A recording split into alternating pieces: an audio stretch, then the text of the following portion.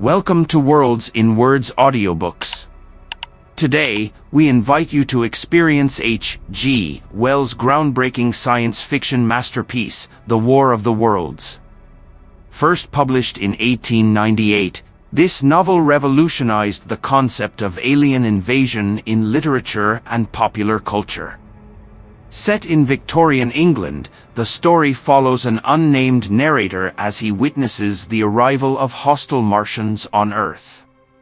Prepare to be transported to a world where humanity faces its greatest challenge, armed only with 19th-century technology against an overwhelmingly superior alien force. Wells' vivid imagination and scientific foresight combine to create a thrilling tale that continues to captivate readers more than a century after its first publication. Let us begin this unforgettable journey into one of science fiction's defining works. The War of the Worlds by H.G. Wells. Book I. The Coming of the Martians. Chapter 1. The Eve of the War. No one would have believed in the last years of the 19th century that this world was being watched keenly and closely by intelligences, greater than man's and yet as mortal as his own.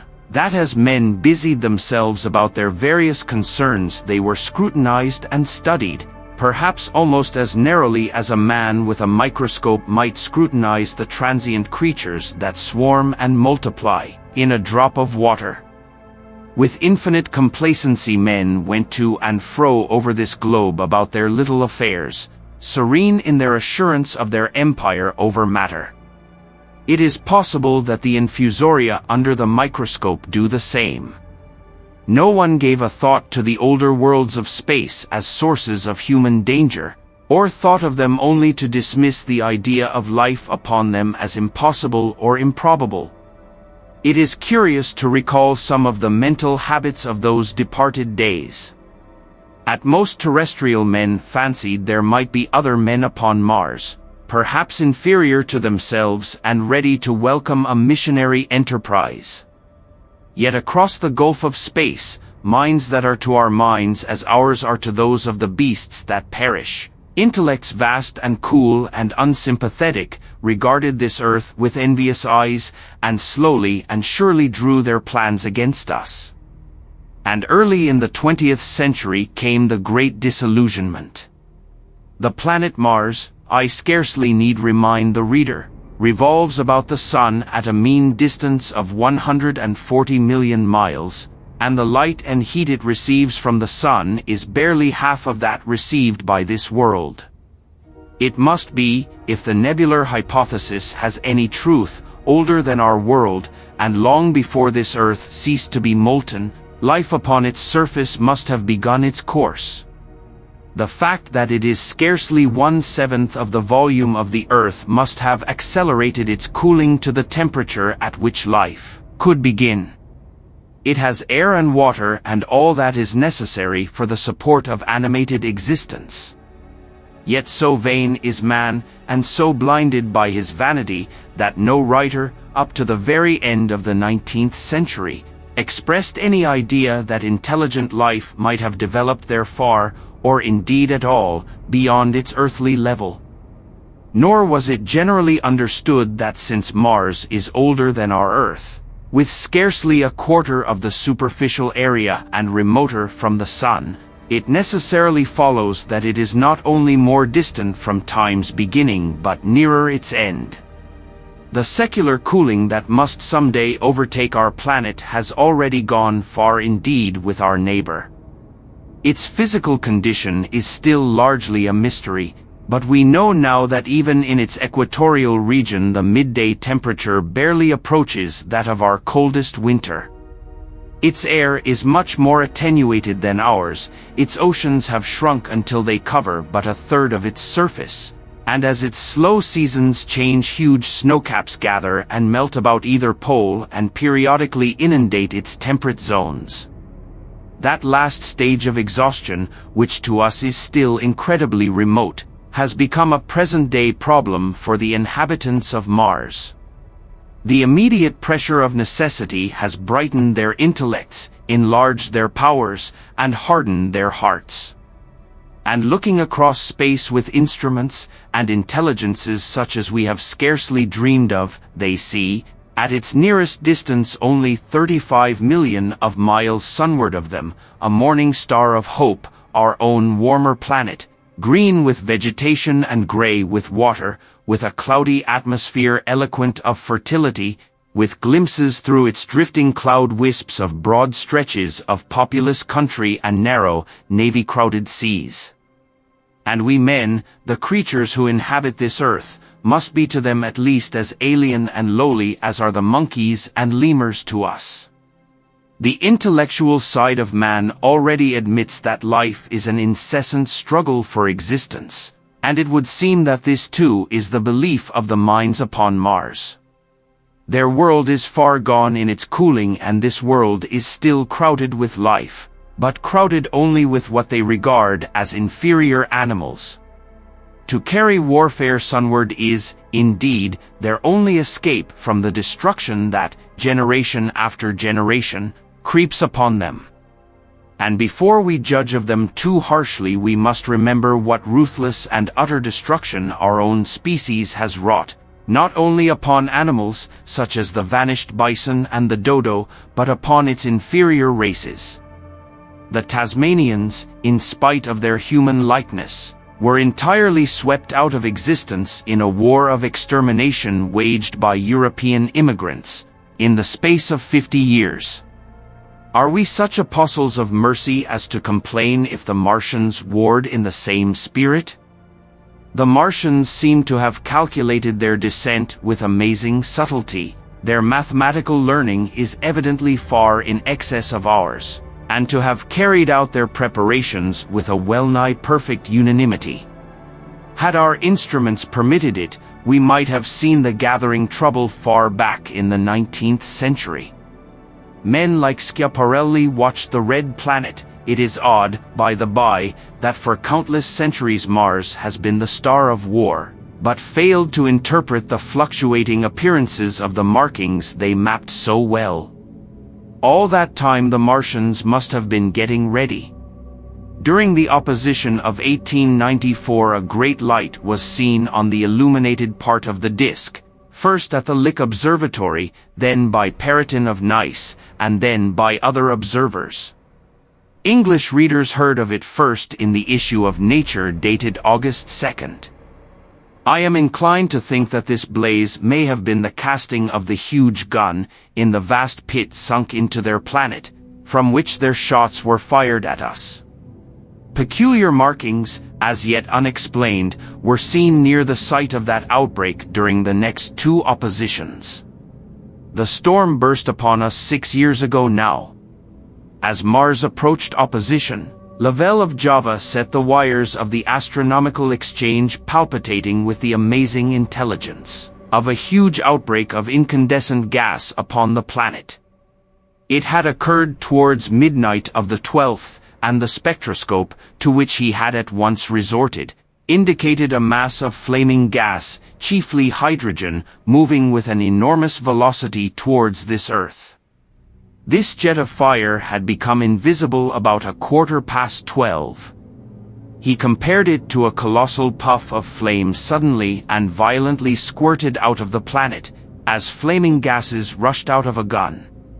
A singularly appropriate phrase it proved. Yet the next day there was nothing of this in the papers except a little note in the Daily Telegraph, and the world went in ignorance of one of the gravest dangers that ever threatened the human race. I might not have heard of the eruption at all had I not met Ogilvy, the well-known astronomer, at Ottershaw. He was immensely excited at the news, and in the excess of his feelings invited me up to take a turn with him that night in a scrutiny of the red planet. In spite of all that has happened since, I still remember that vigil very distinctly, the black and silent observatory, the shadowed lantern throwing a feeble glow upon the floor in the corner, the steady ticking of the clockwork of the telescope, the little slit in the roof, an oblong profundity with the stardust streaked across it. Ogilvy moved about, invisible but audible. Looking through the telescope, one saw a circle of deep blue and the little round planet swimming in the field. It seemed such a little thing, so bright and small and still, faintly marked with transverse stripes, and slightly flattened from the perfect round. But so little it was, so silvery warm, a pin's head of light. It was as if it quivered, but really this was the telescope vibrating with the activity of the clockwork that kept the planet in view. As I watched, the planet seemed to grow larger and smaller and to advance and recede, but that was simply that my eye was tired. 40 millions of miles it was from us, more than 40 millions of miles of void. Few people realize the immensity of vacancy in which the dust of the material universe swims. Near it in the field, I remember, were 3 faint points of light, 3 telescopic stars infinitely remote, and all around it was the unfathomable darkness of empty space. You know how that blackness looks on a frosty starlight night. In a telescope it seems far profounder, and invisible to me because it was so remote and small, flying swiftly and steadily towards me across that incredible distance, drawing nearer every minute by so many thousands of miles, came the thing they were sending us, the thing that was to bring so much struggle and calamity and death to the earth. I never dreamed of it then as I watched, no one on earth dreamed of that unerring missile. That night, too, there was another jetting out of gas from the distant planet. I saw it. A reddish flash at the edge, the slightest projection of the outline just as the chronometer struck midnight, and at that I told Ogilvy and he took my place. The night was warm and I was thirsty, and I went stretching my legs clumsily and feeling my way in the darkness, to the little table where the siphon stood, while Ogilvy exclaimed at the streamer of gas that came out towards us. That night another invisible missile started on its way to the Earth from Mars, just a second or so under 24 hours after the first one. I remember how I sat on the table there in the blackness, with patches of green and crimson swimming before my eyes. I wished I had a light to smoke by, little suspecting the meaning of the minute gleam I had seen and all that it would presently bring me. Ogilvy watched till 1, and then gave it up, and we lit the lantern and walked over to his house. Down below in the darkness were Ottershaw and Chertsey and all their hundreds of people sleeping in peace. He was full of speculation that night about the condition of Mars, and scoffed at the vulgar idea of its having inhabitants who were signaling us. His idea was that meteorites might be falling in a heavy shower upon the planet, or that a huge volcanic explosion was in progress. He pointed out to me how unlikely it was that organic evolution had taken the same direction in the 2 adjacent planets. The chances against anything manlike on Mars are 1,000,000 to 1, he said. Hundreds of observers saw the flame that night and the night after about midnight, and again the night after, and so for 10 nights, a flame each night.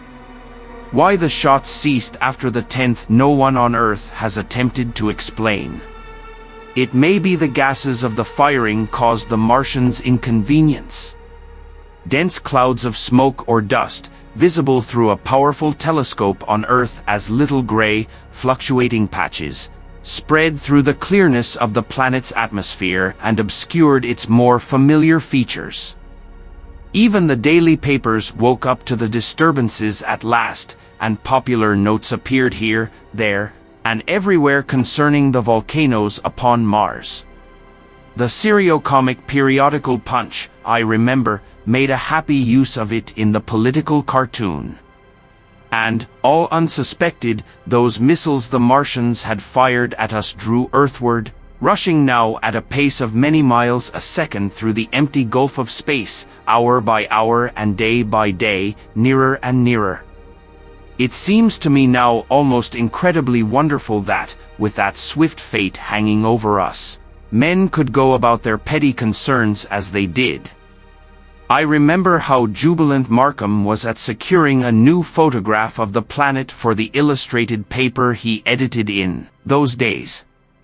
People in these latter times scarcely realized the abundance and enterprise of our 19th century papers.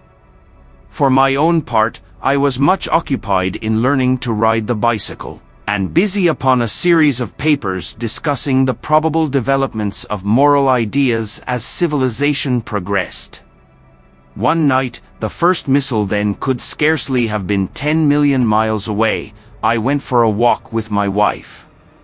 It was starlight and I explained the signs of the zodiac to her, and pointed out Mars, a bright dot of light creeping zenithward, towards which so many telescopes were pointed. It was a warm night. Coming home, a party of excursionists from Chertsey or Isleworth passed us singing and playing music. There were lights in the upper windows of the houses as the people went to bed. From the railway station in the distance came the sound of shunting trains, ringing and rumbling, softened almost into melody by the distance. My wife pointed out to me the brightness of the red, green, and yellow signal lights hanging in a framework against the sky. It seemed so safe and tranquil. Chapter 2. The Falling Star. Then came the night of the first falling star. It was seen early in the morning, rushing over Winchester eastward, a line of flame high in the atmosphere. Hundreds must have seen it, and taken it for an ordinary falling star. Albin described it as leaving a greenish streak behind it that glowed for some seconds. Denning, our greatest authority on meteorites, stated that the height of its first appearance was about 90 or 100 miles. It seemed to him that it fell to Earth about 100 miles east of him. I was at home at that hour and writing in my study, and although my French windows faced towards Ottershaw and the blind was up, for I loved in those days to look up at the night sky, I saw nothing of it. Yet this strangest of all things that ever came to Earth from outer space must have fallen while I was sitting there, visible to me had I only looked up as it passed. Some of those who saw its flight say it traveled with a hissing sound. I myself heard nothing of that. Many people in Berkshire, Surrey, and Middlesex must have seen the fall of it, and, at most, have thought that another meteorite had descended. No one seems to have troubled to look for the fallen mass that night. But very early in the morning poor Ogilvy, who had seen the shooting star and who was persuaded that a meteorite lay somewhere on the common between Horsell, Ottershaw, and Woking, rose early with the idea of finding it. Find it he did, soon after dawn, and not far from the sand pits. An enormous hole had been made by the impact of the projectile, and the sand and gravel had been flung violently in every direction over the heath, forming heaps visible a mile and a half away. The heather was on fire eastward, and a thin blue smoke rose against the dawn. The thing itself lay almost entirely buried in sand. Amidst the scattered splinters of a fir tree it had shivered to fragments in its descent. The uncovered part had the appearance of a huge cylinder, caked over and its outline softened by a thick scaly dun-colored incrustation. It had a diameter of about 30 yards. He approached the mass, surprised at the size and more so at the shape, since most meteorites are rounded more or less completely. It was, however, still so hot from its flight through the air as to forbid his near approach. A stirring noise within its cylinder he ascribed to the unequal cooling of its surface, for at that time it had not occurred to him that it might be hollow. He remained standing at the edge of the pit that the thing had made for itself, staring at its strange appearance, astonished chiefly at its unusual shape and color, and dimly perceiving even then some evidence of design in its arrival. The early morning was wonderfully still, and the sun, just clearing the pine trees towards Weybridge, was already warm. He did not remember hearing any birds that morning, there was certainly no breeze stirring, and the only sounds were the faint movements from within the cindery cylinder. He was all alone on the common. Then suddenly he noticed with a start that some of the grey clinker, the ashy incrustation that covered the meteorite, was falling off the circular edge of the end. It was dropping off in flakes and raining down upon the sand. A large piece suddenly came off and fell with a sharp noise that brought his heart into his mouth. For a minute he scarcely realized what this meant, and, although the heat was excessive, he clambered down into the pit close to the bulk to see the thing more clearly. He fancied even then that the cooling of the body might account for this, but what disturbed that idea was the fact that the ash was falling only from the end of the cylinder. And then he perceived that, very slowly, the circular top of the cylinder was rotating on its body. It was such a gradual movement that he discovered it only through noticing that a black mark, that had been near him 5 minutes ago, was now at the other side of the circumference. Even then he scarcely understood what this indicated, until he heard a muffled grating sound and saw the black mark jerk forward an inch or so. Then the thing came upon him in a flash. The cylinder was artificial, hollow, with an end that screwed out. Something within the cylinder was unscrewing the top. "Good heavens," said Ogilvy. "There's a man in it, men in it. Half roasted to death. Trying to escape." At once, with a quick mental leap, he linked the thing with the flash upon Mars.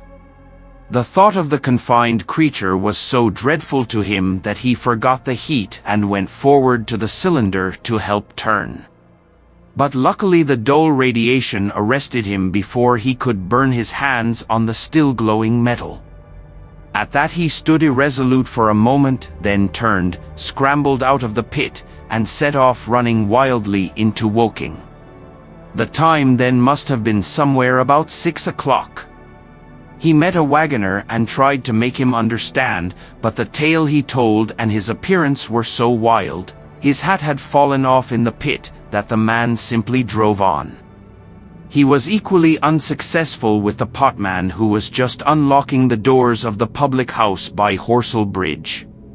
The fellow thought he was a lunatic at large and made an unsuccessful attempt to shut him into the taproom. That sobered him a little, and when he saw Henderson, the London journalist, in his garden, he called over the palings and made himself understood. "Henderson," he called, "you saw that shooting star last night?" "Well," said Henderson, "it's out on Horsell Common now." "Good Lord," said Henderson. "Fallen meteorite." "That's good. But it's something more than a meteorite. It's a cylinder, an artificial cylinder, man. And there's something inside." Henderson stood up with his spade in his hand. "What's that?" he said. He was deaf in one ear. Ogilvy told him all that he had seen. Henderson was a minute or so taking it in. Then he dropped his spade, snatched up his jacket, and came out into the road. The two men hurried back at once to the common, and found the cylinder still lying in the same position. But now the sounds inside had ceased, and a thin circle of bright metal showed between the top and the body of the cylinder. Air was either entering or escaping at the rim with a thin, sizzling sound. They listened, rapped on the scaly burnt metal with a stick, and, meeting with no response, they both concluded the man or men inside must be insensible or dead. Of course the two were quite unable to do anything. They shouted consolation and promises, and went off back to the town again to get help. One can imagine them, covered with sand, excited and disordered, running up the little street in the bright sunlight just as the shop folks were taking down their shutters, and people were opening their bedroom windows. Henderson went into the railway station at once, in order to telegraph the news to London. The newspaper articles had prepared men's minds for the reception of the idea. By 8 o'clock a number of boys and unemployed men had already started for the common to see the dead men from Mars. That was the form the story took. I heard of it first from my newspaper boy about 8:45 when I went out to get my daily chronicle. I was naturally startled and lost no time in going out and across the Ottershaw Bridge to the sand pits. Chapter 3. On Horsell Common. I found a little crowd of perhaps 20 people surrounding the huge hole in which the cylinder lay. I have already described the appearance of that colossal bulk embedded in the ground. The turf and gravel about it seemed charred as if by a sudden explosion. No doubt its impact had caused a flash of fire. Henderson and Ogilvy were not there. I think they perceived that nothing was to be done for the present and had gone away to breakfast at Henderson's house. There were 4 or 5 boys sitting on the edge of the pit with their feet dangling and amusing themselves until I stopped them by throwing stones at the giant mass. After I had spoken to them about it, they began playing at touch in and out of the group of bystanders.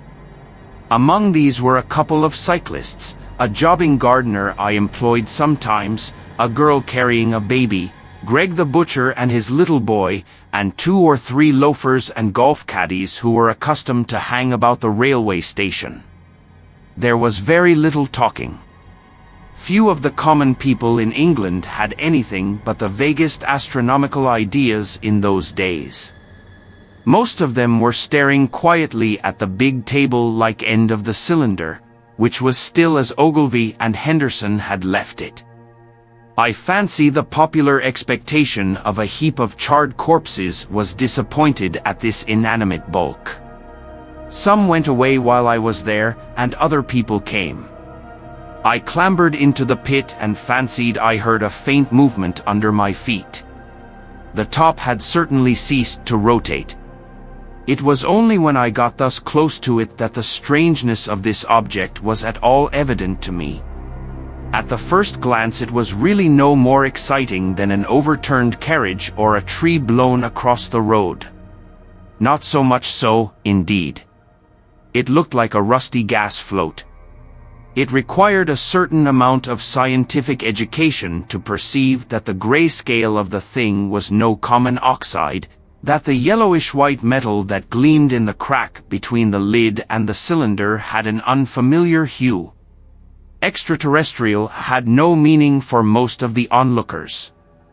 At that time it was quite clear in my own mind that the thing had come from the planet Mars, but I judged it improbable that it contained any living creature. I thought the unscrewing might be automatic. In spite of Ogilvy, I still believed that there were men in Mars. My mind ran fancifully on the possibilities of its containing manuscript, on the difficulties in translation that might arise, whether we should find coins and models in it, and so forth. Yet it was a little too large for assurance on this idea. I felt an impatience to see it opened. About 11, as nothing seemed happening, I walked back, full of such thought, to my home in Maybury. But I found it difficult to get to work upon my abstract investigations. In the afternoon the appearance of the common had altered very much. The early editions of the evening papers had startled London with enormous headlines. A message received from Mars. Remarkable story from Woking. And so forth. In addition, Ogilvy's wire to the Astronomical Exchange had roused every observatory in the 3 kingdoms. There were half a dozen flies or more from the Woking station standing in the road by the sand pits, a basket chaise from Chobham, and a rather lordly carriage. Besides that, there was quite a heap of bicycles. In addition, a large number of people must have walked, in spite of the heat of the day, from Woking and Chertsey, so that there was altogether quite a considerable crowd, 1 or 2 gaily dressed ladies among the others. It was glaringly hot, not a cloud in the sky nor a breath of wind, and the only shadow was that of the few scattered pine trees. The burning heather had been extinguished, but the level ground towards Ottershaw was blackened as far as one could see, and still giving off vertical streamers of smoke. An enterprising sweetstuff dealer in the Chobham Road had sent up his son with a barrowload of green apples and ginger beer. Going to the edge of the pit, I found it occupied by a group of about half a dozen men, Henderson, Ogilvy, and a tall, fair-haired man that I afterwards learned was Stent, the astronomer royal, with several workmen wielding spades and pickaxes. Stent was giving directions in a clear, high-pitched voice.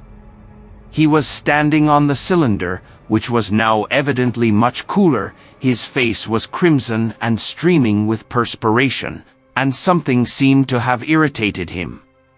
A large portion of the cylinder had been uncovered, though its lower end was still embedded.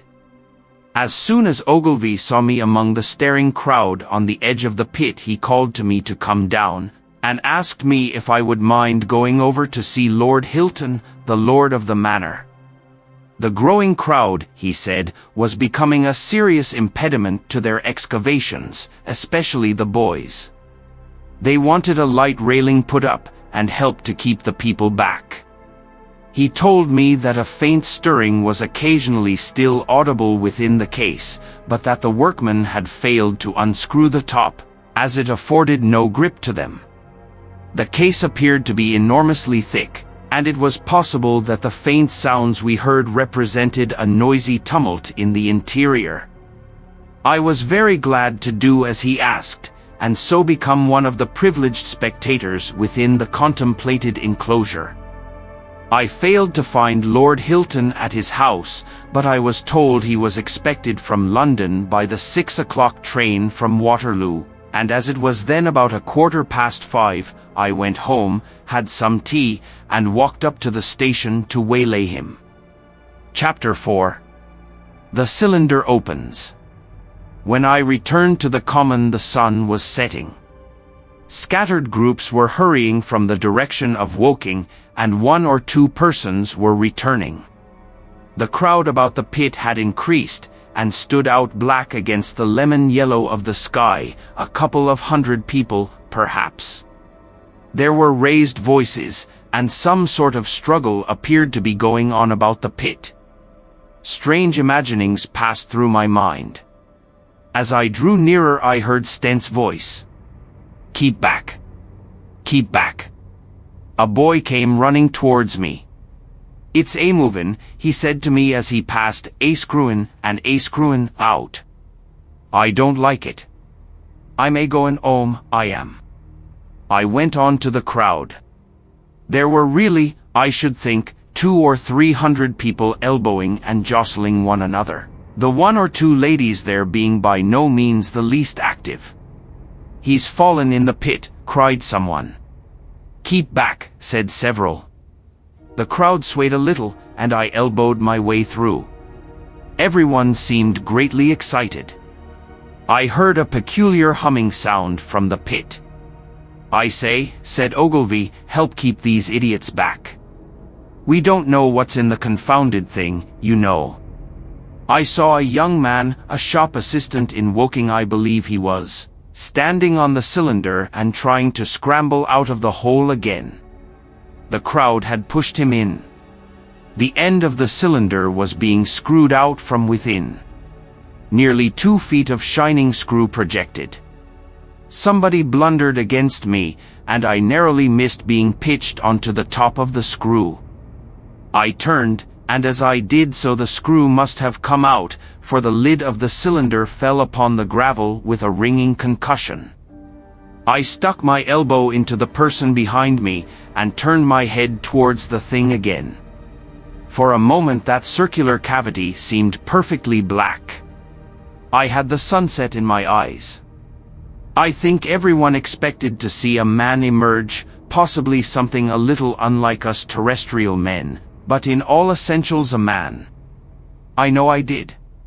But, looking, I presently saw something stirring within the shadow, grayish billowy movements, one above another, and then two luminous discs, like eyes. Then something resembling a little gray snake, about the thickness of a walking stick, coiled up out of the writhing middle, and wriggled in the air towards me, and then another. A sudden chill came over me. There was a loud shriek from a woman behind. I half turned, keeping my eyes fixed upon the cylinder still, from which other tentacles were now projecting, and began pushing my way back from the edge of the pit. I saw astonishment giving place to horror on the faces of the people about me. I heard inarticulate exclamations on all sides. There was a general movement backwards. I saw the shopman struggling still on the edge of the pit. I found myself alone, and saw the people on the other side of the pit running off, Stent among them. I looked again at the cylinder, and ungovernable terror gripped me. I stood petrified and staring. A big grayish rounded bulk, the size, perhaps, of a bear, was rising slowly and painfully out of the cylinder. As it bulged up and caught the light, it glistened like wet leather. Two large dark-colored eyes were regarding me steadfastly. The mass that framed them, the head of the thing, was rounded, and had, one might say, a face. There was a mouth under the eyes, the lipless brim of which quivered and panted, and dropped saliva. The whole creature heaved and pulsated convulsively. A lank tentacular appendage gripped the edge of the cylinder, another swayed in the air. Those who have never seen a living Martian can scarcely imagine the strange horror of its appearance. The peculiar V-shaped mouth with its pointed upper lip, the absence of brow ridges, the absence of a chin beneath the wedge-like lower lip, the incessant quivering of this mouth, the gorgon groups of tentacles, the tumultuous breathing of the lungs in a strange atmosphere, the evident heaviness and painfulness of movement due to the greater gravitational energy of the Earth, above all, the extraordinary intensity of the immense eyes, were at once vital, intense, inhuman, crippled, and monstrous. There was something fungoid in the oily brown skin, something in the clumsy deliberation of the tedious movements unspeakably nasty. Even at this first encounter, this first glimpse, I was overcome with disgust and dread. Suddenly the monster vanished. It had toppled over the brim of the cylinder and fallen into the pit, with a thud like the fall of a great mass of leather. I heard it give a peculiar thick cry, and forthwith another of these creatures appeared darkly in the deep shadow of the aperture. I turned and, running madly, made for the first group of trees, perhaps 100 yards away, but I ran slantingly and stumbling, for I could not avert my face from these things. There, among some young pine trees and furze bushes, I stopped, panting, and waited further developments. The common round the sand pits was dotted with people, standing like myself in a half-fascinated terror, staring at these creatures, or rather at the heaped gravel at the edge of the pit in which they lay. And then, with a renewed horror, I saw a round, black object bobbing up and down on the edge of the pit. It was the head of the shopman who had fallen in, but showing as a little black object against the hot western sun. Now he got his shoulder and knee up, and again he seemed to slip back until only his head was visible. Suddenly he vanished, and I could have fancied a faint shriek had reached me. I had a momentary impulse to go back and help him that my fears overruled. Everything was then quite invisible, hidden by the deep pit and the heap of sand that the fall of the cylinder had made. Anyone coming along the road from Chobham or Woking would have been amazed at the sight. A dwindling multitude of perhaps 100 people or more standing in a great irregular circle, in ditches, behind bushes, behind gates and hedges, saying little to one another, and that in short, excited shouts, and staring hard at a few heaps of sand. The barrow of ginger beer stood, a queer derelict, black against the burning sky, and in the sand pits was a row of deserted vehicles with their horses feeding out of nosebags or pawing the ground. Chapter 5. The Heat Ray. After the glimpse I had had of the Martians emerging from the cylinder in which they had come to the Earth from their planet, a kind of fascination paralyzed my actions.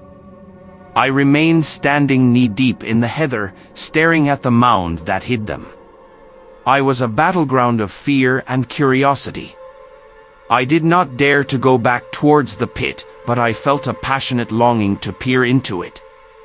I began walking, therefore, in a big curve, seeking some point of vantage and continually looking at the sand heaps that hid these newcomers to our Earth. Once a leash of thin black whips, like the arms of an octopus, flashed across the sunset and was immediately withdrawn, and afterwards a thin rod rose up, joint by joint, bearing at its apex a circular disc that spun with a wobbling motion. What could be going on there? Most of the spectators had gathered in one or two groups, one a little crowd towards Woking, the other a knot of people in the direction of Chobham. Evidently they shared my mental conflict. There were few near me. One man I approached, he was, I perceived, a neighbor of mine, though I did not know his name, and accosted. But it was scarcely a time for articulate conversation. "What ugly brutes," he said. "Good God! What ugly brutes!" He repeated this over and over again. "Did you see a man in the pit?" I said, but he made no answer to that. We became silent, and stood watching for a time side by side, deriving, I fancy, a certain comfort in one another's company. Then I shifted my position to a little knoll that gave me the advantage of a yard or more of elevation, and when I looked for him presently, he was walking towards Woking. The sunset faded to twilight before anything further happened. The crowd far away on the left, towards Woking, seemed to grow, and I heard now a faint murmur from it. The little knot of people towards Chobham dispersed. There was scarcely an intimation of movement from the pit. It was this, as much as anything, that gave people courage, and I suppose the new arrivals from Woking also helped to restore confidence. At any rate, as the dusk came on, a slow, intermittent movement upon the sand pits began, a movement that seemed to gather force as the stillness of the evening about the cylinder remained unbroken. Vertical black figures in twos and threes would advance, stop, watch, and advance again, spreading out as they did so in a thin irregular crescent that promised to enclose the pit in its attenuated horns. I, too, on my side began to move towards the pit. Then I saw some cabmen and others had walked boldly into the sand pits, and heard the clatter of hoofs and the gride of wheels. I saw a lad trundling off the barrow of apples. And then, within 30 yards of the pit, advancing from the direction of Horsell, I noted a little black knot of men, the foremost of whom was waving a white flag. This was the deputation. There had been a hasty consultation, and since the Martians were evidently, in spite of their repulsive forms, intelligent creatures, it had been resolved to show them, by approaching them with signals, that we too were intelligent. Flutter, flutter, went the flag, first to the right, then to the left. It was too far for me to recognize anyone there, but afterwards I learned that Ogilvy, Stent, and Henderson were with others in this attempt at communication. This little group had in its advance dragged inward, so to speak, the circumference of the now almost complete circle of people, and a number of dim black figures followed it at discreet distances. Suddenly there was a flash of light, and a quantity of luminous greenish smoke came out of the pit in 3 distinct puffs, which drove up, one after the other, straight into the still air. This smoke, or flame, perhaps, would be the better word for it, was so bright that the deep blue sky overhead and the hazy stretches of brown common towards Chertsey, set with black pine trees, seemed to darken abruptly as these puffs arose, and to remain the darker after their dispersal. At the same time a faint hissing sound became audible. Beyond the pit stood the little wedge of people with the white flag at its apex, arrested by these phenomena, a little knot of small vertical black shapes upon the black ground. As the green smoke arose, their faces flashed out pallid green and faded again as it vanished. Then slowly the hissing passed into a humming, into a long, loud, droning noise. Slowly a humped shape rose out of the pit, and the ghost of a beam of light seemed to flicker out from it. Forthwith flashes of actual flame, a bright glare leaping from one to another, sprang from the scattered group of men. It was as if some invisible jet impinged upon them and flashed into white flame. It was as if each man were suddenly and momentarily turned to fire. Then, by the light of their own destruction, I saw them staggering and falling, and their supporters turning to run. I stood staring, not as yet realizing that this was death leaping from man to man in that little distant crowd. All I felt was that it was something very strange.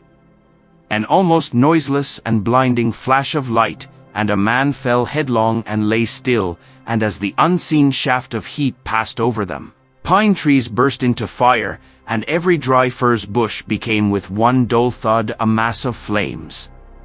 And far away towards Knaphill I saw the flashes of trees and hedges and wooden buildings suddenly set alight.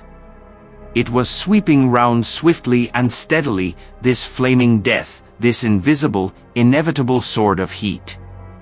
I perceived it coming towards me by the flashing bushes it touched, and was too astounded and stupefied to stir. I heard the crackle of fire in the sand pits and the sudden squeal of a horse that was as suddenly stilled. Then it was as if an invisible yet intensely heated finger were drawn through the heather between me and the Martians, and all along a curving line beyond the sand pits the dark ground smoked and crackled. Something fell with a crash far away to the left where the road from Woking station opens out on the common. Forthwith the hissing and humming ceased, and the black, dome-like object sank slowly out of sight into the pit. All this had happened with such swiftness that I had stood motionless, dumbfounded and dazzled by the flashes of light. Had that death swept through a full circle, it must inevitably have slain me in my surprise. But it passed and spared me, and left the night about me suddenly dark and unfamiliar. The undulating common seemed now dark almost to blackness, except where its roadways lay grey and pale under the deep blue sky of the early night. It was dark, and suddenly void of men. Overhead the stars were mustering, and in the west the sky was still a pale, bright, almost greenish blue. The tops of the pine trees and the roofs of Horsell came out sharp and black against the western afterglow. The Martians and their appliances were altogether invisible, save for that thin mast upon which their restless mirror wobbled. Patches of bush and isolated trees here and there smoked and glowed still, and the houses towards Woking station were sending up spires of flame into the stillness of the evening air. Nothing was changed save for that and a terrible astonishment. The little group of black specks with a flag of white had been swept out of existence, and the stillness of the evening, so it seemed to me, had scarcely been broken. It came to me that I was upon this dark common, helpless, unprotected, and alone. Suddenly, like a thing falling upon me from without, came fear. With an effort I turned and began a stumbling run through the heather. The fear I felt was no rational fear, but a panic terror not only of the Martians, but of the dusk and stillness all about me.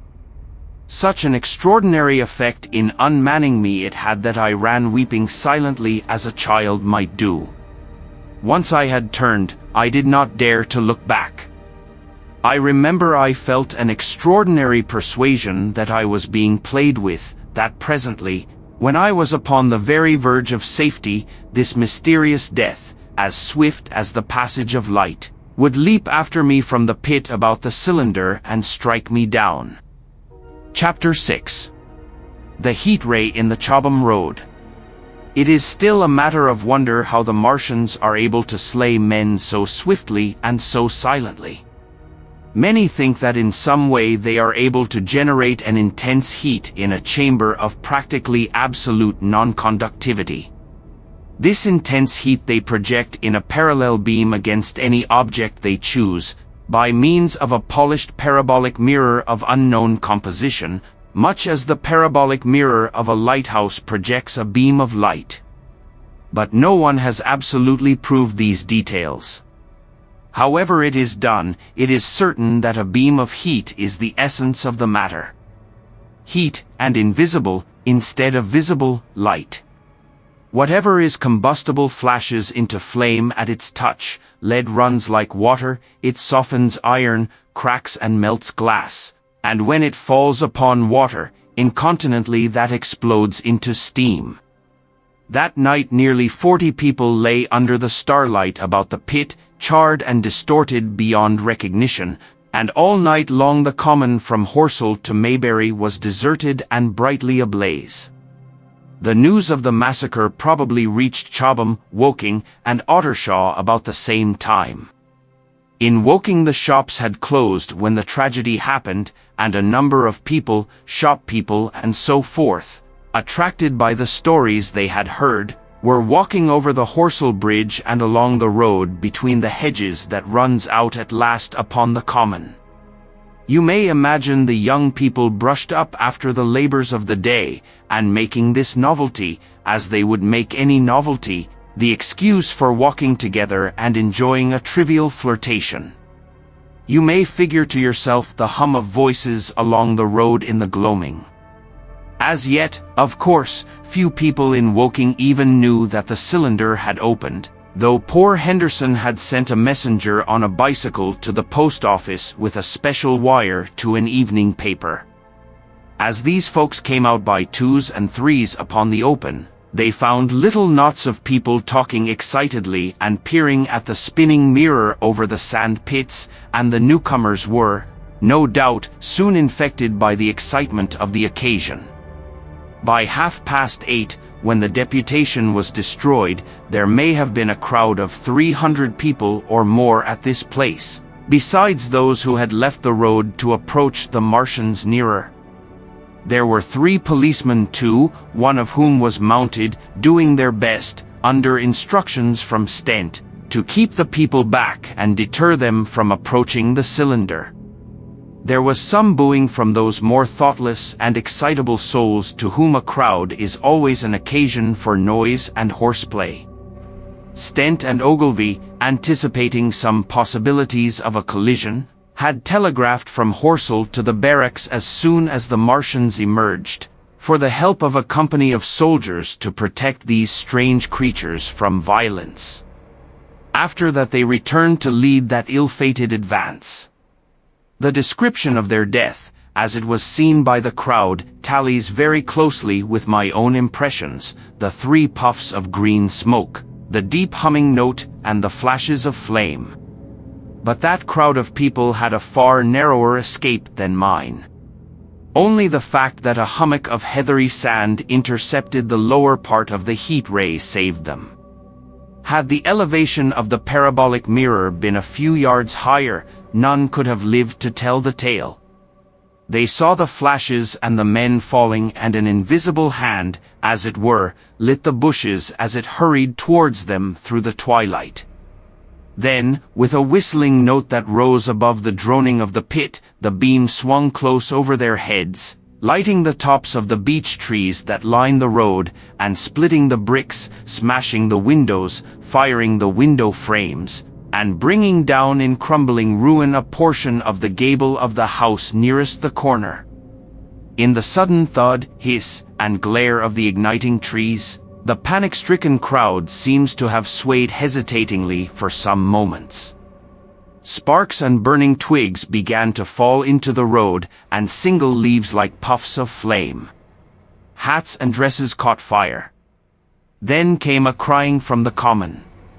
There were shrieks and shouts, and suddenly a mounted policeman came galloping through the confusion with his hands clasped over his head, screaming. "They're coming," a woman shrieked, and incontinently everyone was turning and pushing at those behind, in order to clear their way to Woking again.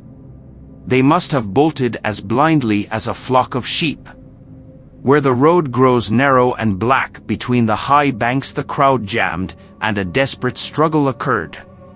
All that crowd did not escape. 3 persons at least, 2 women and a little boy, were crushed and trampled there, and left to die amid the terror and the darkness. Chapter 7. How I reached home. For my own part, I remember nothing of my flight except the stress of blundering against trees and stumbling through the heather. All about me gathered the invisible terrors of the Martians. That pitiless sword of heat seemed whirling to and fro, flourishing overhead before it descended and smote me out of life. I came into the road between the crossroads and Horsell, and ran along this to the crossroads. At last I could go no further. I was exhausted with the violence of my emotion and of my flight, and I staggered and fell by the wayside. That was near the bridge that crosses the canal by the gasworks. I fell and lay still. I must have remained there some time. I sat up, strangely perplexed. For a moment, perhaps, I could not clearly understand how I came there. My terror had fallen from me like a garment. My hat had gone, and my collar had burst away from its fastener. A few minutes before, there had only been 3 real things before me: the immensity of the night and space and nature, my own feebleness and anguish, and the near approach of death. Now it was as if something turned over, and the point of view altered abruptly. There was no sensible transition from one state of mind to the other. I was immediately the self of every day again, a decent, ordinary citizen. The silent common, the impulse of my flight, the starting flames, were as if they had been in a dream. I asked myself, had these latter things indeed happened? I could not credit it. I rose and walked unsteadily up the steep incline of the bridge. My mind was blank wonder. My muscles and nerves seemed drained of their strength. I dare say I staggered drunkenly. A head rose over the arch, and the figure of a workman carrying a basket appeared. Beside him ran a little boy. He passed me, wishing me good night. I was minded to speak to him, but did not. I answered his greeting with a meaningless mumble and went on over the bridge. Over the Maybury Arch a train, a billowing tumult of white, fire-lit smoke, and a long caterpillar of lighted windows, went flying south, clatter, clatter, clap, rap, and it had gone. A dim group of people talked in the gate of one of the houses in the pretty little row of gables that was called Oriental Terrace. It was all so real and so familiar. And that behind me. It was frantic, fantastic. Such things, I told myself, could not be. Perhaps I am a man of exceptional moods. I do not know how far my experience is common. At times I suffer from the strangest sense of detachment from myself and the world about me. I seem to watch it all from the outside, from somewhere inconceivably remote, out of time, out of space, out of the stress and tragedy of it all. This feeling was very strong upon me that night. Here was another side to my dream. But the trouble was the blank incongruity of this serenity and the swift death flying yonder, not 2 miles away. There was a noise of business from the gasworks, and the electric lamps were all alight. I stopped at the group of people. "What news from the common?" said I. There were 2 men and a woman at the gate. said one of the men, turning. "What news from the common?" I said. Ain't you just been there? Asked the men. People seem fair silly about the common, said the woman over the gate. What's it all about? Haven't you heard of the men from Mars? Said I, the creatures from Mars? Quite enough, said the woman over the gate. Thanks, and all three of them laughed. I felt foolish and angry. I tried and found I could not tell them what I had seen. They laughed again at my broken sentences. You'll hear more yet, I said, and went on to my home. I startled my wife at the doorway, so haggard was I. I went into the dining room, sat down, drank some wine, and so soon as I could collect myself sufficiently I told her the things I had seen. The dinner, which was a cold one, had already been served, and remained neglected on the table while I told my story. There is one thing, I said, to allay the fears I had aroused. They are the most sluggish things I ever saw crawl. They may keep the pit and kill people who come near them, but they cannot get out of it. But the horror of them. Don't, dear, said my wife, knitting her brows and putting her hand on mine. Poor Ogilvy, I said. To think he may be lying dead there. My wife at least did not find my experience incredible.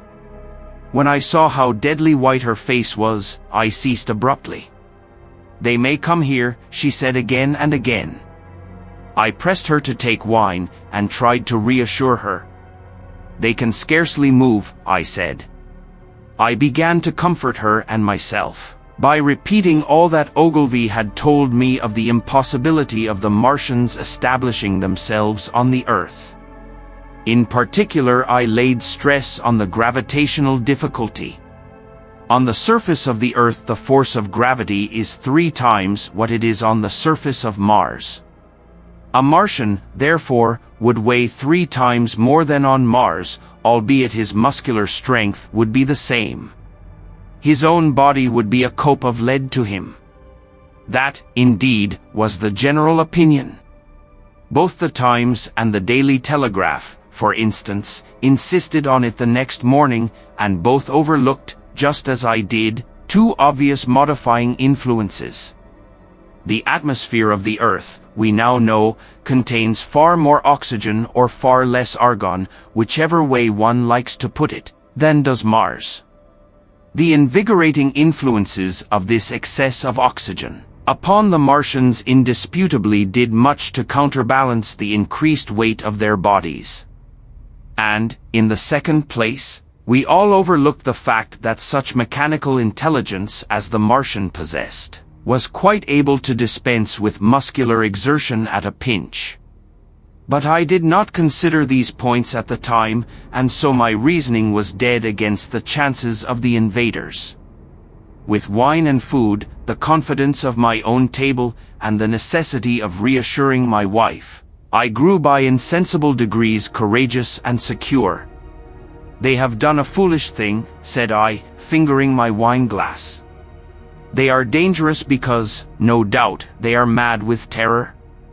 Perhaps they expected to find no living things, certainly no intelligent living things. A shell in the pit, said I, if the worst comes to the worst will kill them all. The intense excitement of the events had no doubt left my perceptive powers in a state of erethism. I remember that dinner table with extraordinary vividness even now.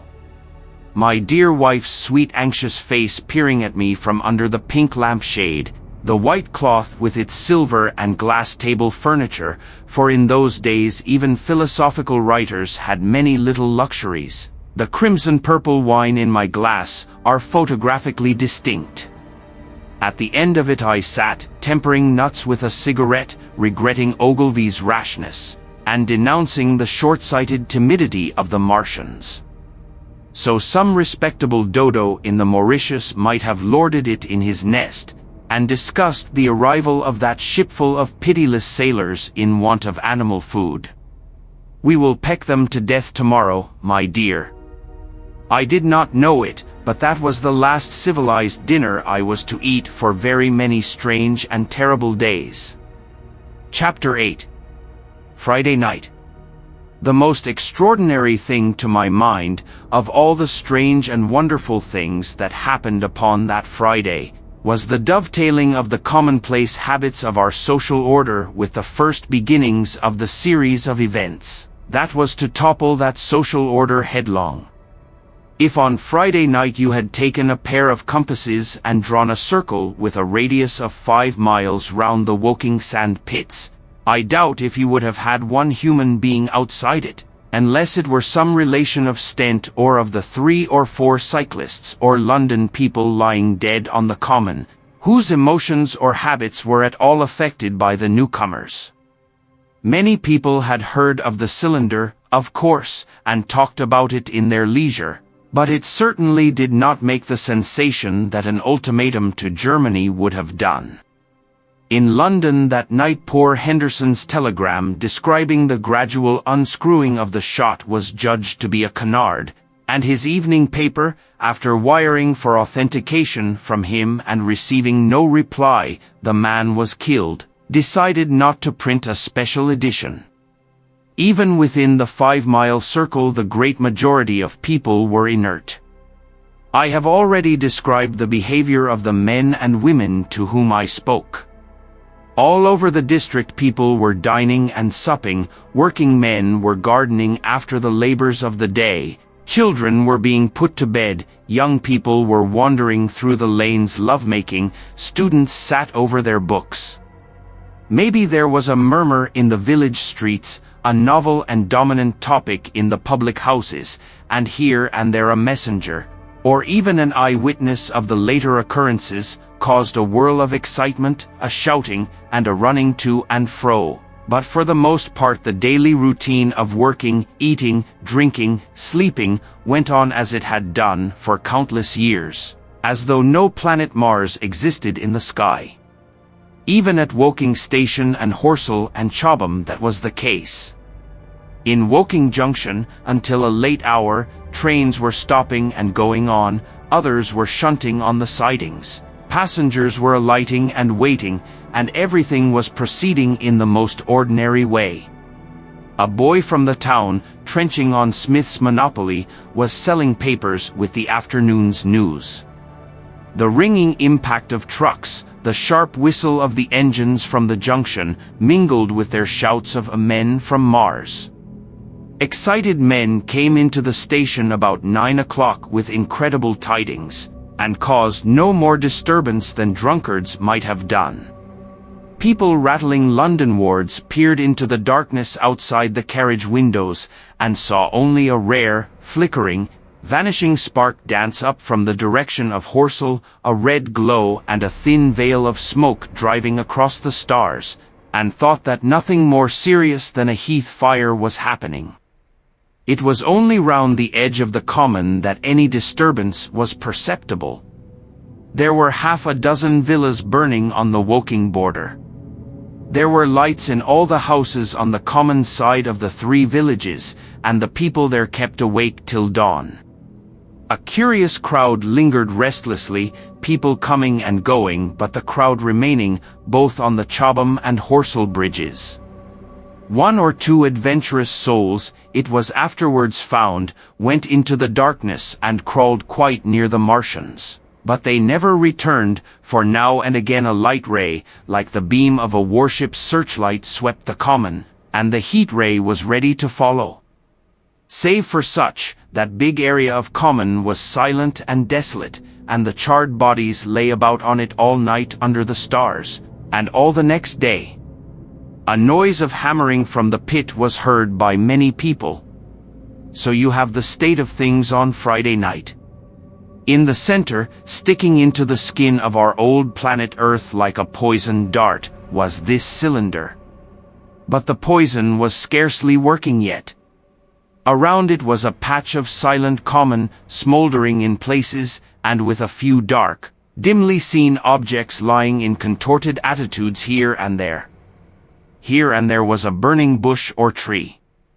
Beyond was a fringe of excitement, and farther than that fringe the inflammation had not crept as yet. In the rest of the world the stream of life still flowed as it had flowed for immemorial years. The fever of war that would presently clog vein and artery, deaden nerve and destroy brain, had still to develop. All night long the Martians were hammering and stirring, sleepless, indefatigable, at work upon the machines they were making ready, and ever and again a puff of greenish-white smoke whirled up to the starlit sky. About 11 a company of soldiers came through Horsell and deployed along the edge of the common to form a cordon. Later a second company marched through Chobham to deploy on the north side of the common. Several officers from the Inkerman barracks had been on the common earlier in the day, and one, Major Eden, was reported to be missing. The colonel of the regiment came to the Chobham Bridge and was busy questioning the crowd at midnight. The military authorities were certainly alive to the seriousness of the business. About 11, the next morning's papers were able to say, a squadron of hussars, 2 Maxims, and about 400 men of the Cardigan Regiment started from Aldershot. A few seconds after midnight the crowd in the Chertsey Road, Woking, saw a star fall from heaven into the pine woods to the northwest. It had a greenish color and caused a silent brightness like summer lightning. This was the second cylinder. Chapter 9. The fighting begins. Saturday lives in my memory as a day of suspense. It was a day of lassitude too, hot and close, with, I am told, a rapidly fluctuating barometer. I had slept but little, though my wife had succeeded in sleeping, and I rose early. I went into my garden before breakfast and stood listening, but towards the common there was nothing stirring but a lark. The milkman came as usual. I heard the rattle of his chariot and I went round to the side gate to ask the latest news. He told me that during the night the Martians had been surrounded by troops and that guns were expected. Then, a familiar, reassuring note, I heard a train running towards Woking. They aren't to be killed, said the milkman, if that can possibly be avoided. I saw my neighbor gardening, chatted with him for a time, and then strolled in to breakfast. It was a most unexceptional morning. My neighbor was of opinion that the troops would be able to capture or to destroy the Martians during the day. It's a pity they make themselves so unapproachable, he said. It would be curious to know how they live on another planet, we might learn a thing or two. He came up to the fence and extended a handful of strawberries, for his gardening was as generous as it was enthusiastic. At the same time he told me of the burning of the pine woods about the Byfleet golf links. They say, said he, that there's another of those blessed things fallen there, number 2. But one's enough, surely. This lot'll cost the insurance people a pretty penny before everything's settled. He laughed with an air of the greatest good humor as he said this. The woods, he said, were still burning, and pointed out a haze of smoke to me. They will be hot underfoot for days, on account of the thick soil of pine needles and turf, he said, and then grew serious over, poor Ogilvy. After breakfast, instead of working, I decided to walk down towards the common. Under the railway bridge I found a group of soldiers, sappers, I think, men in small round caps, dirty red jackets unbuttoned, and showing their blue shirts, dark trousers, and boots coming to the calf. They told me no one was allowed over the canal, and, looking along the road towards the bridge, I saw one of the Cardigan men standing sentinel there. I talked with these soldiers for a time. I told them of my sight of the Martians on the previous evening. None of them had seen the Martians, and they had but the vaguest ideas of them, so that they plied me with questions. They said that they did not know who had authorized the movements of the troops. Their idea was that a dispute had arisen at the Horse Guards. The ordinary sapper is a great deal better educated than the common soldier, and they discussed the peculiar conditions of the possible fight with some acuteness. I described the heat ray to them, and they began to argue among themselves. "Crawl up under cover and rush 'em, say I," said one. "Get out," said another. "What's cover against this air heat? Sticks to cook yer. What we got to do is to go as near as the ground let us, and then drive a trench. Blow your trenches. You always want trenches, you ought to ha been born a rabbit snippy." "Ain't they got any necks, then?" said a third, abruptly, a little, contemplative, dark man, smoking a pipe. I repeated my description. "Octopuses," said he, "that's what I calls 'em. Talk about fishers of men, fighters of fish it is this time." "It ain't no murder-killing beasts like that," said the first speaker. "Why not shell the darn thing straight off and finish 'em," said the little dark man. "You can't tell what they might do." "Where's your shells?" said the first speaker. "There ain't no time. Do it in a rush, that's my tip, and do it at once." So they discussed it. After a while I left them, and went on to the railway station to get as many morning papers as I could. But I will not weary the reader with a description of that long morning and of the longer afternoon. I did not succeed in getting a glimpse of the common, for even Horsell and Chobham church towers were in the hands of the military authorities. The soldiers I addressed didn't know anything, the officers were mysterious as well as busy. I found people in the town quite secure again in the presence of the military, and I heard for the first time from Marshall, the tobacconist, that his son was among the dead on the common. The soldiers had made the people on the outskirts of Horsell lock up and leave their houses. I got back to lunch about 2, very tired for, as I have said, the day was extremely hot and dull, and in order to refresh myself I took a cold bath in the afternoon.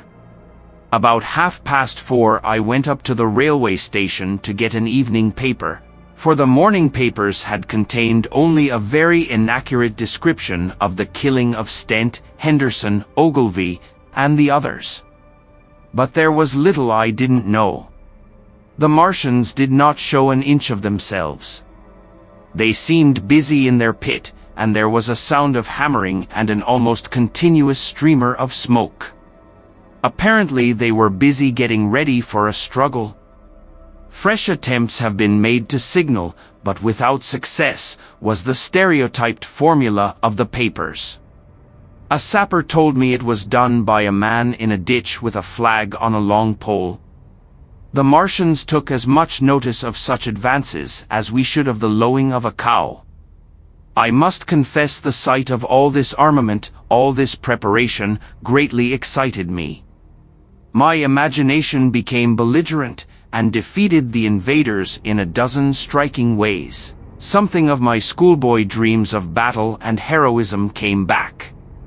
It hardly seemed a fair fight to me at that time. They seemed very helpless in that pit of theirs. About 3 o'clock there began the thud of a gun at measured intervals from Chertsey or Addleston. I learned that the smouldering pine wood into which the second cylinder had fallen was being shelled, in the hope of destroying that object before it opened. It was only about 5, however, that a field gun reached Chobham for use against the first body of Martians. About 6 in the evening, as I sat at tea with my wife in the summer house talking vigorously about the battle that was lowering upon us, I heard a muffled detonation from the common, and immediately after a gust of firing. Close on the heels of that came a violent rattling crash, quite close to us, that shook the ground, and, starting out upon the lawn, I saw the tops of the trees about the Oriental College burst into smoky red flame, and the tower of the little church beside it slide down into ruin. The pinnacle of the mosque had vanished, and the roof line of the college itself looked as if a 100-ton gun had been at work upon it. One of our chimneys cracked as if a shot had hit it, flew, and a piece of it came clattering down the tiles and made a heap of broken red fragments upon the flower bed by my study window. I and my wife stood amazed. Then I realized that the crest of Mayberry Hill must be within range of the Martian's heat ray, now that the college was cleared out of the way. At that I gripped my wife's arm, and without ceremony ran her out into the road. Then I fetched out the servant, telling her I would go upstairs myself for the box she was clamoring for. "We can't possibly stay here," I said, and as I spoke the firing reopened for a moment upon the common. "But where are we to go?" said my wife in terror. I thought perplexed. Then I remembered her cousins at Leatherhead. "Leatherhead!" I shouted above the sudden noise. She looked away from me downhill. The people were coming out of their houses, astonished. "How are we to get to Leatherhead?" she said. Down the hill I saw a bevy of hussars ride under the railway bridge, 3 galloped through the open gates of the Oriental College, 2 others dismounted, and began running from house to house. The sun, shining through the smoke that drove up from the tops of the trees, seemed blood-red, and threw an unfamiliar lurid light upon everything. "Stop here," said I, "you are safe here," and I started off at once for the Spotted Dog, for I knew the landlord had a horse and dog cart. I ran, for I perceived that in a moment everyone upon this side of the hill would be moving. I found him in his bar, quite unaware of what was going on behind his house. A man stood with his back to me, talking to him. "I must have £1," said the landlord, "and I've no one to drive it." "I'll give you 2, said I, over the stranger's shoulder. "What for?" "And I'll bring it back by midnight," I said. "Lord," said the landlord, "what's the hurry?" "I'm selling my bit of a pig." £2, and you bring it back? What's going on now?" I explained hastily that I had to leave my home, and so secured the dog cart. At the time it did not seem to me nearly so urgent that the landlord should leave his. I took care to have the cart there and then drove it off down the road and, leaving it in charge of my wife and servant, rushed into my house and packed a few valuables, such plate as we had, and so forth. The beech trees below the house were burning while I did this, and the palings up the road glowed red. While I was occupied in this way, one of the dismounted hussars came running up. He was going from house to house, warning people to leave. He was going on as I came out of my front door, lugging my treasures, done up in a tablecloth. I shouted after him. "What news?" He turned, stared, bawled something about crawling out in a thing like a dish cover, and ran on to the gate of the house at the crest. A sudden whirl of black smoke driving across the road hid him for a moment. I ran to my neighbor's door and rapped to satisfy myself of what I already knew, that his wife had gone to London with him and had locked up their house. I went in again, according to my promise, to get my servant's box, lugged it out, clapped it beside her on the tail of the dog cart, and then caught the reins and jumped up into the driver's seat beside my wife. In another moment we were clear of the smoke and noise, and spanking down the opposite slope of Mayberry Hill towards Old Woking. In front was a quiet sunny landscape, a wheat field ahead on either side of the road, and the Mayberry Inn with its swinging sign. I saw the doctor's cart ahead of me. At the bottom of the hill I turned my head to look at the hillside I was leaving. Thick streamers of black smoke shot with threads of red fire were driving up into the still air, and throwing dark shadows upon the green treetops eastward. The smoke already extended far away to the east and west, to the Byfleet pine woods eastward, and to Woking on the west. The road was dotted with people running towards us. And very faint now, but very distinct through the hot, quiet air, one heard the whir of a machine gun that was presently stilled, and an intermittent cracking of rifles. Apparently the Martians were setting fire to everything within range of their heat ray. I am not an expert driver, and I had immediately to turn my attention to the horse. When I looked back again, the second hill had hidden the black smoke. I slashed the horse with the whip, and gave him a loose rein until Woking and Send lay between us and that quivering tumult. I overtook and passed the doctor between Woking and Send.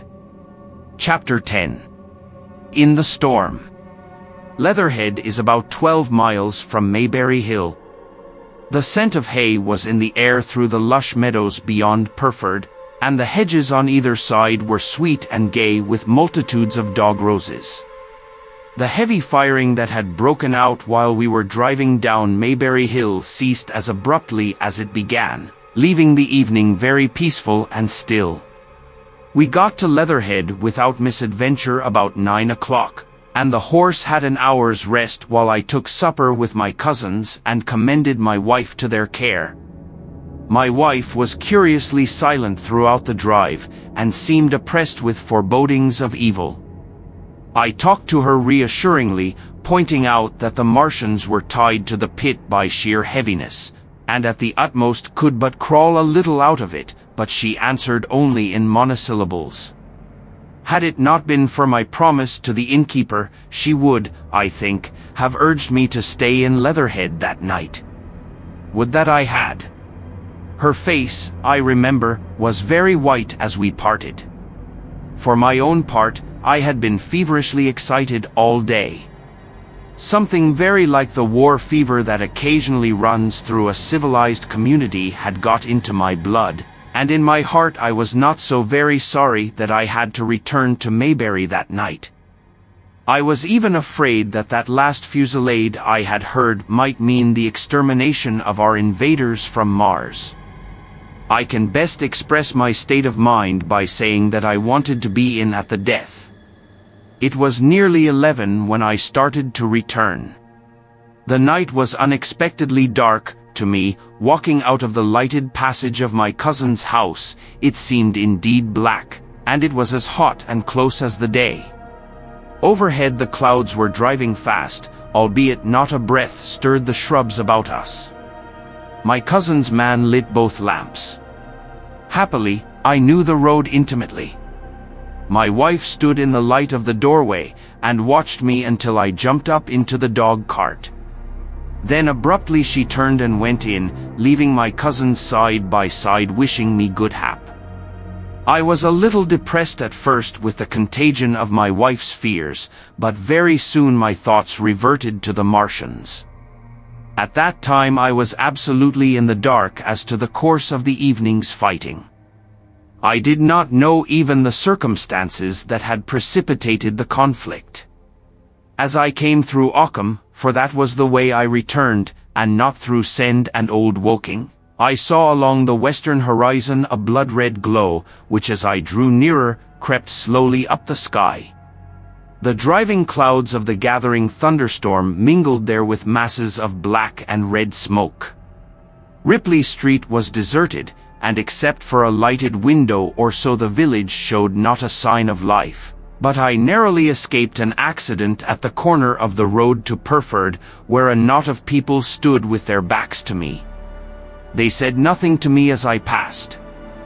I do not know what they knew of the things happening beyond the hill, nor do I know if the silent houses I passed on my way were sleeping securely, or deserted and empty, or harassed and watching against the terror of the night.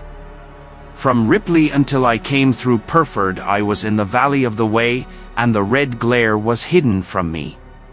As I ascended the little hill beyond Purford Church the glare came into view again, and the trees about me shivered with the first intimation of the storm that was upon me. Then I heard midnight pealing out from Purford Church behind me, and then came the silhouette of Mayberry Hill, with its treetops and roofs black and sharp against the red.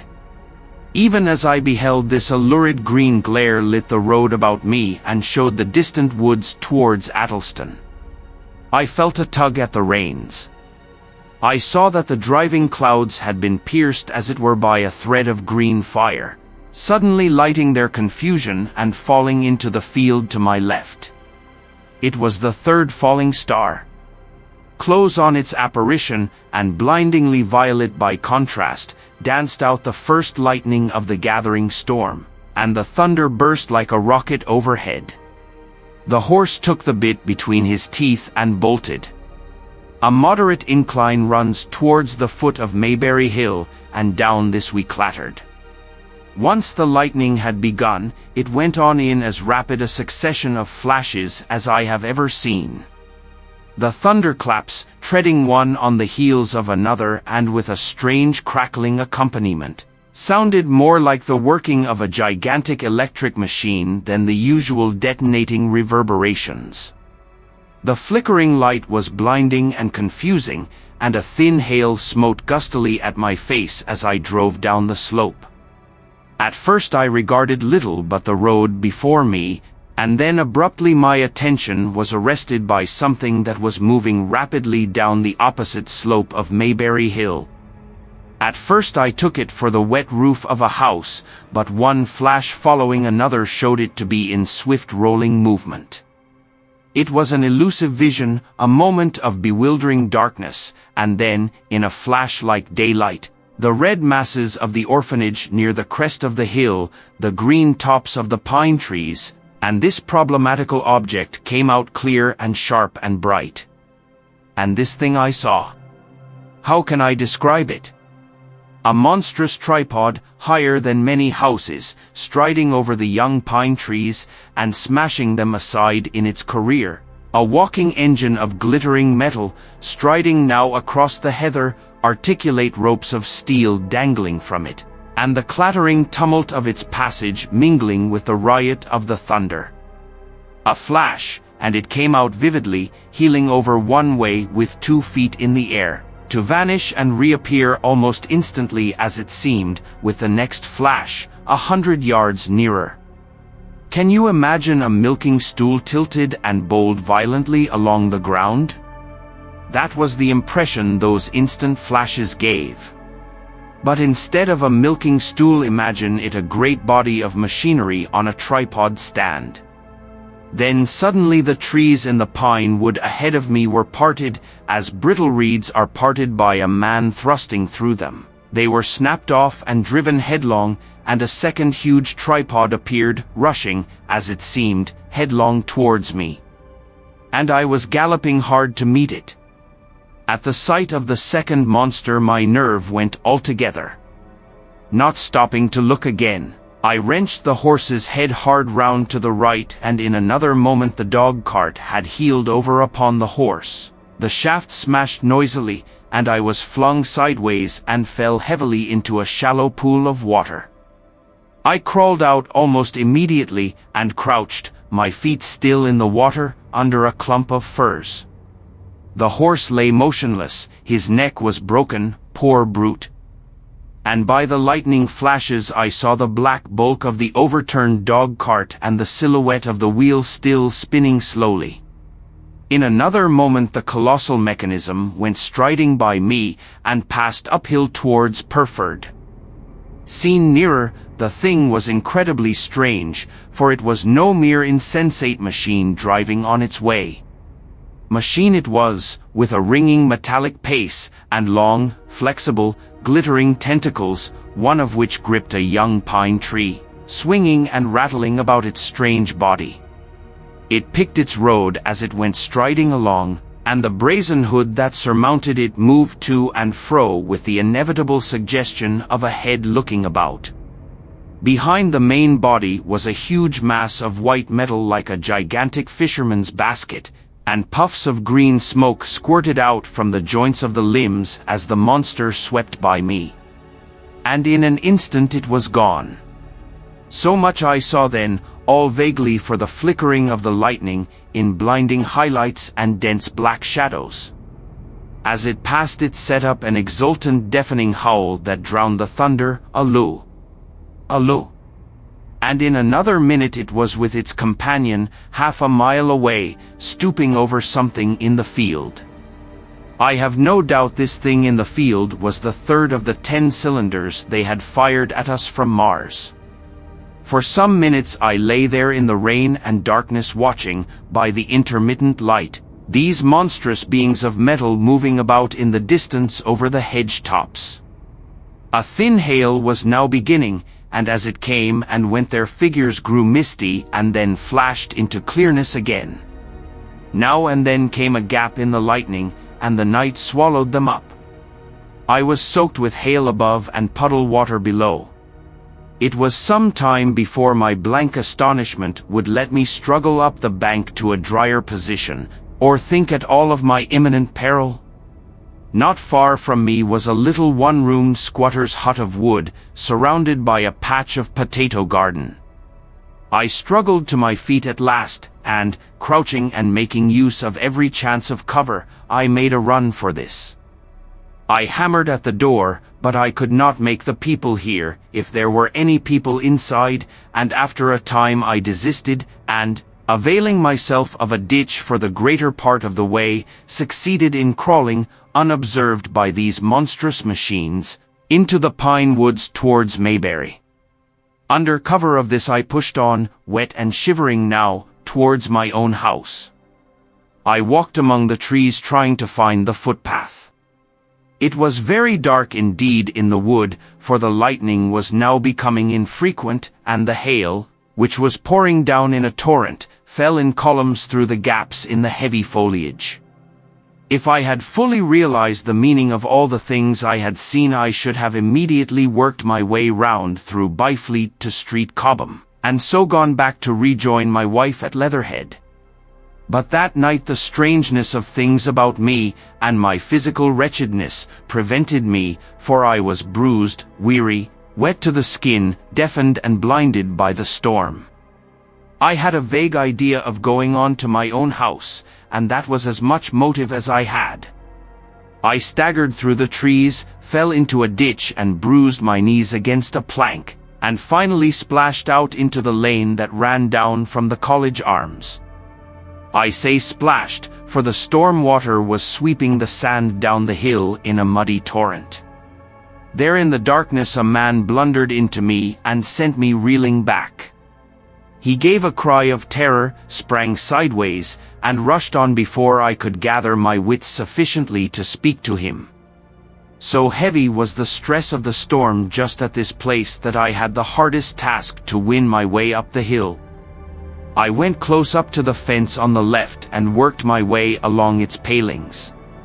Near the top I stumbled upon something soft, and, by a flash of lightning, saw between my feet a heap of black broadcloth and a pair of boots.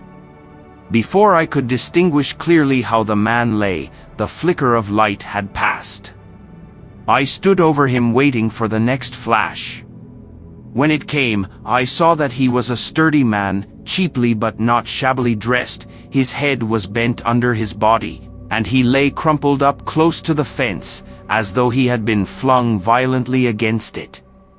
Overcoming the repugnance natural to one who had never before touched a dead body, I stooped and turned him over to feel for his heart. He was quite dead.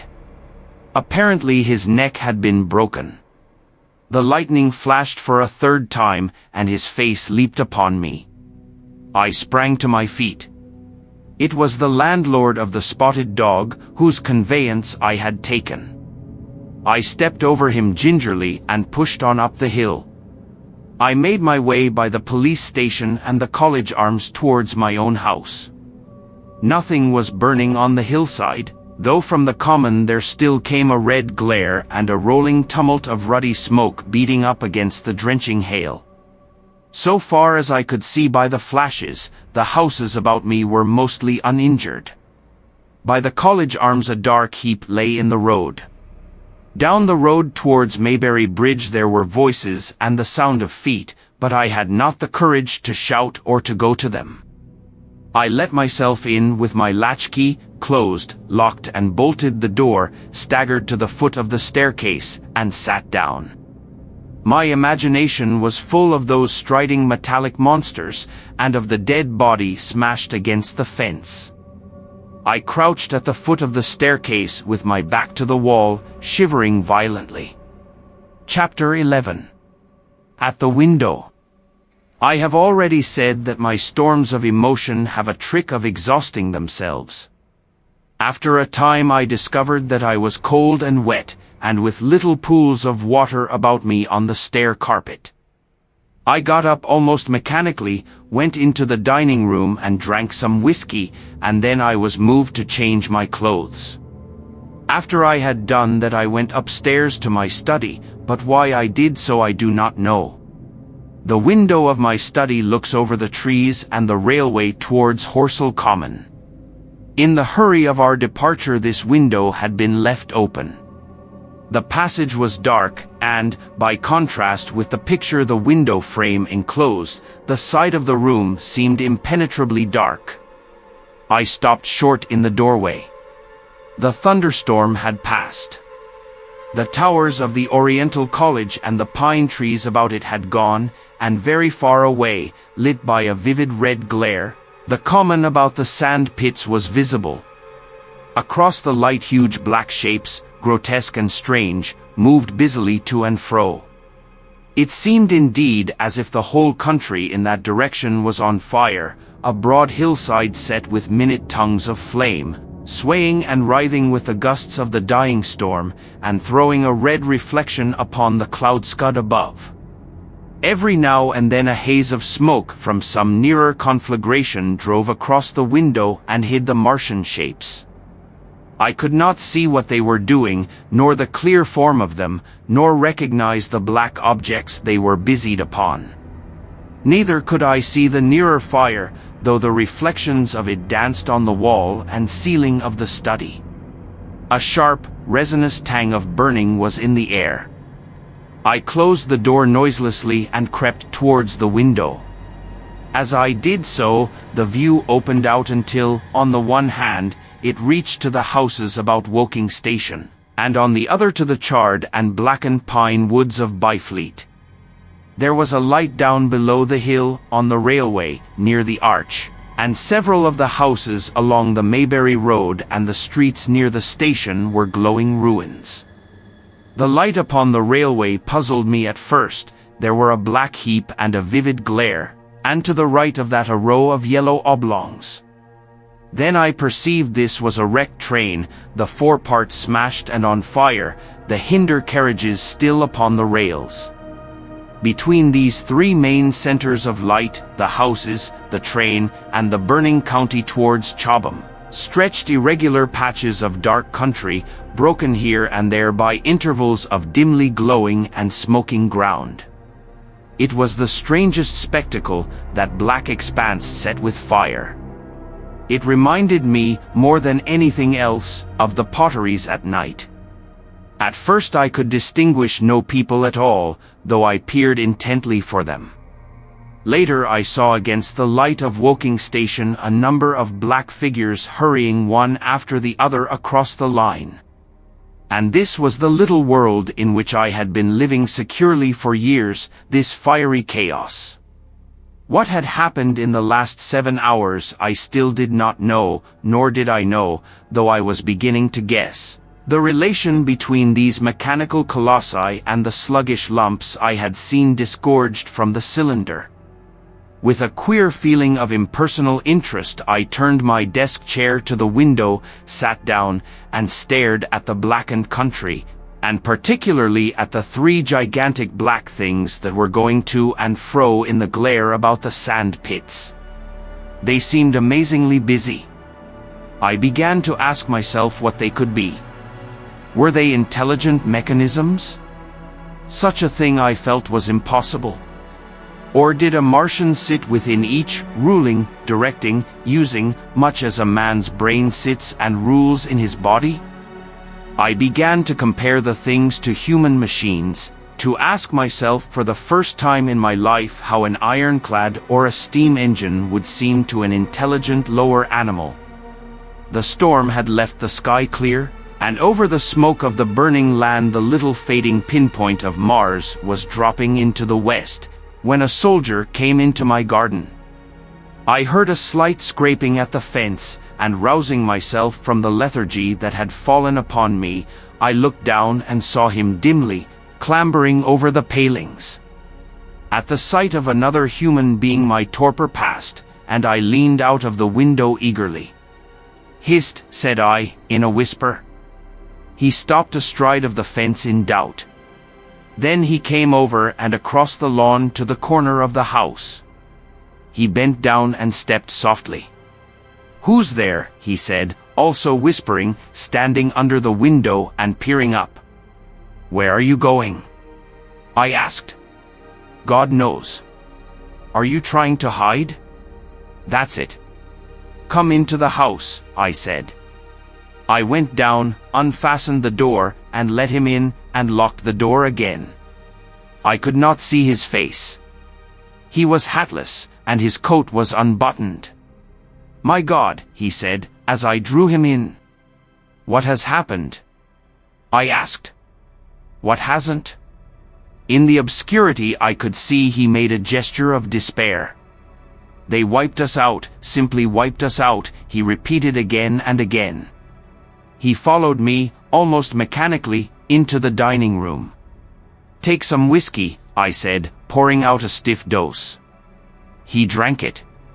Then abruptly he sat down before the table, put his head on his arms, and began to sob and weep like a little boy, in a perfect passion of emotion, while I, with a curious forgetfulness of my own recent despair, stood beside him, wondering. It was a long time before he could steady his nerves to answer my questions, and then he answered perplexingly and brokenly. He was a driver in the artillery, and had only come into action about 7. At that time firing was going on across the common, and it was said the first party of Martians were crawling slowly towards their second cylinder under cover of a metal shield. Later this shield staggered up on tripod legs and became the first of the fighting machines I had seen. The gun he drove had been unlimbered near Horsell in order to command the sand pits, and its arrival it was that had precipitated the action. As the limber gunners went to the rear, his horse trod in a rabbit hole and came down, throwing him into a depression of the ground. At the same moment the gun exploded behind him, the ammunition blew up, there was fire all about him, and he found himself lying under a heap of charred dead men and dead horses. "I lay still," he said, "scared out of my wits, with the forequarter of a horse atop of me. We'd been wiped out. And the smell, good God! Like burnt meat. I was hurt across the back by the fall of the horse, and there I had to lie until I felt better. Just like parade it had been a minute before, then stumble, bang, swish. Wiped out," he said. He had hid under the dead horse for a long time, peeping out furtively across the common. The Cardigan men had tried a rush, in skirmishing order, at the pit, simply to be swept out of existence. Then the monster had risen to its feet and had begun to walk leisurely to and fro across the common among the few fugitives, with its head-like hood turning about exactly like the head of a cowled human being. A kind of arm carried a complicated metallic case, about which green flashes scintillated, and out of the funnel of this there smoked the heat ray. In a few minutes there was, so far as the soldier could see, not a living thing left upon the common, and every bush and tree upon it that was not already a blackened skeleton was burning. The hussars had been on the road beyond the curvature of the ground, and he saw nothing of them. He heard the Martians rattle for a time and then become still. The giant saved Woking station and its cluster of houses until the last, then in a moment the heat ray was brought to bear, and the town became a heap of fiery ruins. Then the thing shut off the heat ray, and turning its back upon the artilleryman, began to waddle away towards the smoldering pine woods that sheltered the second cylinder. As it did so a second glittering titan built itself up out of the pit. The second monster followed the first, and at that the artilleryman began to crawl very cautiously across the hot heather ash towards Horsell. He managed to get alive into the ditch by the side of the road, and so escaped to Woking. there his story became ejaculatory. The place was impassable. It seems there were a few people alive there, frantic for the most part, and many burned and scalded. He was turned aside by the fire, and hid among some almost scorching heaps of broken wall as one of the Martian giants returned. He saw this one pursue a man, catch him up in one of its steely tentacles, and knock his head against the trunk of a pine tree. At last, after nightfall, the artilleryman made a rush for it and got over the railway embankment. Since then he had been skulking along towards Maybury, in the hope of getting out of danger London-ward. People were hiding in trenches and cellars, and many of the survivors had made off towards Woking village and Send.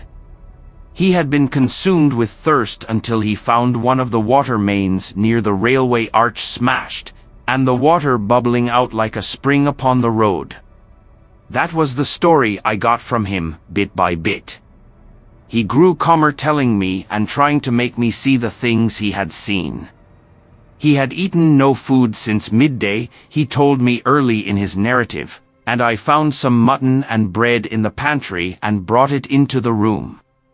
We lit no lamp for fear of attracting the Martians, and ever and again our hands would touch upon bread or meat. As he talked, things about us came darkly out of the darkness, and the trampled bushes and broken rose trees outside the window grew distinct. It would seem that a number of men or animals had rushed across the lawn.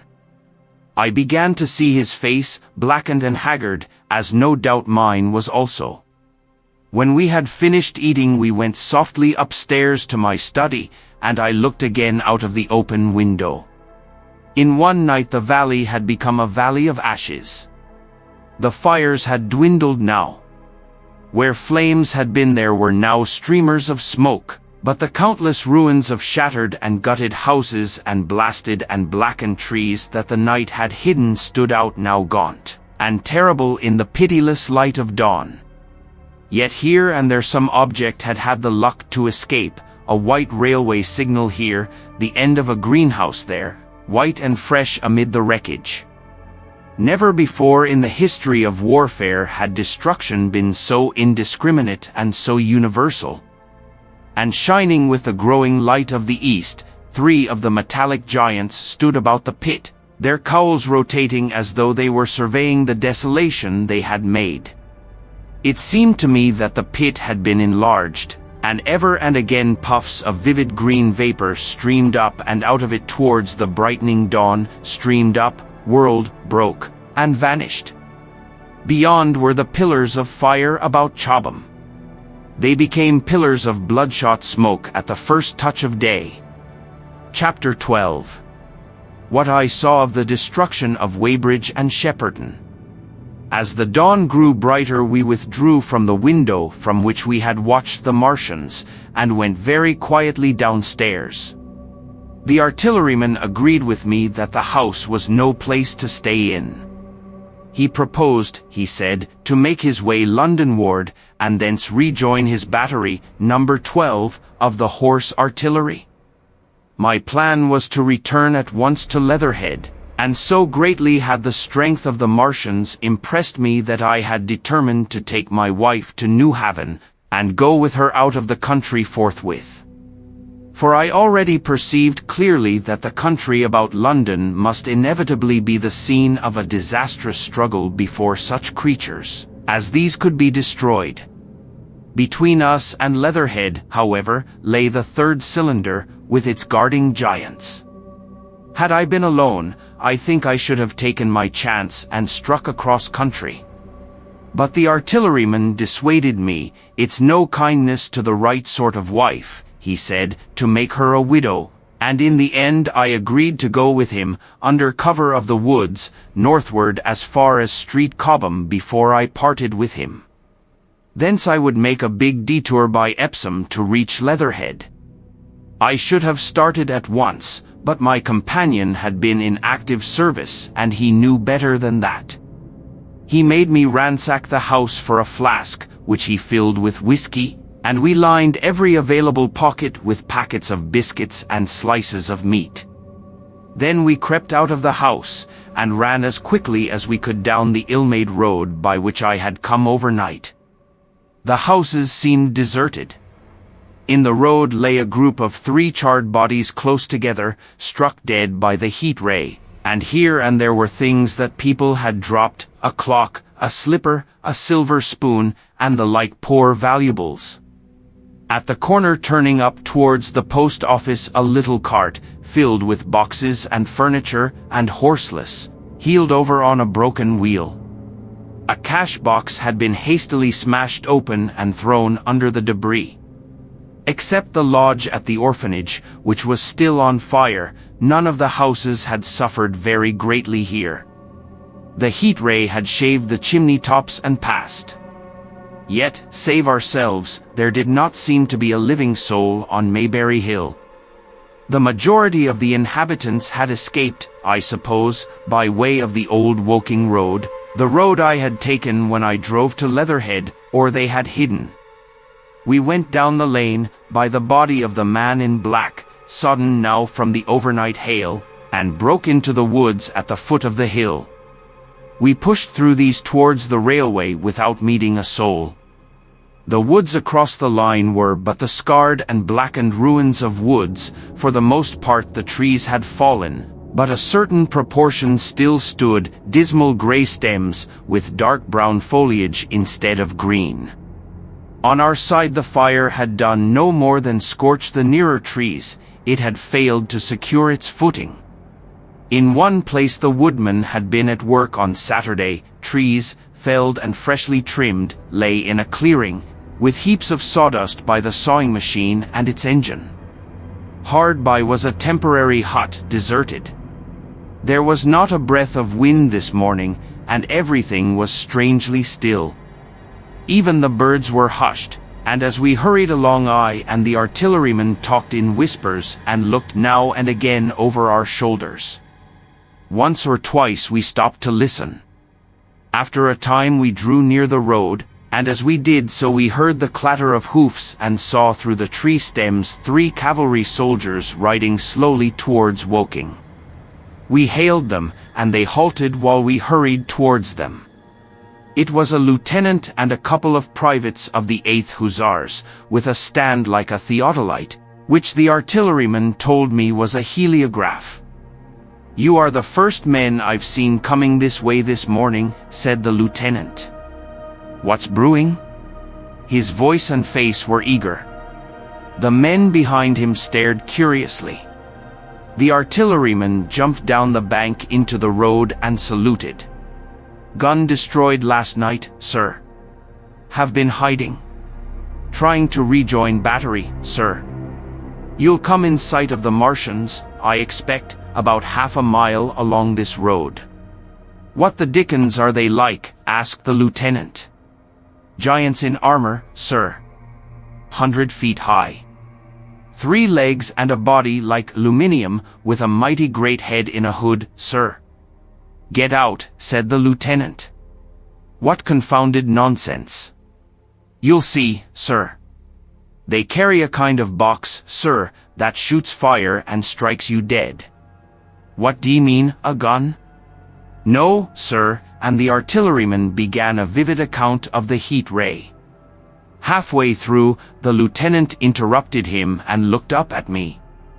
I was still standing on the bank by the side of the road. "It's perfectly true," I said. "Well," said the lieutenant, "I suppose it's my business to see it too. Look here," to the artilleryman, "we're detailed here clearing people out of their houses. You'd better go along and report yourself to Brigadier General Marvin and tell him all you know. He's at Weybridge. Know the way?" "I do," I said, and he turned his horse southward again.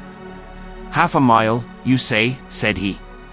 "At most," I answered, and pointed over the treetops southward. He thanked me and rode on, and we saw them no more. Farther along we came upon a group of 3 women and 2 children in the road, busy clearing out a laborer's cottage. They had got hold of a little hand truck and were piling it up with unclean-looking bundles and shabby furniture. They were all too assiduously engaged to talk to us as we passed. By Byfleet Station we emerged from the pine trees and found the country calm and peaceful under the morning sunlight. We were far beyond the range of the heat ray there, and had it not been for the silent desertion of some of the houses, the stirring movement of packing in others, and the knot of soldiers standing on the bridge over the railway and staring down the line towards Woking, the day would have seemed very like any other Sunday. Several farm wagons and carts were moving creakily along the road to Addleston, and suddenly through the gate of a field we saw, across a stretch of flat meadow, 6 12-pounders standing neatly at equal distances pointing towards Woking. The gunners stood by the guns waiting, and the ammunition wagons were at a business-like distance. The men stood almost as if under inspection. "That's good," said I, "they will get one fair shot, at any rate." The artilleryman hesitated at the gate. "I shall go on," he said. Farther on towards Weybridge, just over the bridge, there were a number of men in white fatigue jackets throwing up a long rampart, and more guns behind. "It's bows and arrows against the lightning, anyhow," said the artilleryman. "They haven't seen that fire beam yet." The officers who were not actively engaged stood and stared over the treetops southwestward, and the men digging would stop every now and again to stare in the same direction. Byfleet was in a tumult, people packing, and a score of hussars, some of them dismounted, some on horseback, were hunting them about. 3 or 4 black government wagons, with crosses in white circles, and an old omnibus, among other vehicles, were being loaded in the village street. There were scores of people, most of them sufficiently sabbatical to have assumed their best clothes. The soldiers were having the greatest difficulty in making them realize the gravity of their position. We saw one shriveled old fellow with a huge box and a score or more of flower pots containing orchids, angrily expostulating with the corporal who would leave them behind. I stopped and gripped his arm. "Do you know what's over there?" I said, pointing at the pine tops that hid the Martians. Said he, turning. "I was explainin' these is valuable." "Death!" I shouted. "Death is coming." Death, and leaving him to digest that if he could, I hurried on after the artilleryman. At the corner I looked back. The soldier had left him, and he was still standing by his box, with the pots of orchids on the lid of it, and staring vaguely over the trees.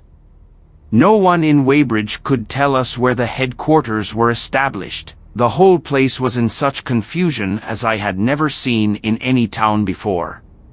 Carts, carriages everywhere, the most astonishing miscellany of conveyances and horseflesh. The respectable inhabitants of the place, men in golf and boating costumes, wives prettily dressed, were packing, riverside loafers energetically helping, children excited, and, for the most part, highly delighted at this astonishing variation of their Sunday experiences. In the midst of it all the worthy vicar was very pluckily holding an early celebration, and his bell was jangling out above the excitement. I and the artilleryman, seated on the step of the drinking fountain, made a very passable meal upon what we had brought with us. Patrols of soldiers, here no longer hussars, but grenadiers in white, were warning people to move now or to take refuge in their cellars as soon as the firing began. We saw as we crossed the railway bridge that a growing crowd of people had assembled in and about the railway station, and the swarming platform was piled with boxes and packages. The ordinary traffic had been stopped, I believe, in order to allow of the passage of troops and guns to Chertsey, and I have heard since that a savage struggle occurred for places in the special trains that were put on at a later hour. We remained at Weybridge until midday, and at that hour we found ourselves at the place near Shepperton Lock where the Wey and Thames join. Part of the time we spent helping two old women to pack a little cart.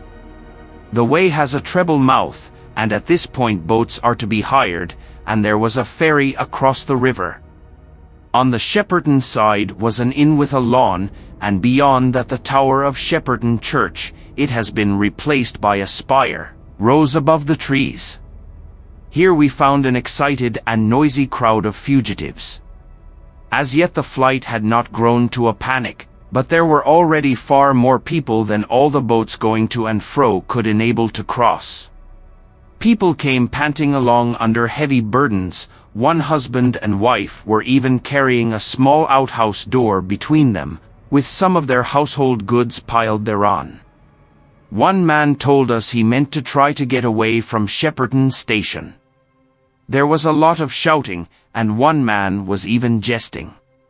The idea people seemed to have here was that the Martians were simply formidable human beings who might attack and sack the town, to be certainly destroyed in the end.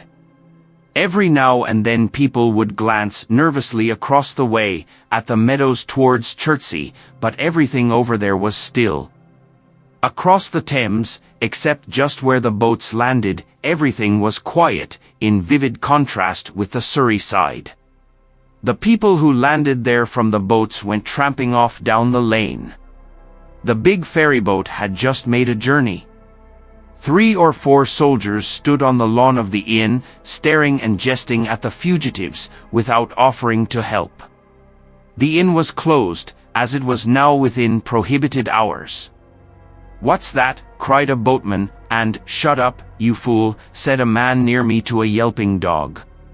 Then the sound came again, this time from the direction of Chertsey, a muffled thud, the sound of a gun. The fighting was beginning. Almost immediately unseen batteries across the river to our right, unseen because of the trees, took up the chorus, firing heavily one after the other. A woman screamed. Everyone stood arrested by the sudden stir of battle, near us and yet invisible to us. Nothing was to be seen save flat meadows, cows feeding unconcernedly for the most part, and silvery pollard willows motionless in the warm sunlight. "The soldiers'll stop 'em," said a woman beside me, doubtfully. A haziness rose over the treetops. Then suddenly we saw a rush of smoke far away up the river, a puff of smoke that jerked up into the air and hung, and forthwith the ground heaved underfoot and a heavy explosion shook the air, smashing 2 or 3 windows in the houses near, and leaving us astonished. "Here they are," shouted a man in a blue jersey. "Yonder. Do you see them? Yonder." Quickly, one after the other, 1, 2, 3, 4 of the armored Martians appeared, far away over the little trees, across the flat meadows that stretched towards Chertsey, and striding hurriedly towards the river. Little cowled figures they seemed at first, going with a rolling motion and as fast as flying birds. Then, advancing obliquely towards us, came a 5th. Their armored bodies glittered in the sun as they swept swiftly forward upon the guns, growing rapidly larger as they drew nearer. One on the extreme left, the remotest that is, flourished a huge case high in the air, and the ghostly, terrible heat ray I had already seen on Friday night smote towards Chertsey and struck the town. At sight of these strange, swift, and terrible creatures the crowd near the water's edge seemed to me to be for a moment horror-struck. There was no screaming or shouting, but a silence. Then a hoarse murmur and a movement of feet, a splashing from the water. A man, too frightened to drop the portmanteau he carried on his shoulder, swung round and sent me staggering with a blow from the corner of his burden. A woman thrust at me with her hand and rushed past me. I turned with the rush of the people, but I was not too terrified for thought. The terrible heat ray was in my mind. To get under water. That was it. Get under water. I shouted, unheeded. I faced about again and rushed towards the approaching Martian, rushed right down the gravelly beach and headlong into the water. Others did the same. A boatload of people putting back came leaping out as I rushed past. The stones under my feet were muddy and slippery, and the river was so low that I ran perhaps 20 feet scarcely waist deep. Then, as the Martian towered overhead scarcely a couple of 100 yards away, I flung myself forward under the surface. The splashes of the people in the boats leaping into the river sounded like thunderclaps in my ears. People were landing hastily on both sides of the river. But the Martian machine took no more notice for the moment of the people running this way and that than a man would of the confusion of ants in a nest against which his foot has kicked.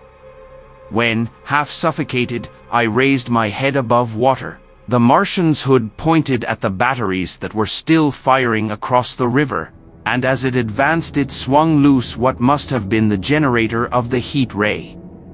In another moment it was on the bank, and in a stride wading halfway across. The knees of its foremost legs bent at the farther bank, and in another moment it had raised itself to its full height again, close to the village of Shepperton. Forthwith the 6 guns which, unknown to anyone on the right bank, had been hidden behind the outskirts of that village, fired simultaneously.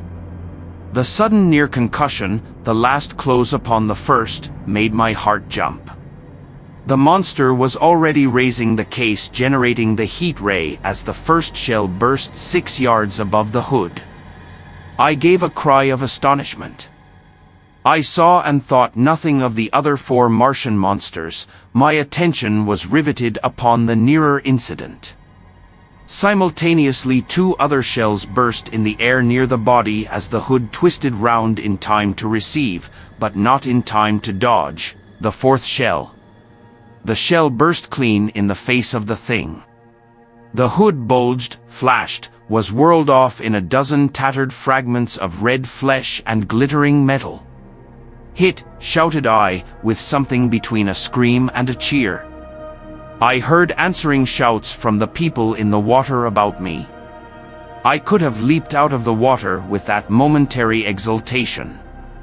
The decapitated colossus reeled like a drunken giant, but it did not fall over. It recovered its balance by a miracle and, no longer heeding its steps and with the camera that fired the heat ray now rigidly upheld, it reeled swiftly upon Shepperton. The living intelligence, the Martian within the hood, was slain and splashed to the 4 winds of heaven, and the thing was now but a mere intricate device of metal whirling to destruction. It drove along in a straight line, incapable of guidance. It struck the tower of Shepperton Church, smashing it down as the impact of a battering ram might have done, swerved aside, blundered on and collapsed with tremendous force into the river out of my sight. A violent explosion shook the air, and a spout of water, steam, mud, and shattered metal shot far up into the sky. As the camera of the heat ray hit the water, the latter had immediately flashed into steam. In another moment a huge wave, like a muddy tidal bore but almost scaldingly hot, came sweeping round the bend upstream. I saw people struggling shorewards, and heard their screaming and shouting faintly above the seething and roar of the Martian's collapse. For a moment I heeded nothing of the heat, forgot the patent need of self-preservation.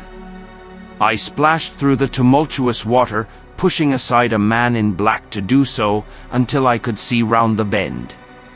Half a dozen deserted boats pitched aimlessly upon the confusion of the waves. The fallen Martian came into sight downstream, lying across the river, and for the most part submerged. Thick clouds of steam were pouring off the wreckage, and through the tumultuously whirling wisps I could see, intermittently and vaguely, the gigantic limbs churning the water and flinging a splash and spray of mud and froth into the air. The tentacles swayed and struck like living arms, and, save for the helpless purposelessness of these movements, it was as if some wounded thing were struggling for its life amid the waves. Enormous quantities of a ruddy brown fluid were spurting up in noisy jets out of the machine. My attention was diverted from this death flurry by a furious yelling, like that of the thing called a siren in our manufacturing towns. A man, knee-deep near the towing path, shouted inaudibly to me and pointed. Looking back, I saw the other Martians advancing with gigantic strides down the riverbank from the direction of Chertsey. The Shepperton guns spoke this time unavailingly. At that I ducked at once under water and, holding my breath until movement was an agony, blundered painfully ahead under the surface as long as I could. The water was in a tumult about me and rapidly growing hotter. When for a moment I raised my head to take breath and throw the hair and water from my eyes, the steam was rising in a whirling white fog that at first hid the Martians altogether. The noise was deafening. Then I saw them dimly, colossal figures of gray, magnified by the mist. They had passed by me, and two were stooping over the frothing, tumultuous ruins of their comrade. The third and fourth stood beside him in the water, one perhaps 200 yards from me, the other towards Laleham. The generators of the heat rays waved high, and the hissing beams smote down this way and that. The air was full of sound, a deafening and confusing conflict of noises, the clangorous din of the Martians, the crash of falling houses, the thud of trees, fences, sheds flashing into flame, and the crackling and roaring of fire. Dense black smoke was leaping up to mingle with the steam from the river, and as the heat ray went to and fro over Weybridge its impact was marked by flashes of incandescent white, that gave place at once to a smoky dance of lurid flames. The nearer houses still stood intact, awaiting their fate, shadowy, faint and pallid in the steam, with the fire behind them going to and fro. For a moment perhaps I stood there, breast high in the almost boiling water, dumbfounded at my position, hopeless of escape. Through the reek I could see the people who had been with me in the river scrambling out of the water through the reeds, like little frogs hurrying through grass from the advance of a man, or running to and fro in utter dismay on the towing path. Then suddenly the white flashes of the heat ray came leaping towards me. The houses caved in as they dissolved at its touch, and darted out flames, the trees changed to fire with a roar. The ray flickered up and down the towing path, licking off the people who ran this way and that, and came down to the water's edge not 50 yards from where I stood. It swept across the river to Shepperton, and the water in its track rose in a boiling wheel crested with steam. I turned shoreward. In another moment the huge wave, well nigh at the boiling point, had rushed upon me. I screamed aloud, and scalded, half-blinded, agonized, I staggered through the leaping, hissing water towards the shore. Had my foot stumbled, it would have been the end. I fell helplessly, in full sight of the Martians, upon the broad, bare gravelly spit that runs down to mark the angle of the Wey and Thames. I expected nothing but death. I have a dim memory of the foot of a Martian coming down within a score of yards of my head, driving straight into the loose gravel, whirling it this way and that and lifting again, of a long suspense, and then of the four carrying the debris of their comrade between them, now clear and then presently faint through a veil of smoke, receding interminably, as it seemed to me, across a vast space of river and meadow. And then, very slowly, I realized that by a miracle I had escaped. Chapter 13. How I Fell in with the Curate. After getting this sudden lesson in the power of terrestrial weapons, the Martians retreated to their original position upon Horsell Common, and in their haste, and encumbered with the debris of their smashed companion, they no doubt overlooked many such a stray and negligible victim as myself. had they left their comrade and pushed on forthwith. There was nothing at that time between them and London but batteries of 12-pounder guns, and they would certainly have reached the capital in advance of the tidings of their approach, as sudden, dreadful, and destructive their advent would have been as the earthquake that destroyed Lisbon a century ago. But they were in no hurry. Cylinder followed cylinder on its interplanetary flight. Every 24 hours brought them reinforcement. And meanwhile the military and naval authorities, now fully alive to the tremendous power of their antagonists, worked with furious energy. Every minute a fresh gun came into position until, before twilight, every copse, every row of suburban villas on the hilly slopes about Kingston and Richmond masked an expectant black muzzle. And through the charred and desolated area, perhaps 20 square miles altogether, that encircled the Martian encampment on Horsell Common, through charred and ruined villages among the green trees, through the blackened and smoking arcades that had been but a day ago pine spinneys, crawled the devoted scouts with the heliographs that were presently to warn the gunners of the Martian approach.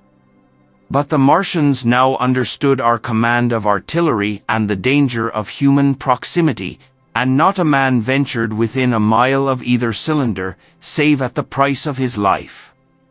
It would seem that these giants spent the earlier part of the afternoon in going to and fro, transferring everything from the second and third cylinders, the second in Addlestone Golf Links and the third at Purford, to their original pit on Horsell Common.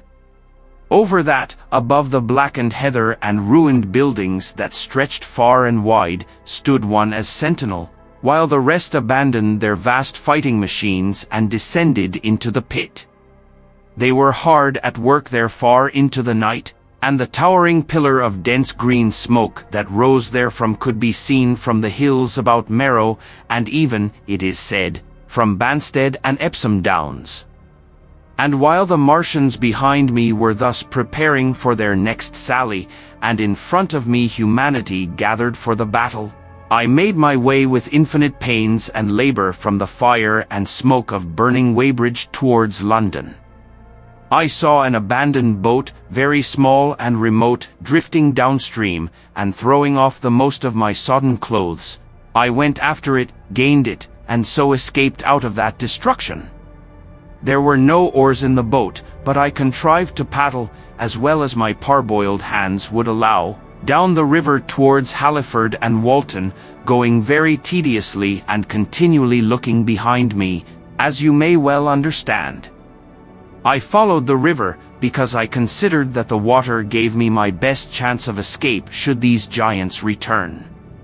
The hot water from the Martians' overthrow drifted downstream with me, so that for the best part of a mile I could see little of either bank.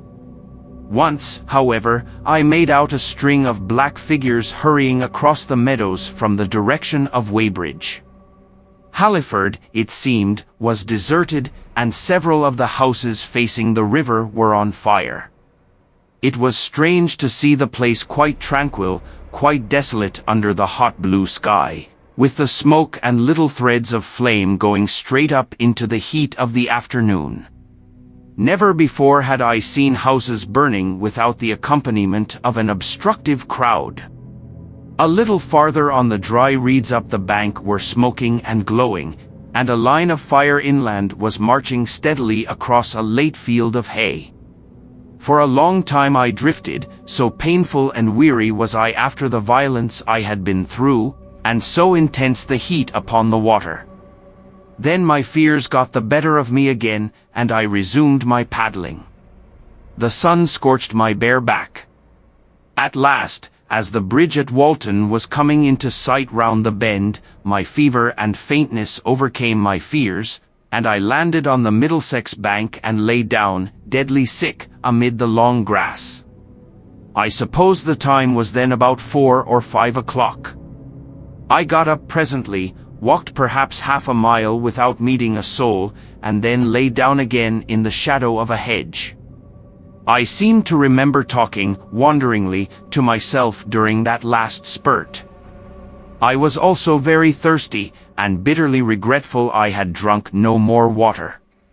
It is a curious thing that I felt angry with my wife. I cannot account for it, but my impotent desire to reach Leatherhead worried me excessively. I do not clearly remember the arrival of the curate, so that probably I dozed. I became aware of him as a seated figure in soot-smudged shirt sleeves, and with his upturned, clean-shaven face staring at a faint flickering that danced over the sky. The sky was what is called a mackerel sky, rows and rows of faint down plumes of cloud, just tinted with the midsummer sunset. I sat up, and at the rustle of my motion he looked at me quickly. "Have you any water?" I asked abruptly. He shook his head. "You have been asking for water for the last hour," he said. For a moment we were silent, taking stock of each other. I dare say he found me a strange enough figure, naked, save for my water-soaked trousers and socks, scalded, and my face and shoulders blackened by the smoke. His face was a fair weakness, his chin retreated, and his hair lay in crisp, almost flaxen curls on his low forehead. His eyes were rather large, pale blue, and blankly staring. He spoke abruptly, looking vacantly away from me. "What does it mean?" he said. "What do these things mean?" I stared at him and made no answer. He extended a thin white hand and spoke in almost a complaining tone. "Why are these things permitted? What sins have we done?" The morning service was over. I was walking through the roads to clear my brain for the afternoon, and then fire, earthquake, death. As if it were Sodom and Gomorrah. All our work undone, all the work. What are these Martians? What are we? I answered, clearing my throat. He gripped his knees and turned to look at me again. For half a minute, perhaps, he stared silently. "I was walking through the roads to clear my brain," he said. And suddenly, fire, earthquake, death. He relapsed into silence, with his chin now sunken almost to his knees. Presently he began waving his hand. "All the work, all the Sunday schools, what have we done, what has Weybridge done? Everything gone, everything destroyed. The church. We rebuilt it only 3 years ago. Gone. Swept out of existence. Why?" Another pause, and he broke out again like one demented. "The smoke of her burning goeth up for ever and ever," he shouted. His eyes flamed, and he pointed a lean finger in the direction of Weybridge. By this time I was beginning to take his measure.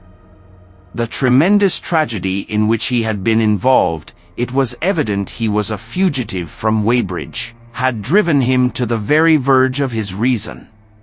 "Are we far from Sunbury?" I said, in a matter-of-fact tone. "What are we to do?" he asked. "Are these creatures everywhere? Has the earth been given over to them? Are we far from Sunbury? Only this morning I officiated at early celebration." "Things have changed," I said, quietly. "You must keep your head. There is still hope." "Hope?" "Yes. Plentiful hope, for all this destruction." I began to explain my view of our position. He listened at first, but as I went on the interest dawning in his eyes gave place to their former stare, and his regard wandered from me. "This must be the beginning of the end," he said, interrupting me. "The end? The great and terrible day of the Lord. When men shall call upon the mountains and the rocks to fall upon them and hide them from the face of him that sitteth upon the throne." I began to understand the position. I ceased my labored reasoning, struggled to my feet, and, standing over him, laid my hand on his shoulder. "Be a man," said I, "you are scared out of your wits. What good is religion if it collapses under calamity? Think of what earthquakes and floods, wars and volcanoes, have done before to men. Did you think God had exempted Weybridge? He is not an insurance agent. For a time he sat in blank silence. But how can we escape? He asked, suddenly. They are invulnerable, they are pitiless. Neither the one nor, perhaps, the other, I answered. And the mightier they are, the more sane and wary should we be. One of them was killed yonder not 3 hours ago. Killed, he said, staring about him. How can God's ministers be killed? I saw it happen. I proceeded to tell him. We have chanced to come in for the thick of it, said I, and that is all. What is that flicker in the sky? He asked abruptly. I told him it was the heliograph signaling that it was the sign of human help and effort in the sky. We are in the midst of it, I said, quiet as it is. That flicker in the sky tells of the gathering storm. Yonder, I take it, are the Martians and London ward, where those hills rise about Richmond and Kingston and the trees give cover. Earthworks are being thrown up and guns are being placed. Presently the Martians will be coming this way again. And even as I spoke he sprang to his feet and stopped me by a gesture. Listen, he said. From beyond the low hills across the water came the dull resonance of distant guns and a remote weird crying. Then everything was still. A cockchafer came droning over the hedge and past us. High in the west the crescent moon hung faint and pale above the smoke of Weybridge and Shepperton and the hot, still splendor of the sunset. We had better follow this path, I said, northward. Chapter 14. In London. My younger brother was in London when the Martians fell at Woking. He was a medical student working for an imminent examination, and he heard nothing of the arrival until Saturday morning. The morning papers on Saturday contained, in addition to lengthy special articles on the planet Mars, on life in the planets, and so forth, a brief and vaguely worded telegram, all the more striking for its brevity. The Martians, alarmed by the approach of a crowd, had killed a number of people with a quick-firing gun, so the story ran. The telegram concluded with the words, formidable as they seem to be, the Martians have not moved from the pit into which they have fallen, and, indeed, seem incapable of doing so. Probably this is due to the relative strength of the Earth's gravitational energy. On that last text their leader-writer expanded very comfortingly. Of course all the students in the Crammers biology class, to which my brother went that day, were intensely interested, but there were no signs of any unusual excitement in the streets. The afternoon papers puffed scraps of news under big headlines. They had nothing to tell beyond the movements of troops about the common and the burning of the pine woods between Woking and Weybridge, until 8. Then the St. James's Gazette, in an extra special edition, announced the bare fact of the interruption of telegraphic communication. This was thought to be due to the falling of burning pine trees across the line. Nothing more of the fighting was known that night, the night of my drive to Leatherhead and back. My brother felt no anxiety about us, as he knew from the description in the papers that the cylinder was a good 2 miles from my house. He made up his mind to run down that night to me, in order, as he says, to see the things before they were killed.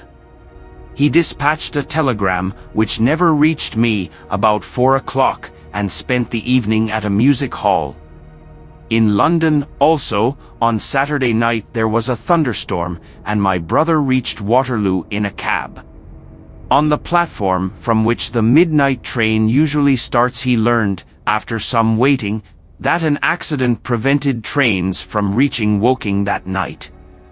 The nature of the accident he could not ascertain, indeed, the railway authorities did not clearly know at that time. There was very little excitement in the station, as the officials, failing to realize that anything further than a breakdown between Byfleet and Woking Junction had occurred, were running the theater trains which usually pass through Woking round by Virginia Water or Guildford. They were busy making the necessary arrangements to alter the route of the Southampton and Portsmouth Sunday League excursions. A nocturnal newspaper reporter, mistaking my brother for the traffic manager, to whom he bears a slight resemblance, waylaid and tried to interview him. Few people, excepting the railway officials, connected the breakdown with the Martians.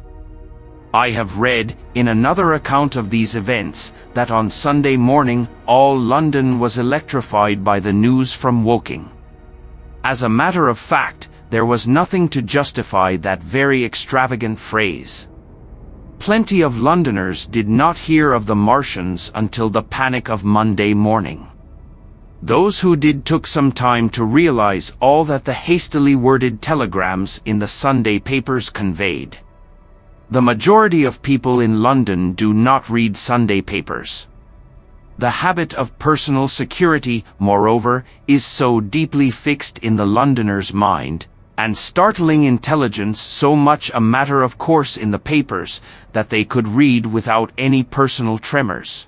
About 7 o'clock last night the Martians came out of the cylinder, and, moving about under an armor of metallic shields, have completely wrecked Woking Station with the adjacent houses, and massacred an entire battalion of the Cardigan Regiment. No details are known. Maxims have been absolutely useless against their armor, the field guns have been disabled by them. Flying hussars have been galloping into Chertsey. The Martians appear to be moving slowly towards Chertsey or Windsor. Great anxiety prevails in West Surrey, and earthworks are being thrown up to check the advance Londonward. That was how the Sunday Sun put it, and a clever and remarkably prompt handbook article in the Referee compared the affair to a menagerie suddenly let loose in a village. No one in London knew positively of the nature of the armored Martians, and there was still a fixed idea that these monsters must be sluggish, crawling, creeping painfully. Such expressions occurred in almost all the earlier reports. None of the telegrams could have been written by an eyewitness of their advance. The Sunday papers printed separate editions as further news came to hand, some even in default of it. But there was practically nothing more to tell people until late in the afternoon, when the authorities gave the press agencies the news in their possession. It was stated that the people of Walton and Weybridge and all the district were pouring along the roads Londonward, and that was all. My brother went to church at the Foundling Hospital in the morning, still in ignorance of what had happened on the previous night. There he heard allusions made to the invasion and a special prayer for peace. Coming out, he bought a Referee. He became alarmed at the news in this, and went again to Waterloo Station to find out if communication were restored. The omnibuses, carriages, cyclists, and innumerable people walking in their best clothes seemed scarcely affected by the strange intelligence that the news vendors were disseminating. People were interested, or, if alarmed, alarmed only on account of the local residents. At the station he heard for the first time that the Windsor and Chertsey lines were now interrupted. The porters told him that several remarkable telegrams had been received in the morning from Byfleet and Chertsey stations, but that these had abruptly ceased. My brother could get very little precise detail out of them. "There's fighting going on about Weybridge," was the extent of their information. The train service was now very much disorganized. Quite a number of people who had been expecting friends from places on the southwestern network were standing about the station. One grey-headed old gentleman came and abused the Southwestern Company bitterly to my brother. "It wants showing up," he said. 1 or 2 trains came in from Richmond, Putney, and Kingston, containing people who had gone out for a day's boating and found the locks closed and a feeling of panic in the air. A man in a blue and white blazer addressed my brother, full of strange tidings. "There's hosts of people driving into Kingston in traps and carts and things, with boxes of valuables and all that," he said. "They come from Molesey and Weybridge and Walton, and they say there's been guns heard at Chertsey, heavy firing, and that mounted soldiers have told them to get off at once because the Martians are coming. We heard guns firing at Hampton Court Station, but we thought it was thunder. What the dickens does it all mean? The Martians can't get out of their pit, can they?" My brother could not tell him. Afterwards he found that the vague feeling of alarm had spread to the clients of the Underground Railway, and that the Sunday excursionists began to return from all over the southwestern Lung, Barnes, Wimbledon, Richmond Park, Kew, and so forth, at unnaturally early hours, but not a soul had anything more than vague hearsay to tell of. Everyone connected with the terminus seemed ill-tempered. About 5 o'clock the gathering crowd in the station was immensely excited by the opening of the line of communication, which is almost invariably closed between the southeastern and the southwestern stations, and the passage of carriage trucks bearing huge guns and carriages crammed with soldiers. These were the guns that were brought up from Woolwich and Chatham to cover Kingston. There was an exchange of pleasantries, "You'll get eaten," "We're the beast tamers," and so forth. A little while after that a squad of police came into the station and began to clear the public off the platforms, and my brother went out into the street again. The church bells were ringing for evensong, and a squad of Salvation Army lassies came singing down Waterloo Road. On the bridge a number of loafers were watching a curious brown scum that came drifting down the stream in patches. The sun was just setting, and the clock tower and the Houses of Parliament rose against one of the most peaceful skies it is possible to imagine, a sky of gold, barred with long transverse stripes of reddish-purple cloud. There was talk of a floating body. One of the men there, a reservist he said he was, told my brother he had seen the heliograph flickering in the west. In Wellington Street my brother met a couple of sturdy roughs who had just been rushed out of Fleet Street with still-wet newspapers and staring placards. "Dreadful catastrophe," they bawled one to the other down Wellington Street. "Fighting at Weybridge. Full description. Repulse of the Martians. London in danger." He had to give threepence for a copy of that paper. Then it was, and then only, that he realized something of the full power and terror of these monsters. He learned that they were not merely a handful of small sluggish creatures, but that they were minds swaying vast mechanical bodies, and that they could move swiftly and smite with such power that even the mightiest guns could not stand against them. They were described as vast spider-like machines, nearly 100 feet high, capable of the speed of an express train, and able to shoot out a beam of intense heat. Masked batteries, chiefly of field guns, had been planted in the country about Horsell Common, and especially between the Woking district and London. 5 of the machines had been seen moving towards the Thames, and one, by a happy chance, had been destroyed. In the other cases the shells had missed, and the batteries had been at once annihilated by the heat rays. Heavy losses of soldiers were mentioned, but the tone of the dispatch was optimistic. The Martians had been repulsed, they were not invulnerable. They had retreated to their triangle of cylinders again, in the circle about Woking. Signallers with heliographs were pushing forward upon them from all sides. Guns were in rapid transit from Windsor, Portsmouth, Aldershot, Woolwich, even from the north, among others, long wire guns of 95 tons from Woolwich. Altogether 116 were in position or being hastily placed, chiefly covering London. Never before in England had there been such a vast or rapid concentration of military material.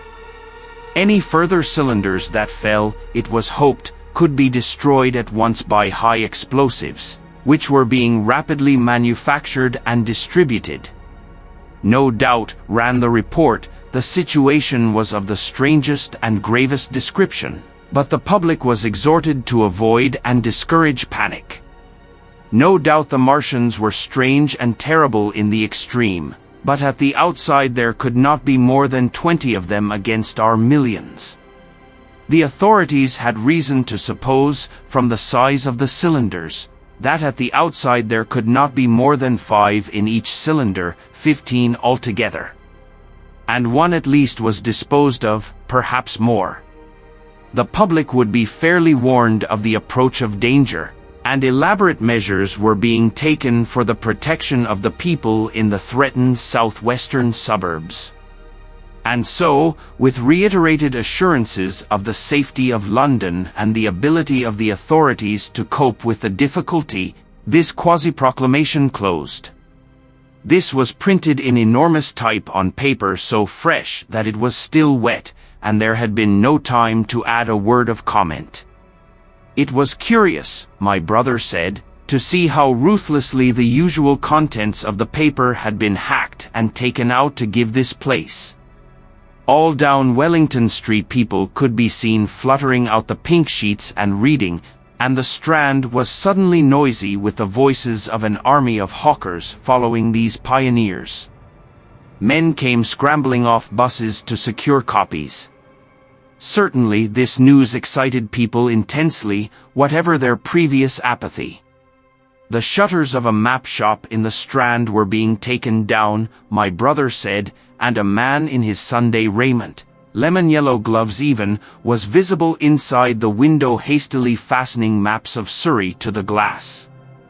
Going on along the Strand to Trafalgar Square, the paper in his hand, my brother saw some of the fugitives from West Surrey. There was a man with his wife and 2 boys and some articles of furniture in a cart such as greengrocers use. He was driving from the direction of Westminster Bridge, and close behind him came a hay wagon with 5 or 6 respectable-looking people in it, and some boxes and bundles. The faces of these people were haggard, and their entire appearance contrasted conspicuously with the Sabbath-best appearance of the people on the omnibuses. People in fashionable clothing peeped at them out of cabs. They stopped at the square as if undecided which way to take, and finally turned eastward along the Strand. Some way behind these came a man in workday clothes, riding one of those old-fashioned tricycles with a small front wheel. He was dirty and white in the face. My brother turned down towards Victoria, and met a number of such people. He had a vague idea that he might see something of me. He noticed an unusual number of police regulating the traffic. Some of the refugees were exchanging news with the people on the omnibuses. One was professing to have seen the Martians. Boilers on stilts, I tell you, striding along like men. Most of them were excited and animated by their strange experience. Beyond Victoria, the public houses were doing a lively trade with these arrivals. At all the street corners groups of people were reading papers, talking excitedly, or staring at these unusual Sunday visitors. They seemed to increase as night drew on, until at last the roads, my brother said, were like Epsom High Street on a Derby day. My brother addressed several of these fugitives and got unsatisfactory answers from most. None of them could tell him any news of Woking except one man, who assured him that Woking had been entirely destroyed on the previous night.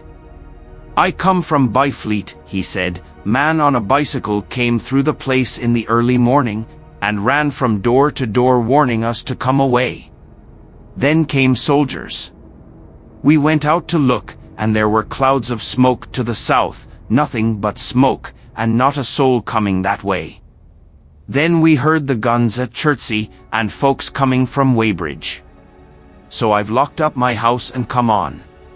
At the time there was a strong feeling in the streets that the authorities were to blame for their incapacity to dispose of the invaders, without all this inconvenience.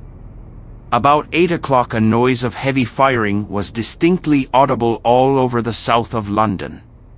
My brother could not hear it for the traffic in the main thoroughfares, but by striking through the quiet back streets to the river he was able to distinguish it quite plainly. He walked from Westminster to his apartments near Regent's Park about 2. He was now very anxious on my account, and disturbed at the evident magnitude of the trouble. His mind was inclined to run, even as mine had run on Saturday, on military details. He thought of all those silent, expectant guns, of the suddenly nomadic countryside. He tried to imagine boilers on stilts, 100 feet high. There were 1 or 2 cartloads of refugees passing along Oxford Street, and several in the Marylebone Road, but so slowly was the news spreading that Regent Street and Portland Place were full of their usual Sunday night promenaders, albeit they talked in groups, and along the edge of Regent's Park there were as many silent couples walking out, together under the scattered gas lamps as ever there had been. The night was warm and still, and a little oppressive. The sound of guns continued intermittently, and after midnight there seemed to be sheet lightning in the south. He read and reread the paper, fearing the worst had happened to me. He was restless, and after supper prowled out again aimlessly. He returned and tried in vain to divert his attention to his examination notes. He went to bed a little after midnight, and was awakened from lurid dreams in the small hours of Monday by the sound of door knockers, feet running in the street, distant drumming, and a clamor of bells. Red reflections danced on the ceiling. For a moment he lay astonished, wondering whether day had come or the world gone mad. Then he jumped out of bed and ran to the window. His room was an attic, and as he thrust his head out, up and down the street there were a dozen echoes to the noise of his window sash, and heads in every kind of night disarray appeared. Inquiries were being shouted. "They are coming," bawled a policeman, hammering at the door. "The Martians are coming," and hurried to the next door. The sound of drumming and trumpeting came from the Albany Street barracks, and every church within earshot was hard at work killing sleep with a vehement disorderly tocsin. There was a noise of doors opening, and window after window in the houses opposite flashed from darkness into yellow illumination. Up the street came galloping a closed carriage, bursting abruptly into noise at the corner, rising to a clattering climax under the window, and dying away slowly in the distance. Close on the rear of this came a couple of cabs, the forerunners of a long procession of flying vehicles, going for the most part to Chalk Farm Station, where the Northwestern special trains were loading up, instead of coming down the gradient into Euston. For a long time my brother stared out of the window in blank astonishment, watching the policemen hammering at door after door, and delivering their incomprehensible message. Then the door behind him opened, and the man who lodged across the landing came in, dressed only in shirt, trousers, and slippers, his braces loose about his waist, his hair disordered from his pillow. "What the devil is it?" he asked. "A fire? What a devil of a row!" They both craned their heads out of the window, straining to hear what the policemen were shouting. People were coming out of the side streets, and standing in groups at the corners talking. "What the devil is it all about?" said my brother's fellow lodger. My brother answered him vaguely and began to dress, running with each garment to the window in order to miss nothing of the growing excitement. And presently men selling unnaturally early newspapers came bawling into the street. "London in danger of suffocation. The Kingston and Richmond defences forced. Fearful massacres in the Thames Valley." And all about him, in the rooms below, in the houses on each side and across the road, And behind in the park terraces and in the 100 other streets of that part of Marylebone, and the Westbourne Park District and St. Pancras, and westward and northward in Kilburn and St. John's Wood and Hampstead, and eastward in Shoreditch and Highbury and Haggerston and Hoxton, and, indeed, through all the vastness of London from Ealing to East Ham, people were rubbing their eyes and opening windows to stare out and ask aimless questions, dressing hastily as the first breath of the coming storm of fear blew through the streets. It was the dawn of the Great Panic. London, which had gone to bed on Sunday night oblivious and inert, was awakened, in the small hours of Monday morning, to a vivid sense of danger. Unable from his window to learn what was happening, my brother went down and out into the street, just as the sky between the parapets of the houses grew pink with the early dawn. The flying people on foot and in vehicles grew more numerous every moment. Black smoke, he heard people crying, and again a black smoke. The contagion of such a unanimous fear was inevitable. As my brother hesitated on the doorstep, he saw another news vendor approaching, and got a paper forthwith. The man was running away with the rest, and selling his papers for £1 each as he ran, a grotesque mingling of profit and panic. And from this paper my brother read that catastrophic dispatch of the Commander-in-Chief. The Martians are able to discharge enormous clouds of a black and poisonous vapor by means of rockets. They have smothered our batteries, destroyed Richmond, Kingston, and Wimbledon, and are advancing slowly towards London, destroying everything on the way. It is impossible to stop them. There is no safety from the black smoke but in instant flight. That was all, but it was enough. The whole population of the great 6 million city was stirring, slipping, running. Presently it would be pouring en masse northward. Black smoke, the voices cried. Fire.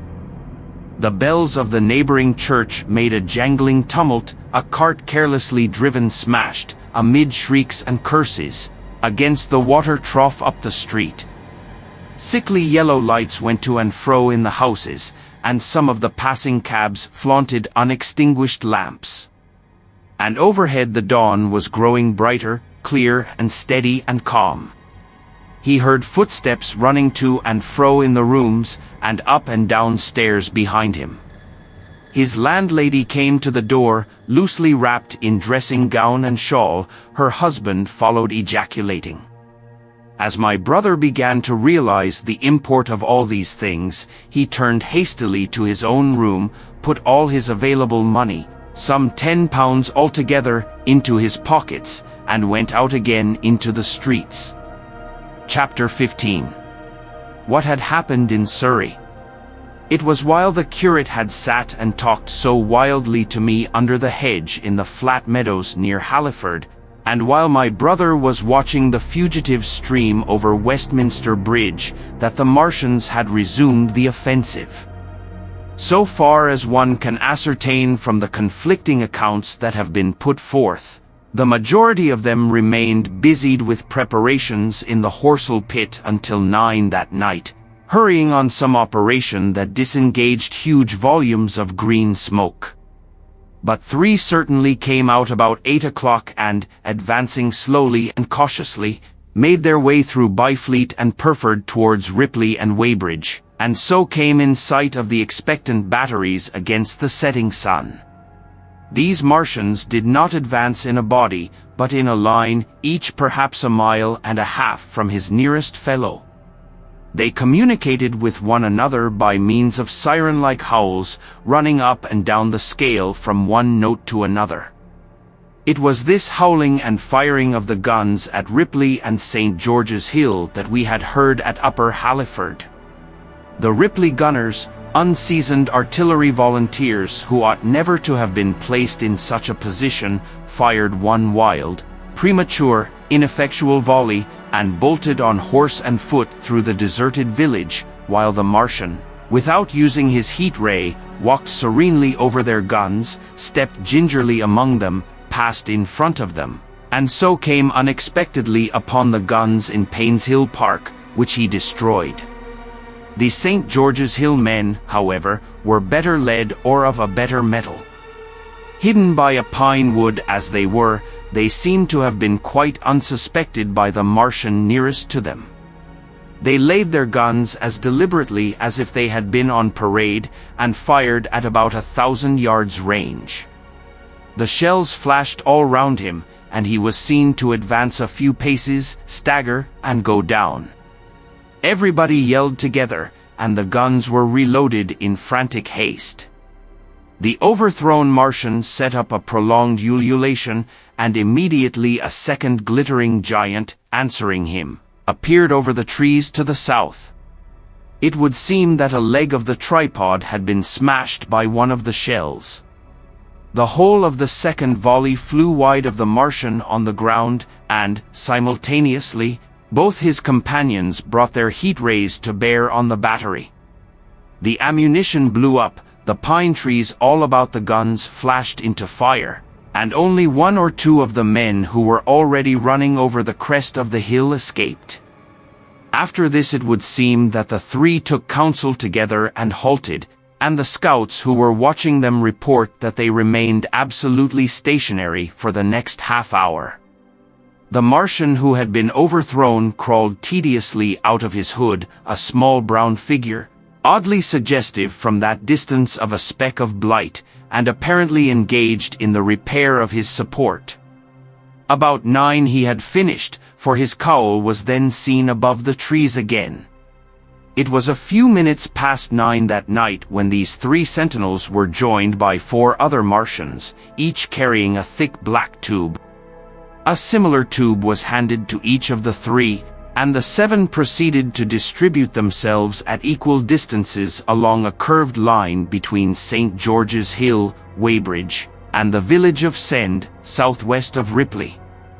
A dozen rockets sprang out of the hills before them so soon as they began to move, and warned the waiting batteries about Ditton and Esher. At the same time 4 of their fighting machines, similarly armed with tubes, crossed the river, and 2 of them, black against the western sky, came into sight of myself and the curate as we hurried wearily and painfully along the road that runs northward out of Halliford. They moved, as it seemed to us, upon a cloud, for a milky mist covered the fields and rose to 1/3 of their height. At this sight the curate cried faintly in his throat and began running, but I knew it was no good running from a Martian, and I turned aside and crawled through dewy nettles and brambles into the broad ditch by the side of the road. He looked back, saw what I was doing, and turned to join me. The 2 halted, the nearer to us standing and facing Sunbury, the remoter being a grey indistinctness towards the evening star, away towards Staines. The occasional howling of the Martians had ceased. They took up their positions in the huge crescent about their cylinders in absolute silence. It was a crescent with 12 miles between its horns. Never since the devising of gunpowder was the beginning of a battle so still. To us and to an observer about Ripley it would have had precisely the same effect. The Martians seemed in solitary possession of the darkling night, lit only as it was by the slender moon, the stars, the afterglow of the daylight, and the ruddy glare from St. George's Hill and the woods of Painshill. But facing that crescent everywhere, at Staines, Hounslow, Ditton, Esher, Ockham, behind hills and woods south of the river, and across the flat grass meadows to the north of it, wherever a cluster of trees or village houses gave sufficient cover, the guns were waiting. The signal rockets burst and rained their sparks through the night and vanished, and the spirit of all those watching batteries rose to a tense expectation. The Martians had but to advance into the line of fire, and instantly those motionless black forms of men, those guns glittering so darkly in the early night, would explode into a thunderous fury of battle. No doubt the thought that was uppermost in 1,000 of those vigilant minds, even as it was uppermost in mine, was the riddle, how much they understood of us. Did they grasp that we in our millions were organized, disciplined, working together? Or did they interpret our spurts of fire, the sudden stinging of our shells, our steady investment of their encampment, as we should the furious unanimity of onslaught in a disturbed hive of bees? Did they dream they might exterminate us? At that time no one knew what food they needed. 100 such questions struggled together in my mind as I watched that vast sentinel shape. And in the back of my mind was the sense of all the huge unknown and hidden forces London ward. Had they prepared pitfalls? Were the powder mills at Hounslow ready as a snare? Would the Londoners have the heart and courage to make a greater Moscow of their mighty province of houses? Then, after an interminable time, as it seemed to us, crouching and peering through the hedge, came a sound like the distant concussion of a gun. Another nearer, and then another. And then the Martian beside us raised his tube on high and discharged it, gunwise, with a heavy report that made the ground heave. The one towards Staines answered him. There was no flash, no smoke, simply that loaded detonation. I was so excited by these heavy minute guns following one another that I so far forgot my personal safety and my scalded hands, as to clamber up into the hedge and stare towards Sunbury. As I did so a second report followed, and a big projectile hurtled overhead towards Hounslow. I expected at least to see smoke or fire, or some such evidence of its work. But all I saw was the deep blue sky above, with one solitary star, and the white mist spreading wide and low beneath. And there had been no crash, no answering explosion. The silence was restored, the minute lengthened to 3. "What has happened?" said the curate, standing up beside me. "Heaven knows," said I. A bat flickered by and vanished. A distant tumult of shouting began and ceased. I looked again at the Martian, and saw he was now moving eastward along the riverbank, with a swift, rolling motion. Every moment I expected the fire of some hidden battery to spring upon him, but the evening calm was unbroken. The figure of the Martian grew smaller as he receded, and presently the mist and the gathering night had swallowed him up. By a common impulse we clambered higher. Towards Sunbury was a dark appearance, as though a conical hill had suddenly come into being there, hiding our view of the farther country, and then, remoter across the river, over Walton, we saw another such summit. These hill-like forms grew lower and broader even as we stared. Moved by a sudden thought, I looked northward, and there I perceived a third of these cloudy black copies had risen. Everything had suddenly become very still. Far away to the southeast, marking the quiet, we heard the Martians hooting to one another, and then the air quivered again with the distant thud of their guns. But the earthly artillery made no reply. Now at the time we could not understand these things, but later I was to learn the meaning of these ominous copies that gathered in the twilight. Each of the Martians, standing in the great crescent I have described, had discharged, by means of the gun-like tube he carried, a huge canister over whatever hill, copse, cluster of houses, or other possible cover for guns, chanced to be in front of him. Some fired only one of these, some two, as in the case of the one we had seen. The one at Ripley is said to have discharged no fewer than 5 at that time. These canisters smashed on striking the ground, they did not explode, and incontinently disengaged an enormous volume of heavy, inky vapor, coiling and pouring upward in a huge and ebony cumulus cloud, a gaseous hill that sank and spread itself slowly over the surrounding country. And the touch of that vapor, the inhaling of its pungent wisps, was death to all that breathes. It was heavy, this vapor, heavier than the densest smoke, so that, after the first tumultuous uprush and outflow of its impact, it sank down through the air and poured over the ground in a manner rather liquid than gaseous, abandoning the hills, and streaming into the valleys and ditches and watercourses, even as I have heard the carbonic acid gas that pours from volcanic clefts is wont to do. And where it came upon water some chemical action occurred, and the surface would be instantly covered with a powdery scum that sank slowly and made way for more.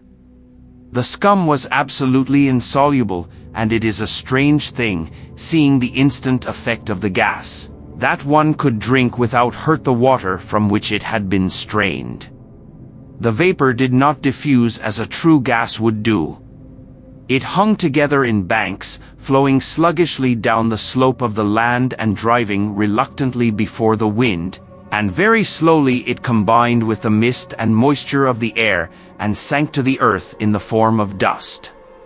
Save that an unknown element giving a group of 4 lines in the blue of the spectrum is concerned, we are still entirely ignorant of the nature of this substance. Once the tumultuous upheaval of its dispersion was over, the black smoke clung so closely to the ground, even before its precipitation, that 50 feet up in the air, on the roofs and upper stories of high houses and on great trees, there was a chance of escaping its poison altogether, as was proved even that night at Street Cobham and Ditton. The man who escaped at the former place tells a wonderful story of the strangeness of its coiling flow, and how he looked down from the church spire and saw the houses of the village rising like ghosts out of its inky nothingness. For a day and a half he remained there, weary, starving and sun-scorched, the earth under the blue sky and against the prospect of the distant hills a velvet black expanse, with red roofs, green trees, and, later, black-veiled shrubs and gates, barns, outhouses, and walls, rising here and there into the sunlight.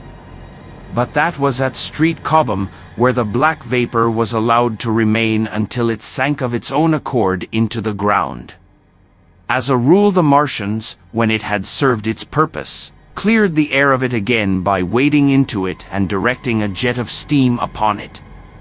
This they did with the vapor banks near us, as we saw in the starlight from the window of a deserted house at Upper Halliford, whither we had returned.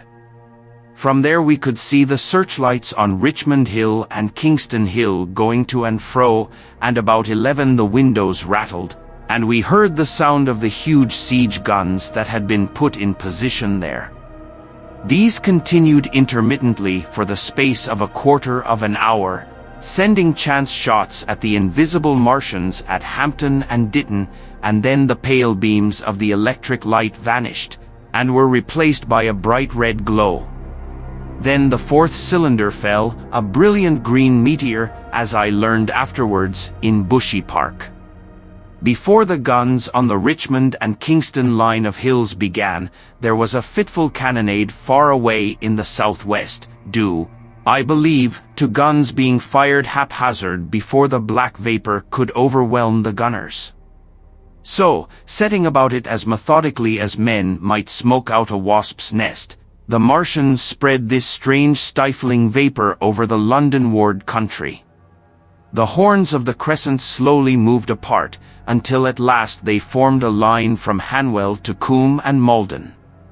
All night through their destructive tubes advanced. Never once, after the Martian at St. George's Hill was brought down, did they give the artillery the ghost of a chance against them. Wherever there was a possibility of guns being laid for them unseen, a fresh canister of the black vapor was discharged, and where the guns were openly displayed the heat ray was brought to bear. By midnight the blazing trees along the slopes of Richmond Park and the glare of Kingston Hill threw their light upon a network of black smoke, blotting out the whole valley of the Thames and extending as far as the eye could reach.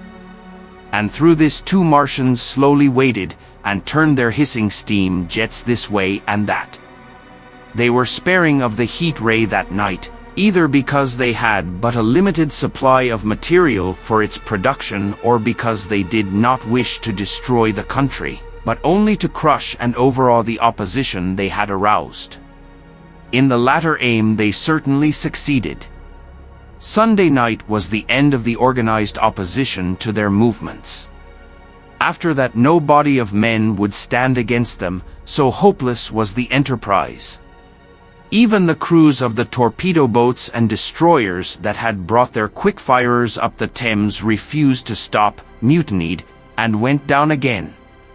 The only offensive operation men ventured upon after that night was the preparation of mines and pitfalls, and even in that their energies were frantic and spasmodic. One has to imagine, as well as one may, the fate of those batteries towards Esher, waiting so tensely in the twilight. Survivors there were none. One may picture the orderly expectation, the officers alert and watchful, the gunners ready, the ammunition piled to hand, the limber gunners with their horses and wagons, the groups of civilian spectators standing as near as they were permitted, the evening stillness, the ambulances and hospital tents with the burned and wounded from Weybridge, then the dull resonance of the shots the Martians fired, and the clumsy projectile whirling over the trees and houses and smashing amid the neighboring fields. One may picture, too, the sudden shifting of the attention, the swiftly spreading coils and bellyings of that blackness advancing headlong, towering heavenward, turning the twilight to a palpable darkness, a strange and horrible antagonist of vapor striding upon its victims, men and horses near it seen dimly, running, shrieking, falling headlong, shouts of dismay, the guns suddenly abandoned, men choking and writhing on the ground, and the swift broadening out of the opaque cone of smoke. And then night and extinction, nothing but a silent mass of impenetrable vapor hiding its dead. Before dawn the black vapor was pouring through the streets of Richmond, and the disintegrating organism of government was, with a last expiring effort, rousing the population of London to the necessity of flight. Chapter 16. The Exodus from London. So you understand the roaring wave of fear that swept through the greatest city in the world just as Monday was dawning, the stream of flight rising swiftly to a torrent, lashing in a foaming tumult round the railway stations, banked up into a horrible struggle about the shipping in the Thames, and hurrying by every available channel northward and eastward. By 10 o'clock the police organization, and by midday even the railway organizations, were losing coherency, losing shape and efficiency, guttering, softening, running at last in that swift liquefaction of the social body. All the railway lines north of the Thames and the southeastern people at Cannon Street had been warned by midnight on Sunday, and trains were being filled. People were fighting savagely for standing room in the carriages even at 2 o'clock. By 3, people were being trampled and crushed even in Bishopsgate Street, a couple of 100 yards or more from Liverpool Street Station. Revolvers were fired, people stabbed, and the policemen who had been sent to direct the traffic, exhausted and infuriated, were breaking the heads of the people they were called out to protect. And as the day advanced and the engine drivers and stokers refused to return to London, the pressure of the flight drove the people in an ever-thickening multitude away from the stations and along the northward running roads. By midday a Martian had been seen at Barnes, and a cloud of slowly sinking black vapor drove along the Thames and across the flats of Lambeth, cutting off all escape over the bridges in its sluggish advance. Another bank drove over Ealing, and surrounded a little island of survivors on Castle Hill, alive, but unable to escape. After a fruitless struggle to get aboard a northwestern train at Chalk Farm, the engines of the trains that had loaded in the goods yard there plowed through shrieking people, and a dozen stalwart men fought to keep the crowd from crushing the driver against his furnace. My brother emerged upon the Chalk Farm road, dodged across through a hurrying swarm of vehicles, and had the luck to be foremost in the sack of a cycle shop. The front tire of the machine he got was punctured in dragging it through the window, but he got up and off, notwithstanding, with no further injury than a cut wrist. The steep foot of Haverstock Hill was impassable owing to several overturned horses, and my brother struck into Belsize Road. So he got out of the fury of the panic and, skirting the Edgware Road, reached Edgware about 7, fasting and wearied, but well ahead of the crowd. Along the road people were standing in the roadway, curious, wondering. He was passed by a number of cyclists, some horsemen, and 2 motor cars. A mile from Edgware the rim of the wheel broke, and the machine became unrideable. He left it by the roadside and trudged through the village. There were shops half opened in the main street of the place, and people crowded on the pavement and in the doorways and windows, staring astonished at this extraordinary procession of fugitives that was beginning. He succeeded in getting some food at an inn. For a time he remained in Edgware not knowing what next to do.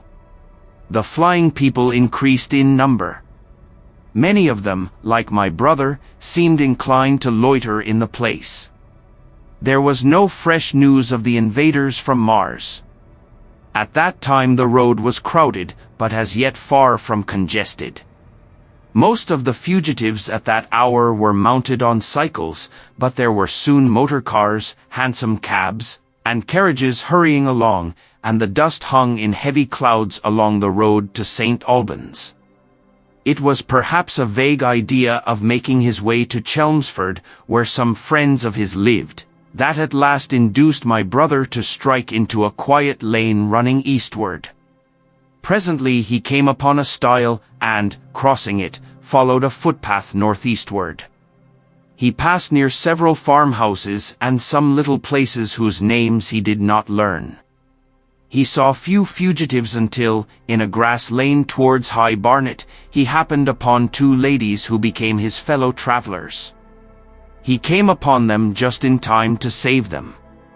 He heard their screams, and, hurrying round the corner, saw a couple of men struggling to drag them out of the little pony chaise in which they had been driving, while a third with difficulty held the frightened pony's head. One of the ladies, a short woman dressed in white, was simply screaming, the other, a dark, slender figure, slashed at the man who gripped her arm with a whip she held in her disengaged hand. My brother immediately grasped the situation, shouted, and hurried towards the struggle. One of the men desisted and turned towards him, and my brother, realizing from his antagonist's face that a fight was unavoidable, and being an expert boxer, went into him forthwith and sent him down against the wheel of the chaise.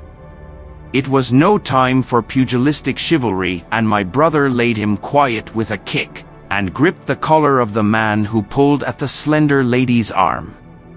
He heard the clatter of hoofs, the whip stung across his face, a third antagonist struck him between the eyes, and the man he held wrenched himself free and made off down the lane in the direction from which he had come.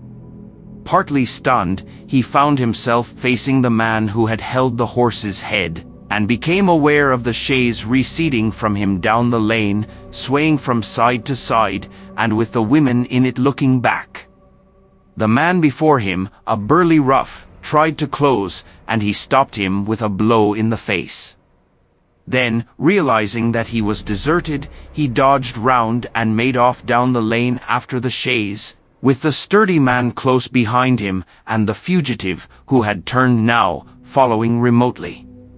Suddenly he stumbled and fell, his immediate pursuer went headlong, and he rose to his feet to find himself with a couple of antagonists again. He would have had little chance against them had not the slender lady very pluckily pulled up and returned to his help. It seems she had had a revolver all this time, but it had been under the seat when she and her companion were attacked. She fired at 6 yards distance, narrowly missing my brother. The less courageous of the robbers made off, and his companion followed him, cursing his cowardice. They both stopped in sight down the lane, where the third man lay insensible. "Take this," said the slender lady, and she gave my brother her revolver. "Go back to the chaise," said my brother, wiping the blood from his split lip. She turned without a word. They were both panting, and they went back to where the lady in white struggled to hold back the frightened pony. The robbers had evidently had enough of it. When my brother looked again, they were retreating. "I'll sit here," said my brother, "if I may," and he got upon the empty front seat. The lady looked over her shoulder. "Give me the reins," she said, and laid the whip along the pony's side.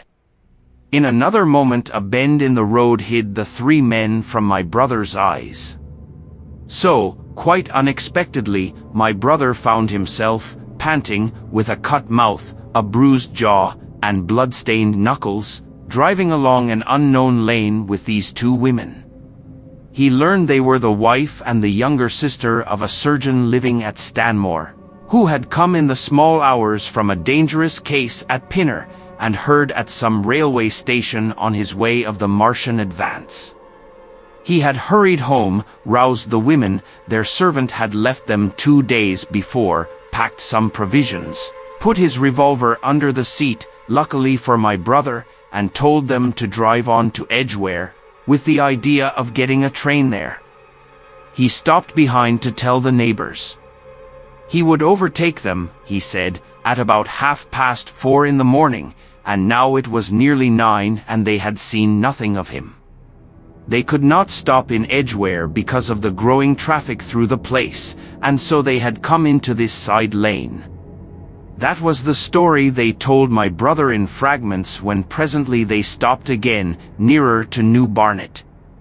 He promised to stay with them, at least until they could determine what to do, or until the missing man arrived, and professed to be an expert shot with the revolver, a weapon strange to him, in order to give them confidence. They made a sort of encampment by the wayside, and the pony became happy in the hedge. He told them of his own escape out of London, and all that he knew of these Martians and their ways. The sun crept higher in the sky, and after a time their talk died out and gave place to an uneasy state of anticipation.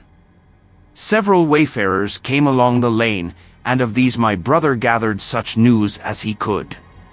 Every broken answer he had deepened his impression of the great disaster that had come on humanity, deepened his persuasion of the immediate necessity for prosecuting this flight. He urged the matter upon them. "We have money," said the slender woman, and hesitated. Her eyes met my brother's, and her hesitation ended. "So have I," said my brother. She explained that they had as much as £30 in gold, besides a £5 note, and suggested that with that they might get upon a train at St. Albans or New Barnet. My brother thought that was hopeless, seeing the fury of the Londoners to crowd upon the trains, and broached his own idea of striking across Essex towards Harwich and thence escaping from the country altogether. Mrs. Elphinstone, that was the name of the woman in white, would listen to no reasoning, and kept calling upon George, but her sister-in-law was astonishingly quiet and deliberate, and at last agreed to my brother's suggestion. So, designing to cross the Great North Road, they went on towards Barnet, my brother leading the pony to save it as much as possible. As the sun crept up the sky, the day became excessively hot, and underfoot a thick, whitish sand grew burning and blinding, so that they traveled only very slowly. The hedges were grey with dust. And as they advanced towards Barnet, a tumultuous murmuring grew stronger. They began to meet more people. For the most part these were staring before them, murmuring indistinct questions, jaded, haggard, unclean. One man in evening dress passed them on foot, his eyes on the ground. They heard his voice, and, looking back at him, saw one hand clutched in his hair and the other beating invisible things. His paroxysm of rage over, he went on his way without once looking back. As my brother's party went on towards the crossroads to the south of Barnet, they saw a woman approaching the road across some fields on their left, carrying a child and with 2 other children, and then passed a man in dirty black, with a thick stick in one hand and a small portmanteau in the other. Then round the corner of the lane, from between the villas that guarded it at its confluence with the high road, came a little cart drawn by a sweating black pony and driven by a sallow youth in a bowler hat, grey with dust. There were 3 girls, East End factory girls, and a couple of little children crowded in the cart. "This'll take us round Edgware?" asked the driver, wild-eyed, white-faced, and when my brother told him it would if he turned to the left, he whipped up at once without the formality of thanks. My brother noticed a pale grey smoke or haze rising among the houses in front of them, and veiling the white facade of a terrace beyond the road that appeared between the backs of the villas. Mrs. Elphinstone suddenly cried out at a number of tongues of smoky red flame leaping up above the houses in front of them against the hot, blue sky. The tumultuous noise resolved itself now into the disorderly mingling of many voices, the gride of many wheels, the creaking of wagons, and the staccato of hoofs. The lane came round sharply not 50 yards from the crossroads. "Good heavens!" cried Mrs. Elphinstone. "What is this you are driving us into?" My brother stopped. For the main road was a boiling stream of people, a torrent of human beings rushing northward, one pressing on another. A great bank of dust, white and luminous in the blaze of the sun, made everything within 20 feet of the ground grey and indistinct, and was perpetually renewed by the hurrying feet of a dense crowd of horses and of men and women on foot, and by the wheels of vehicles of every description. "Way!" my brother heard voices crying. "Make way!" It was like riding into the smoke of a fire to approach the meeting point of the lane and road. The crowd roared like a fire, and the dust was hot and pungent.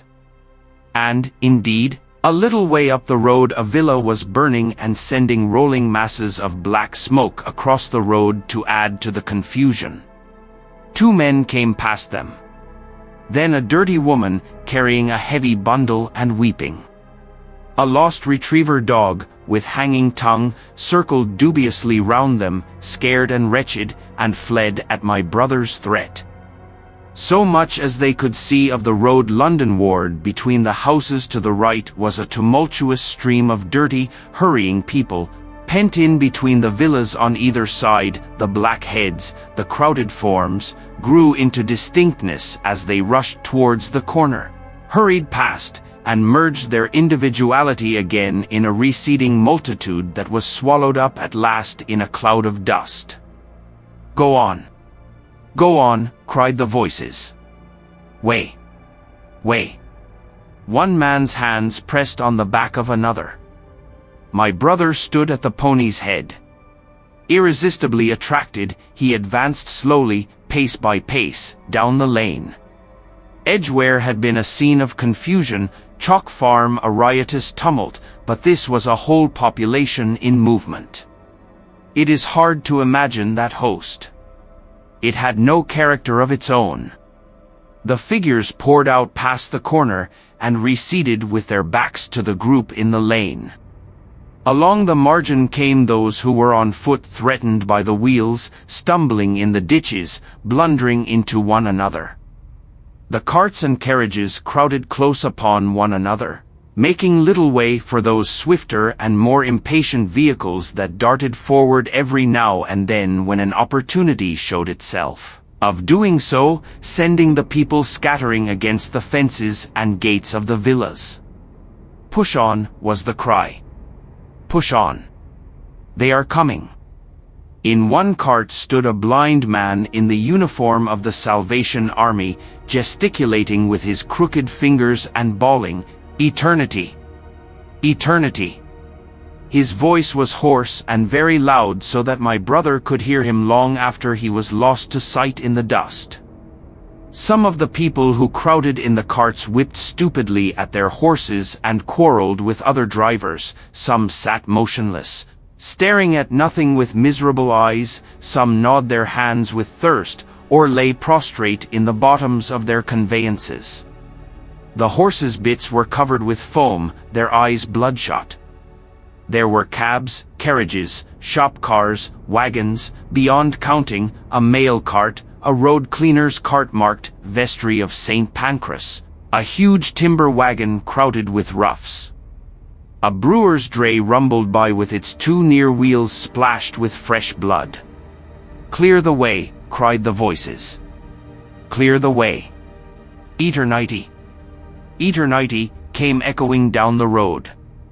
There were sad, haggard women tramping by, well-dressed, with children that cried and stumbled, their dainty clothes smothered in dust, their weary faces smeared with tears. With many of these came men, sometimes helpful, sometimes lowering and savage. Fighting side by side with them pushed some weary street outcast in faded black rags, wide-eyed, loud-voiced, and foul-mouthed. There were sturdy workmen thrusting their way along, wretched, unkempt men, clothed like clerks or shopmen, struggling spasmodically. A wounded soldier my brother noticed, men dressed in the clothes of railway porters, one wretched creature in a nightshirt with a coat thrown over it. But varied as its composition was, certain things all that host had in common. There were fear and pain on their faces, and fear behind them. A tumult up the road, a quarrel for a place in a wagon, sent the whole host of them quickening their pace. Even a man so scared and broken that his knees bent under him was galvanized for a moment into renewed activity. The heat and dust had already been at work upon this multitude. Their skins were dry, their lips black and cracked. They were all thirsty, weary, and footsore. And amid the various cries one heard disputes, reproaches, groans of weariness and fatigue. The voices of most of them were hoarse and weak. Through it all ran a refrain. "Way! Way! The Martians are coming!" Few stopped and came aside from that flood. The lane opened slantingly into the main road with a narrow opening, and had a delusive appearance of coming from the direction of London. Yet a kind of eddy of people drove into its mouth, weaklings elbowed out of the stream, who for the most part rested but a moment before plunging into it again. A little way down the lane, with two friends bending over him, lay a man with a bare leg wrapped about with bloody rags. He was a lucky man to have friends. A little old man, with a grey military mustache and a filthy black frock coat, limped out and sat down beside the trap, removed his boot, his sock was blood-stained, shook out a pebble, and hobbled on again, and then a little girl of 8 or 9, all alone, threw herself under the hedge close by my brother, weeping. "I can't go on. I can't go on." My brother woke from his torpor of astonishment and lifted her up, speaking gently to her, and carried her to Miss Elphinstone. So soon as my brother touched her she became quite still, as if frightened. "Ellen!" shrieked a woman in the crowd, with tears in her voice, "Ellen!" And the child suddenly darted away from my brother, crying, "Mother!" "They are coming," said a man on horseback, riding past along the lane. Out of the way, there bawled a coachman, towering high, and my brother saw a closed carriage turning into the lane. The people crushed back on one another to avoid the horse. My brother pushed the pony and chaise back into the hedge, and the man drove by and stopped at the turn of the way. It was a carriage, with a pole for a pair of horses, but only one was in the traces. My brother saw dimly through the dust that two men lifted out something on a white stretcher and put it gently on the grass, beneath the privet hedge. One of the men came running to my brother. "Where is there any water?" he said. "He is dying fast, and very thirsty." "It is Lord Garrick." "Lord Garrick," said my brother, "the Chief Justice?" "The water," he said. "There may be a tap," said my brother, "in some of the houses. We have no water. I dare not leave my people." The man pushed against the crowd towards the gate of the corner house. "Go on," said the people, thrusting at him. "They are coming. Go on." Then my brother's attention was distracted by a bearded, eagle-faced man lugging a small handbag, which split even as my brother's eyes rested on it and disgorged a mass of sovereigns that seemed to break up into separate coins as it struck the ground. They rolled hither and thither among the struggling feet of men and horses. The man stopped and looked stupidly at the heap, and the shaft of a cab struck his shoulder and sent him reeling. He gave a shriek and dodged back, and a cartwheel shaved him narrowly. "Way!" cried the men all about him. "Make way!" So soon as the cab had passed, he flung himself, with both hands open, upon the heap of coins, and began thrusting handfuls in his pocket. A horse rose close upon him, and in another moment, half rising, he had been borne down under the horse's hoofs. "Stop!" screamed my brother, and pushing a woman out of his way, tried to clutch the bit of the horse. Before he could get to it, he heard a scream under the wheels, and saw through the dust the rim passing over the poor wretch's back. The driver of the cart slashed his whip at my brother, who ran round behind the cart. The multitudinous shouting confused his ears. The man was writhing in the dust among his scattered money, unable to rise, for the wheel had broken his back, and his lower limbs lay limp and dead. My brother stood up and yelled at the next driver, and a man on a black horse came to his assistance. "Get him out of the road," said he, and, clutching the man's collar with his free hand, my brother lugged him sideways. But he still clutched after his money, and regarded my brother fiercely, hammering at his arm with a handful of gold. "Go on! Go on!" shouted angry voices behind. "Way! Way!" There was a smash as the pole of a carriage crashed into the cart that the man on horseback stopped. My brother looked up, and the man with the gold twisted his head round and bit the wrist that held his collar. There was a concussion, and the black horse came staggering sideways, and the cart horse pushed beside it. A hoof missed my brother's foot by a hair's breadth. He released his grip on the fallen man and jumped back. He saw anger change to terror on the face of the poor wretch on the ground, and in a moment he was hidden, and my brother was borne backward and carried past the entrance of the lane, and had to fight hard in the torrent to recover it. He saw Miss Elphinstone covering her eyes, and a little child, with all a child's want of sympathetic imagination, staring with dilated eyes at a dusty something that lay black and still, ground and crushed under the rolling wheels. "Let us go back," he shouted, and began turning the pony round. "We cannot cross this hell," he said, and they went back 100 yards the way they had come, until the fighting crowd was hidden. As they passed the bend in the lane, my brother saw the face of the dying man in the ditch under the privet, deadly white and drawn, and shining with perspiration. The two women sat silent, crouching in their seat and shivering. Then beyond the bend my brother stopped again. Miss Elphinstone was white and pale, and her sister-in-law sat weeping, too wretched even to call upon George. My brother was horrified and perplexed. So soon as they had retreated, he realized how urgent and unavoidable it was to attempt this crossing. He turned to Miss Elphinstone, suddenly resolute. "We must go that way," he said, and led the pony round again. For the second time that day this girl proved her quality. To force their way into the torrent of people, my brother plunged into the traffic and held back a cab horse, while she drove the pony across its head. A wagon locked wheels for a moment and ripped a long splinter from the chaise. In another moment they were caught and swept forward by the stream. My brother, with the cabman's whip marks red across his face and hands, scrambled into the chaise and took the reins from her. "Point the revolver at the man behind," he said, giving it to her, "if he presses us too hard." "No. point it at his horse. Then he began to look out for a chance of edging to the right across the road. But once in the stream he seemed to lose volition to become a part of that dusty route.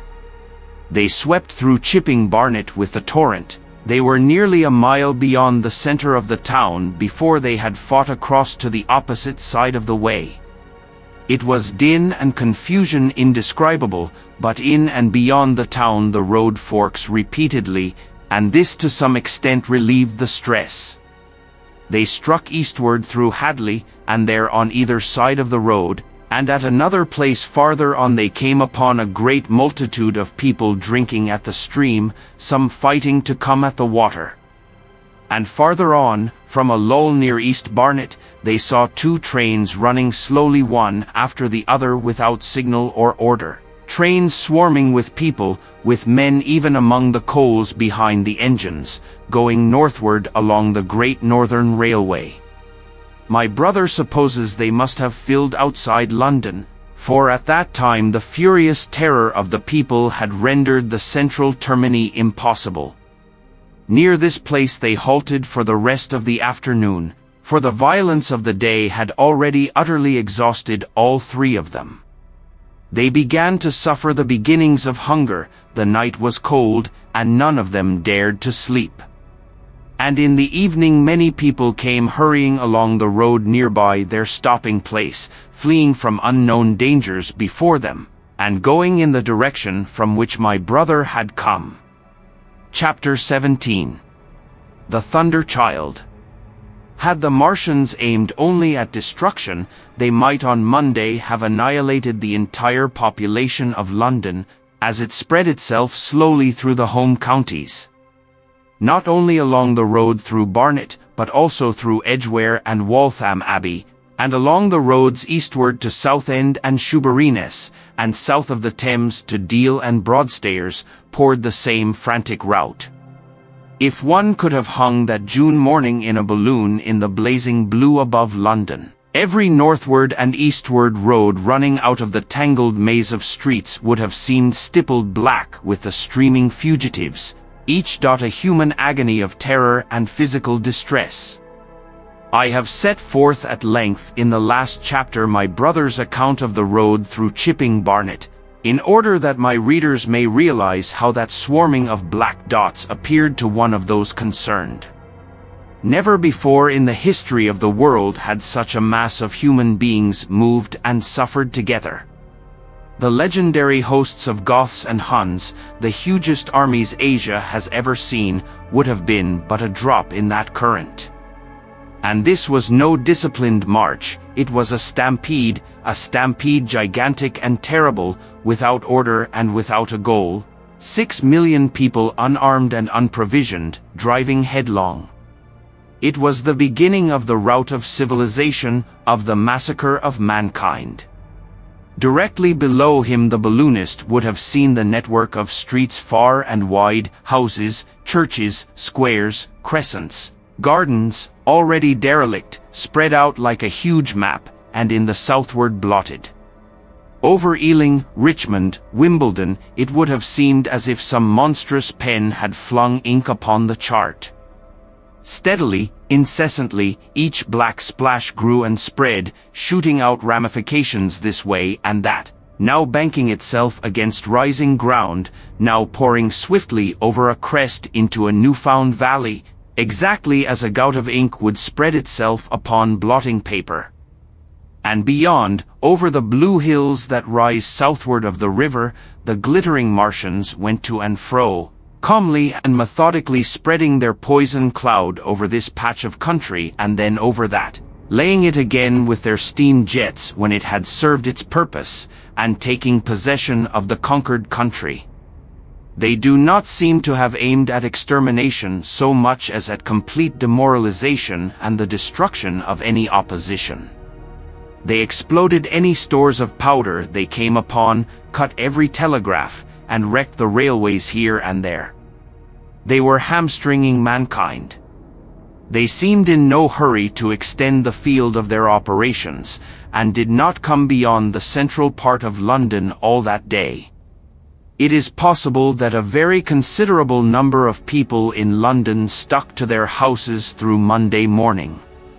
Certain it is that many died at home suffocated by the black smoke.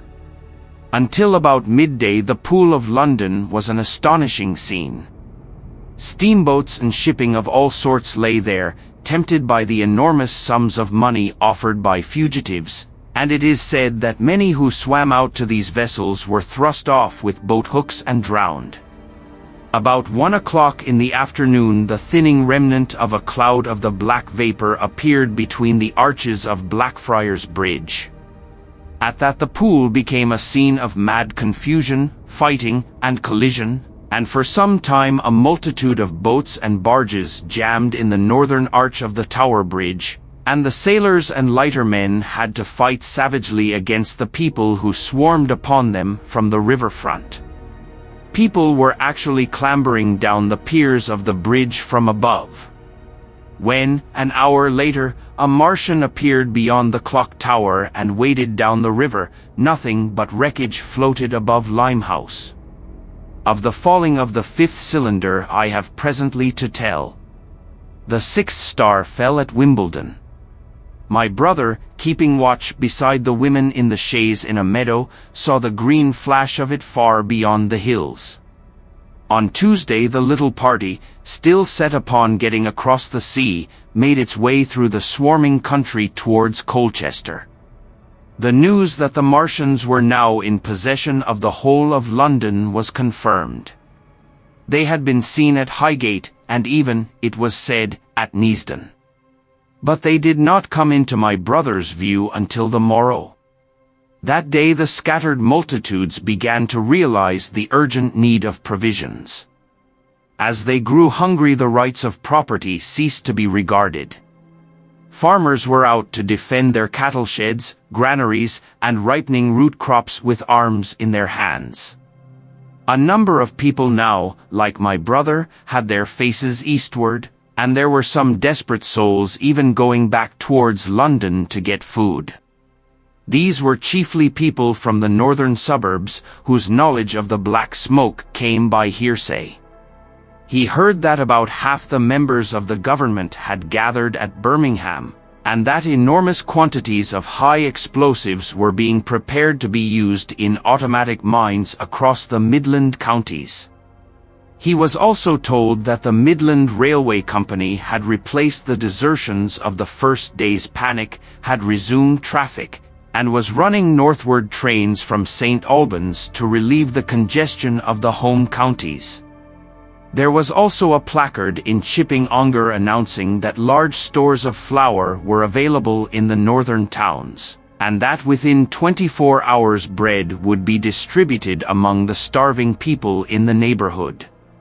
But this intelligence did not deter him from the plan of escape he had formed, and the three pressed eastward all day, and heard no more of the bread distribution than this promise. Nor, as a matter of fact, did anyone else hear more of it. That night fell the seventh star, falling upon Primrose Hill.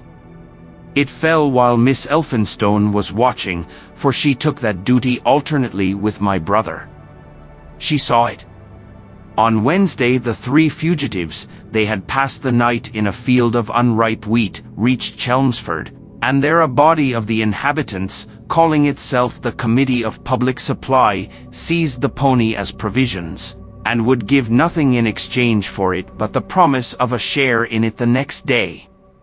Here there were rumors of Martians at Epping, and news of the destruction of Waltham Abbey powder mills in a vain attempt to blow up one of the invaders. People were watching for Martians here from the church towers.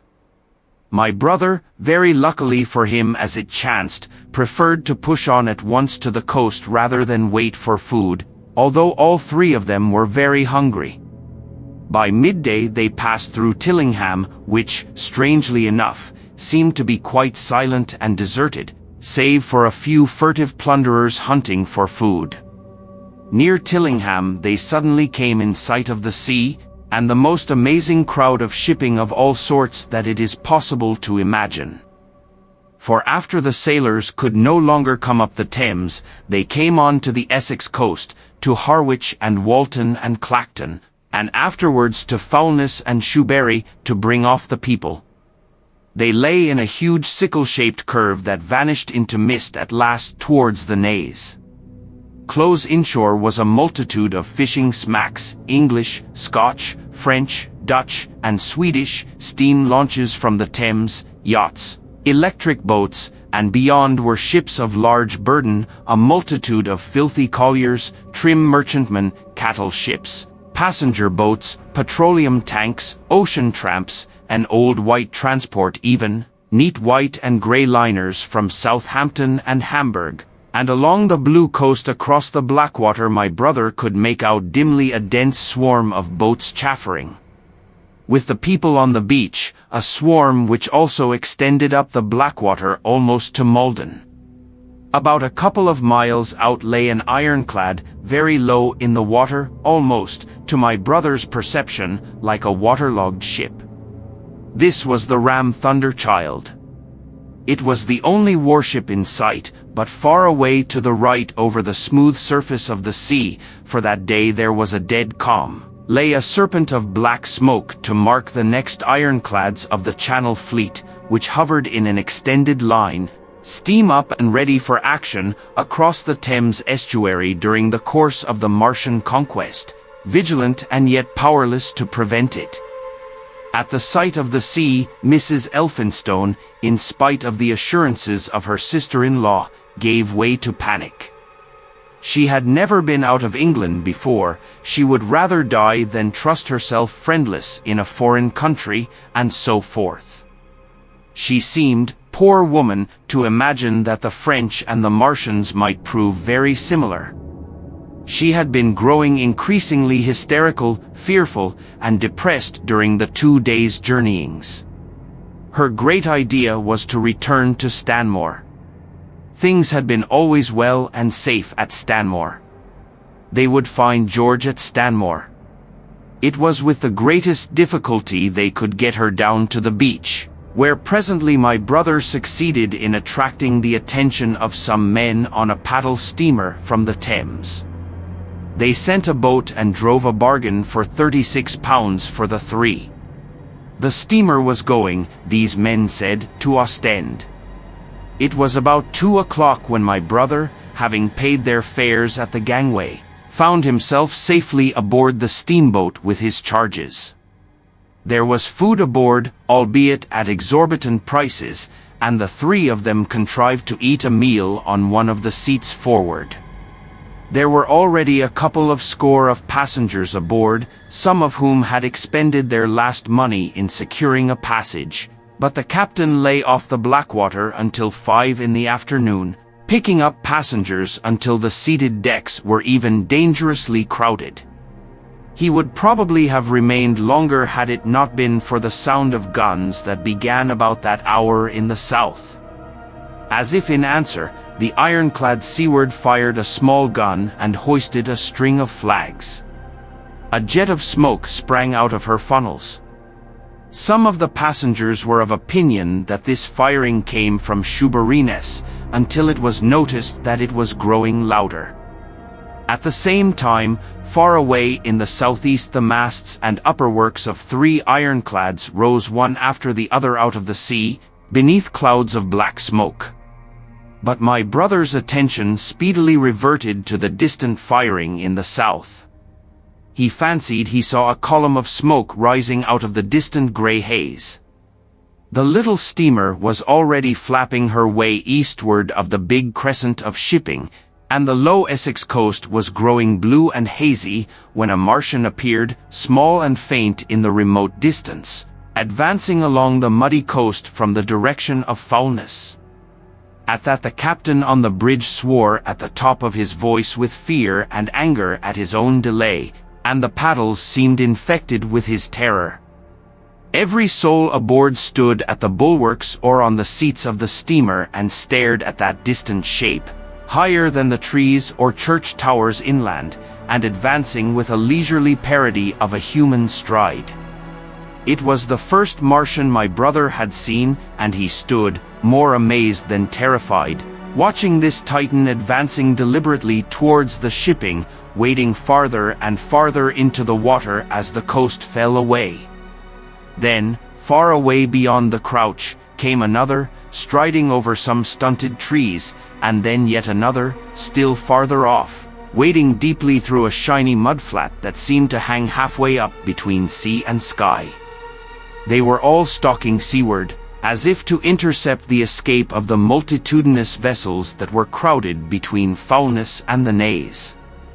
In spite of the throbbing exertions of the engines of the little paddle boat and the pouring foam that her wheels flung behind her, she receded with terrifying slowness from this ominous advance. Glancing northwestward, my brother saw the large crescent of shipping already writhing with the approaching terror. One ship passing behind another, another coming round from broadside to end on, steamships whistling and giving off volumes of steam, sails being let out, launches rushing hither and thither. He was so fascinated by this and by the creeping danger away to the left that he had no eyes for anything seaward.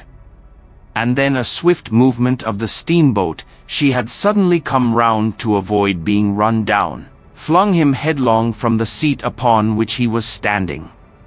There was a shouting all about him, a trampling of feet, and a cheer that seemed to be answered faintly.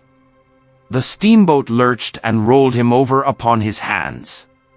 He sprang to his feet and saw to starboard, and not 100 yards from their heeling, pitching boat, a vast iron bulk like the blade of a plough tearing through the water, tossing it on either side in huge waves of foam that leaped towards the steamer, flinging her paddles helplessly in the air, and then sucking her deck down almost to the waterline.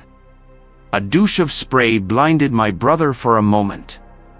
When his eyes were clear again, he saw the monster had passed and was rushing landward. Big iron upperworks rose out of this headlong structure, and from that twin funnels projected and spat a smoking blast shot with fire. It was the torpedo ram, Thunderchild, steaming headlong, coming to the rescue of the threatened shipping.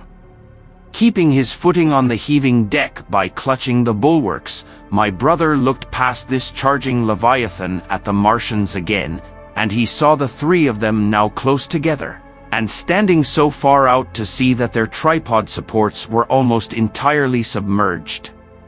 Thus sunken, and seen in remote perspective, they appeared far less formidable than the huge iron bulk in whose wake the steamer was pitching so helplessly. It would seem they were regarding this new antagonist with astonishment. To their intelligence, it may be, the giant was even such another as themselves. The Thunderchild fired no gun, but simply drove full speed towards them. It was probably her not firing that enabled her to get so near the enemy as she did. They did not know what to make of her. One shell, and they would have sent her to the bottom forthwith with the heat ray. She was steaming at such a pace that in a minute she seemed halfway between the steamboat and the Martians, a diminishing black bulk against the receding horizontal expanse of the Essex coast. Suddenly the foremost Martian lowered his tube and discharged a canister of the black gas at the ironclad. It hit her larboard side and glanced off in an inky jet that rolled away to seaward, an unfolding torrent of black smoke, from which the ironclad drove clear. To the watchers from the steamer, low in the water and with the sun in their eyes, it seemed as though she were already among the Martians. They saw the gaunt figures separating and rising out of the water as they retreated shoreward, and one of them raised the camera-like generator of the heat ray. He held it pointing obliquely downward, and a bank of steam sprang from the water at its touch. It must have driven through the iron of the ship's side like a white-hot iron rod through paper. A flicker of flame went up through the rising steam, and then the Martian reeled and staggered. In another moment he was cut down, and a great body of water and steam shot high in the air.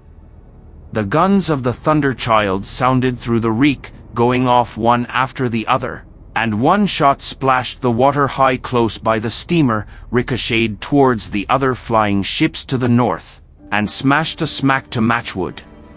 But no one heeded that very much. At the sight of the Martian's collapse, the captain on the bridge yelled inarticulately, and all the crowding passengers on the steamer's stern shouted together. And then they yelled again. For, surging out beyond the white tumult, drove something long and black, the flames streaming from its middle parts, its ventilators and funnels spouting fire. She was alive still, the steering gear, it seems, was intact and her engines working. She headed straight for a second Martian, and was within 100 yards of him when the heat ray came to bear.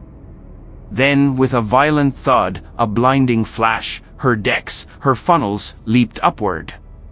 The Martian staggered with the violence of her explosion, and in another moment the flaming wreckage, still driving forward with the impetus of its pace, had struck him and crumpled him up like a thing of cardboard.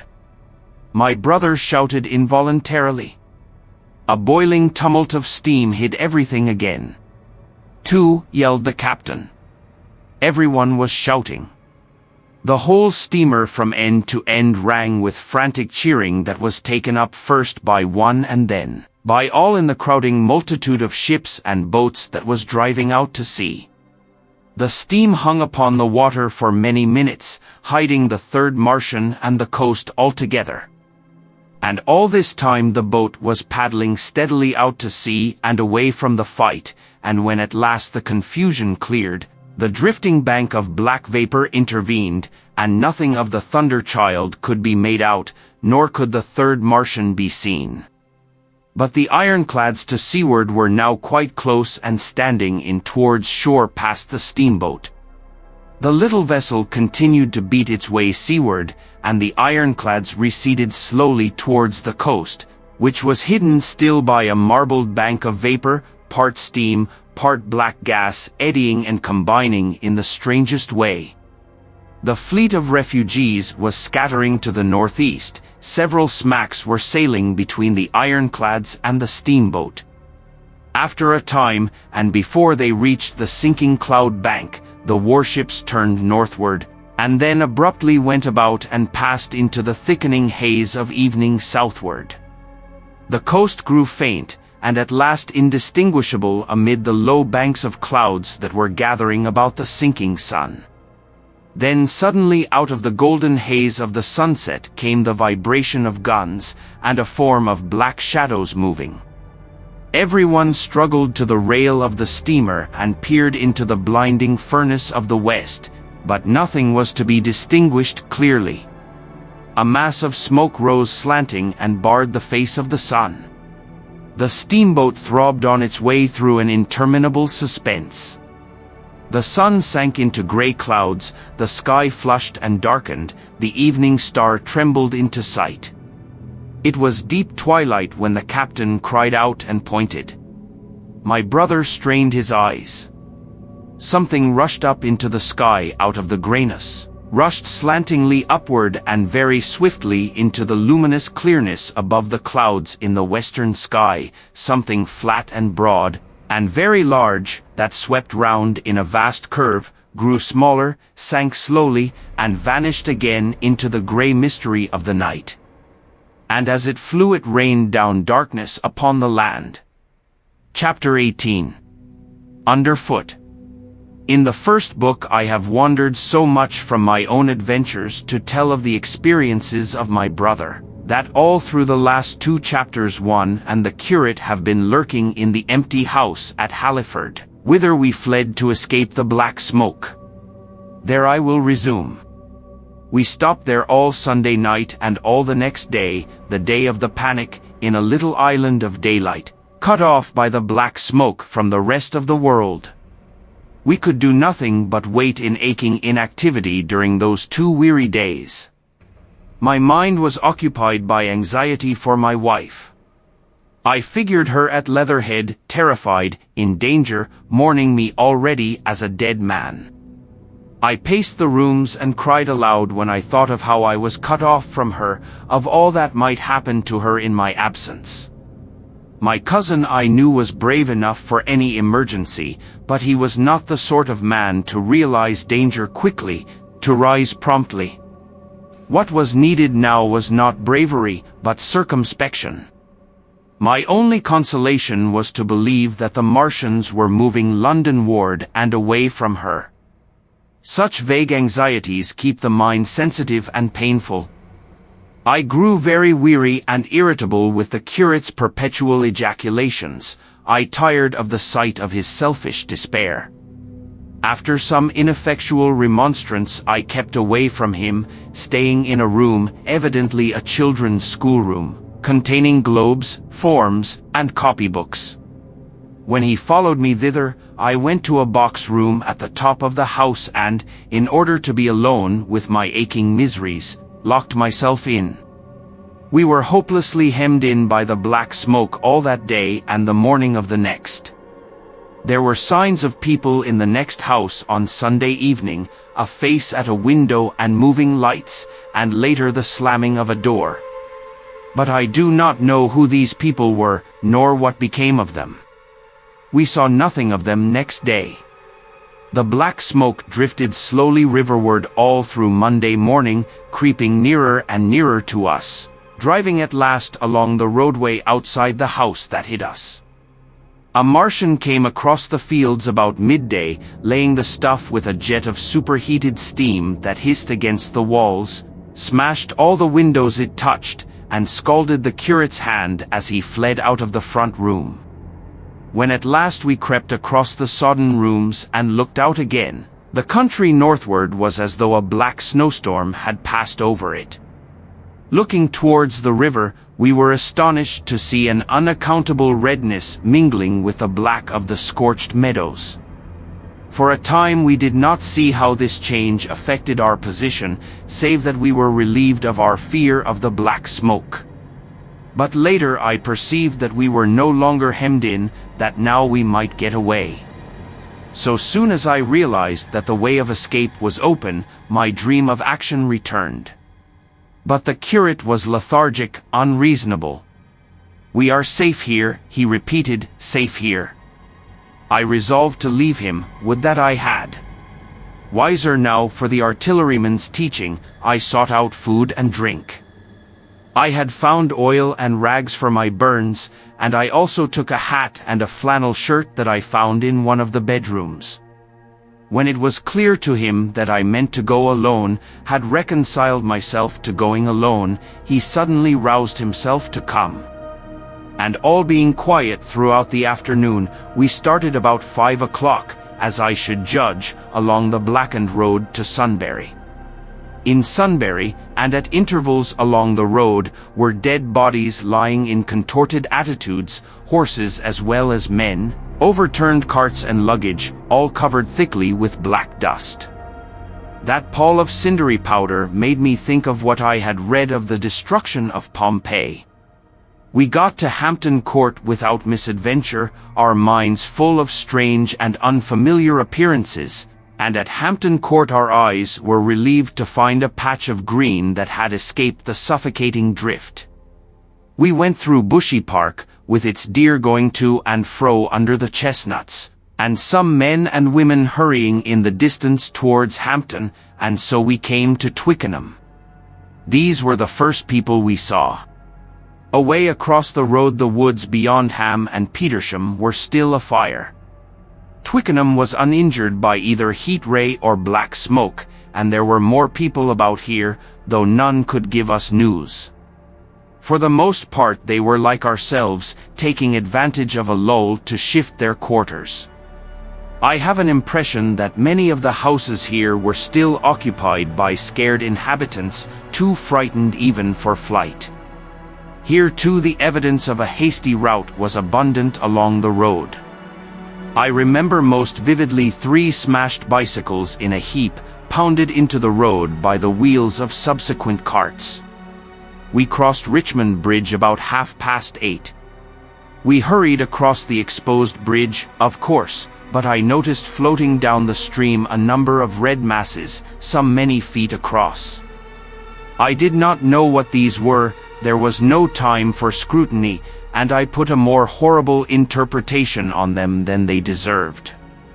Here again on the Surrey side were black dust that had once been smoke, and dead bodies, a heap near the approach to the station. But we had no glimpse of the Martians until we were some way towards Barnes. We saw in the blackened distance a group of 3 people running down a side street towards the river, but otherwise it seemed deserted. Up the hill Richmond town was burning briskly. Outside the town of Richmond there was no trace of the black smoke. Then suddenly, as we approached Kew, came a number of people running, and the upper works of a Martian fighting machine loomed in sight over the housetops, not 100 yards away from us. We stood aghast at our danger, and had the Martian looked down we must immediately have perished. We were so terrified that we dared not go on, but turned aside and hid in a shed in a garden. There the curate crouched, weeping silently, and refusing to stir again. But my fixed idea of reaching Leatherhead would not let me rest, and in the twilight I ventured out again. I went through a shrubbery, and along a passage beside a big house standing in its own grounds, and so emerged upon the road towards Kew. The curate I left in the shed, but he came hurrying after me. That second start was the most foolhardy thing I ever did. For it was manifest the Martians were about us. No sooner had the curate overtaken me than we saw either the fighting machine we had seen before or another, far away across the meadows in the direction of Kew Lodge. 4 or 5 little black figures hurried before it across the green-grey of the field, and in a moment it was evident this Martian pursued them. In 3 strides he was among them, and they ran radiating from his feet in all directions. He used no heat ray to destroy them, but picked them up one by one. Apparently he tossed them into the great metallic carrier which projected behind him, much as a workman's basket hangs over his shoulder. It was the first time I realized that the Martians might have any other purpose than destruction with defeated humanity.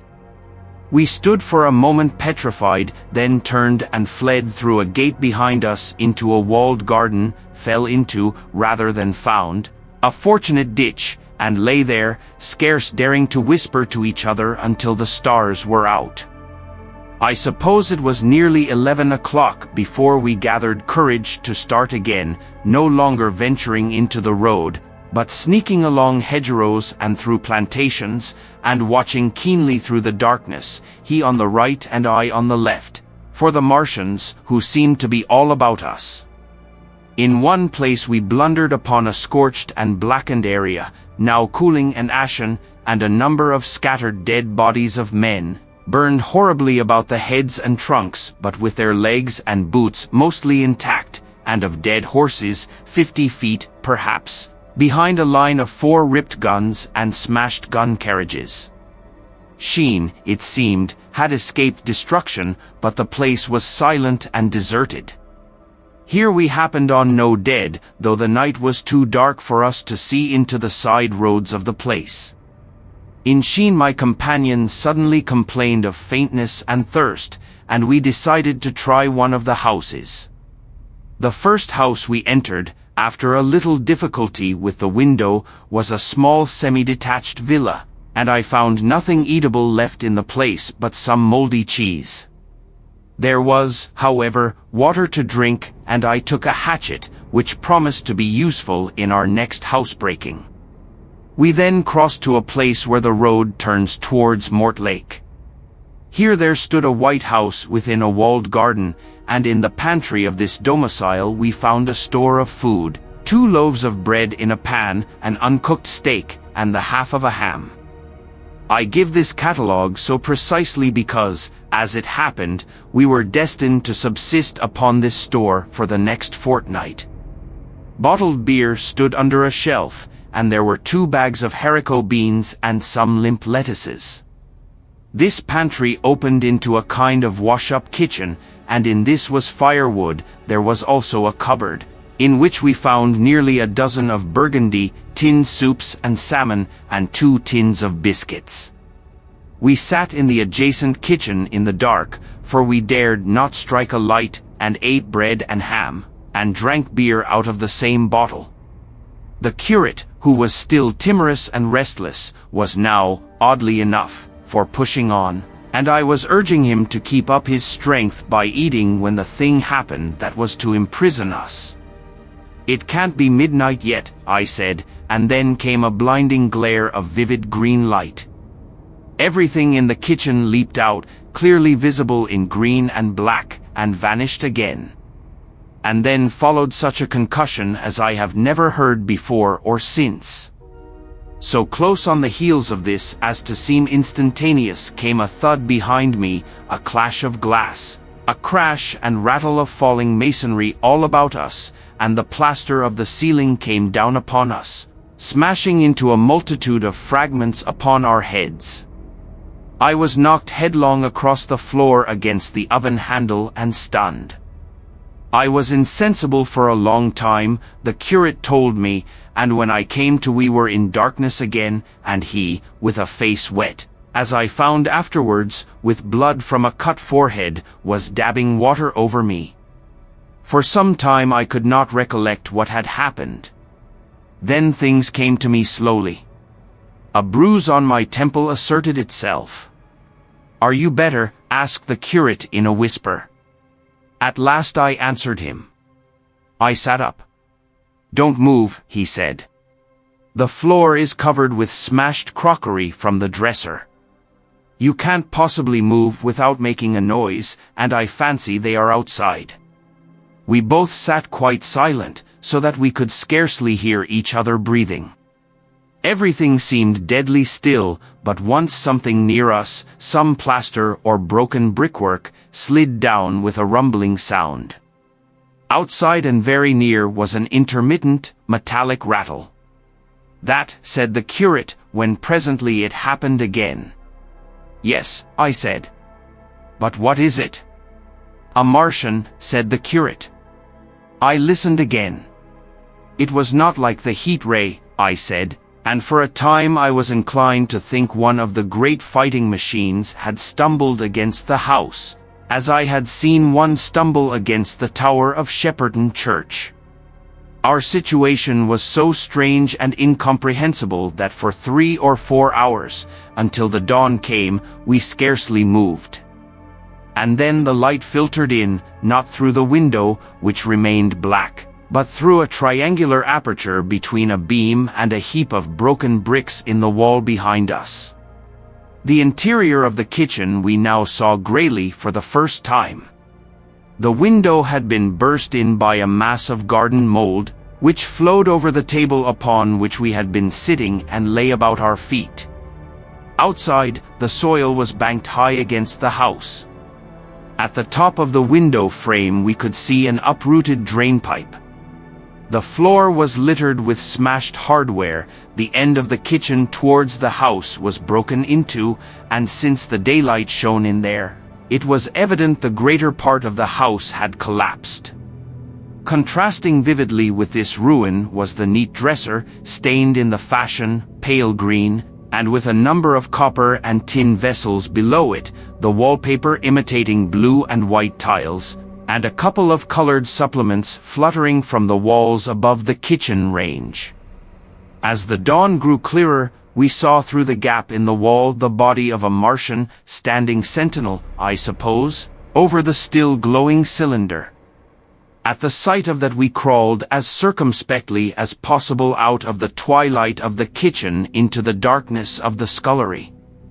Abruptly the right interpretation dawned upon my mind. "The 5th cylinder," I whispered, "the 5th shot from Mars, has struck this house and buried us under the ruins." For a time the curate was silent, and then he whispered, "God have mercy upon us." I heard him presently whimpering to himself.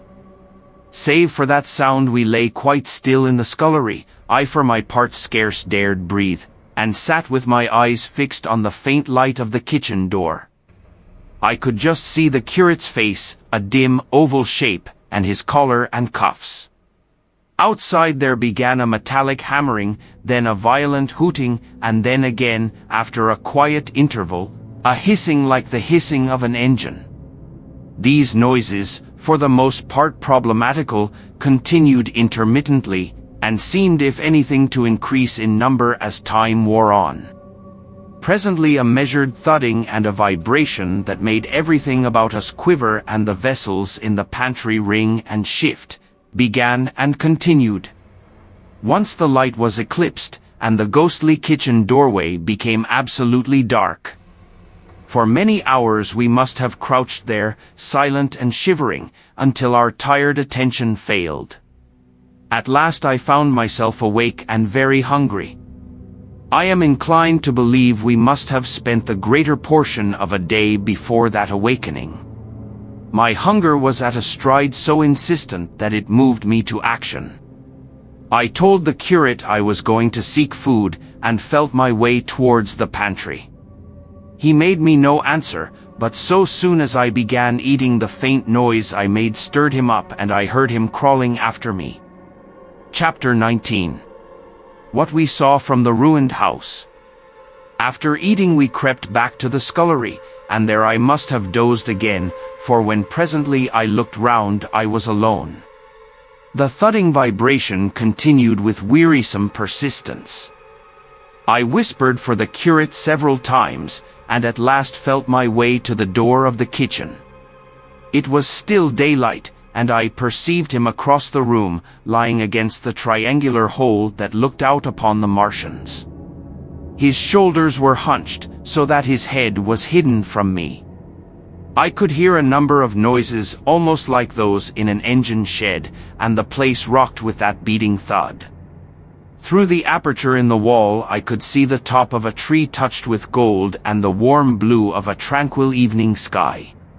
For a minute or so I remained watching the curate, and then I advanced, crouching and stepping with extreme care amid the broken crockery that littered the floor.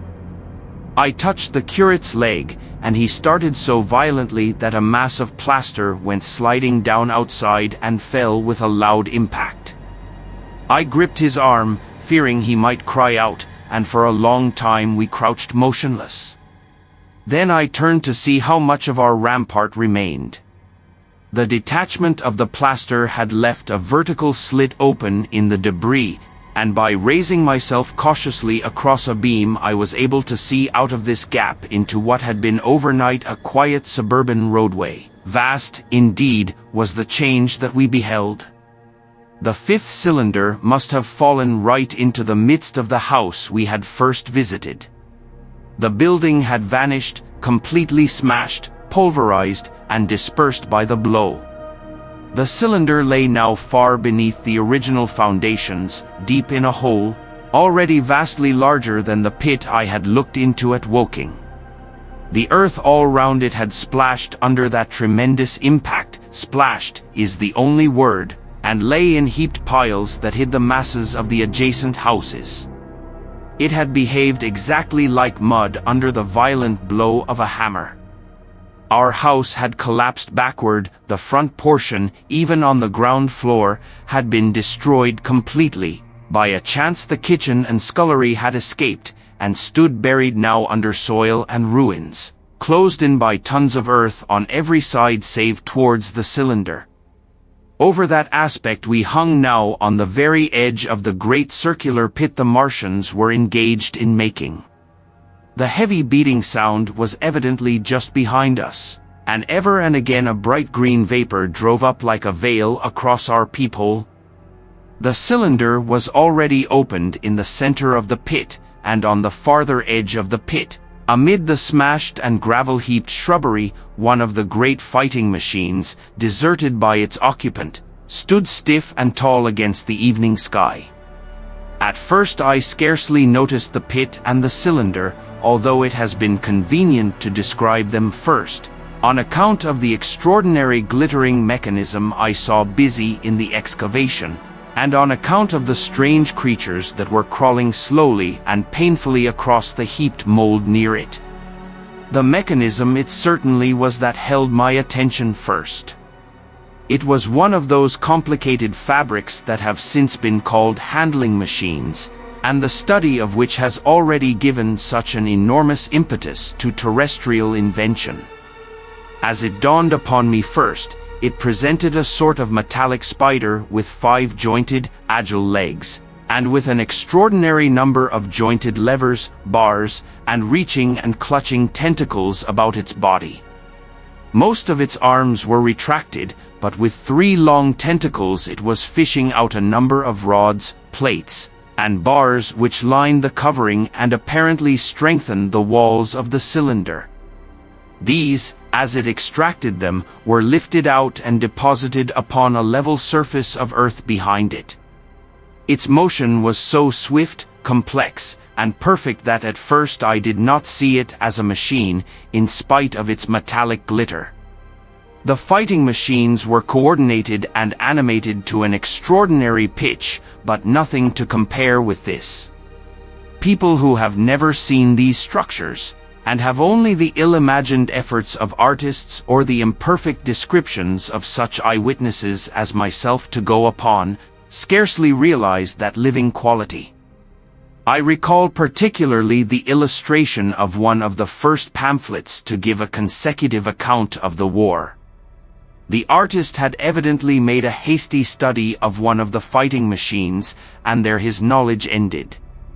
He presented them as tilted, stiff tripods, without either flexibility or subtlety, and with an altogether misleading monotony of effect. The pamphlet containing these renderings had a considerable vogue, and I mention them here simply to warn the reader against the impression they may have created. They were no more like the Martians I saw in action than a Dutch doll is like a human being. To my mind, the pamphlet would have been much better without them. At first, I say, the handling machine did not impress me as a machine, but as a crab-like creature with a glittering integument. The controlling Martian whose delicate tentacles actuated its movements seeming to be simply the equivalent of the crab's cerebral portion. But then I perceived the resemblance of its gray-brown, shiny, leathery integument to that of the other sprawling bodies beyond, and the true nature of this dexterous workman dawned upon me. With that realization my interest shifted to those other creatures, the real Martians. Already I had had a transient impression of these, and the first nausea no longer obscured my observation. Moreover, I was concealed and motionless, and under no urgency of action. They were, I now saw, the most unearthly creatures it is possible to conceive. They were huge round bodies, or, rather, heads, about 4 feet in diameter, each body having in front of it a face.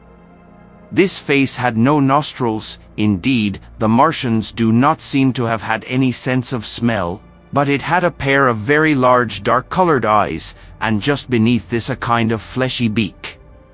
In the back of this head or body, I scarcely know how to speak of it, was the single tight tympanic surface, since known to be anatomically an ear, though it must have been almost useless in our dense air.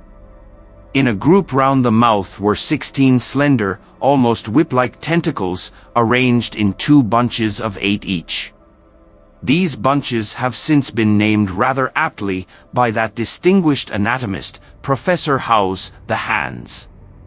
Even as I saw these Martians for the first time they seemed to be endeavoring to raise themselves on these hands, but of course, with the increased weight of terrestrial conditions, this was impossible. There is reason to suppose that on Mars they may have progressed upon them with some facility. The internal anatomy, I may remark here, as dissection has since shown, was almost equally simple. The greater part of the structure was the brain, sending enormous nerves to the eyes, ear, and tactile tentacles. Besides this were the bulky lungs, into which the mouth opened, and the heart and its vessels. The pulmonary distress caused by the denser atmosphere and greater gravitational attraction was only too evident in the convulsive movements of the outer skin. And this was the sum of the Martian organs. Strange as it may seem to a human being, all the complex apparatus of digestion, which makes up the bulk of our bodies, did not exist in the Martians. They were heads, merely heads. Entrails they had none. They did not eat, much less digest. Instead, they took the fresh, living blood of other creatures and injected it into their own veins. I have myself seen this being done, as I shall mention in its place. But, squeamish as I may seem, I cannot bring myself to describe what I could not endure even to continue watching. Let it suffice to say, blood obtained from a still living animal, in most cases from a human being, was run directly by means of a little pipette into the recipient canal. The bare idea of this is no doubt horribly repulsive to us, but at the same time I think that we should remember how repulsive our carnivorous habits would seem to an intelligent rabbit. The physiological advantages of the practice of injection are undeniable, if one thinks of the tremendous waste of human time and energy occasioned by eating and the digestive process. Our bodies are half made up of glands and tubes and organs, occupied in turning heterogeneous food into blood. The digestive processes and their reaction upon the nervous system sap our strength and color our minds. Men go happy or miserable as they have healthy or unhealthy livers or sound gastric glands. But the Martians were lifted above all these organic fluctuations of mood and emotion. Their undeniable preference for men as their source of nourishment is partly explained by the nature of the remains of the victims they had brought with them as provisions from Mars. These creatures, to judge from the shriveled remains that have fallen into human hands, were bipeds with flimsy, siliceous skeletons, almost like those of the siliceous sponges, and feeble musculature, standing about 6 feet high and having round, erect heads, and large eyes in flinty sockets. 2 or 3 of these seem to have been brought in each cylinder, and all were killed before Earth was reached. It was just as well for them, for the mere attempt to stand upright upon our planet would have broken every bone in their bodies. And while I am engaged in this description, I may add in this place certain further details which, although they were not all evident to us at the time, will enable the reader who is unacquainted with them to form a clearer picture of these offensive creatures. In 3 other points their physiology differed strangely from ours. Their organisms did not sleep any more than the heart of man sleeps. Since they had no extensive muscular mechanism to recuperate, that periodical extinction was unknown to them. They had little or no sense of fatigue, it would seem. On Earth they could never have moved without effort, yet even to the last they kept in action. In 24 hours they did 24 hours of work, as even on Earth is perhaps the case with the ants. In the next place, wonderful as it seems in a sexual world, the Martians were absolutely without sex, and therefore without any of the tumultuous emotions that arise from that difference among men. A young Martian, there can now be no dispute, was really born upon Earth during the war, and it was found attached to its parent, partially budded off, just as young lily bulbs bud off, or like the young animals in the freshwater polyp. In man, in all the higher terrestrial animals, such a method of increase has disappeared, but even on this earth it was certainly the primitive method. Among the lower animals, up even to those first cousins of the vertebrate animals, the tunicates, the 2 processes occur side by side, but finally the sexual method superseded its competitor altogether. On Mars, however, just the reverse has apparently been the case. It is worthy of remark that a certain speculative writer of quasi-scientific repute, writing long before the Martian invasion, did forecast for man a final structure not unlike the actual Martian condition. His prophecy, I remember, appeared in November or December 1893 in a long-defunct publication, the Pall Mall Budget, and I recall a caricature of it in a pre-Martian periodical called Punch. He pointed out, writing in a foolish, facetious tone, that the perfection of mechanical appliances must ultimately supersede limbs, the perfection of chemical devices, digestion, that such organs as hair, external nose, teeth, ears, and chin were no longer essential parts of the human being, and that the tendency of natural selection would lie in the direction of their steady diminution through the coming ages. The brain alone remained a cardinal necessity. Only one other part of the body had a strong case for survival, and that was the hand, teacher and agent of the brain. While the rest of the body dwindled, the hands would grow larger. There is many a true word written in jest, and here in the Martians we have beyond dispute the actual accomplishment of such a suppression of the animal side of the organism by the intelligence.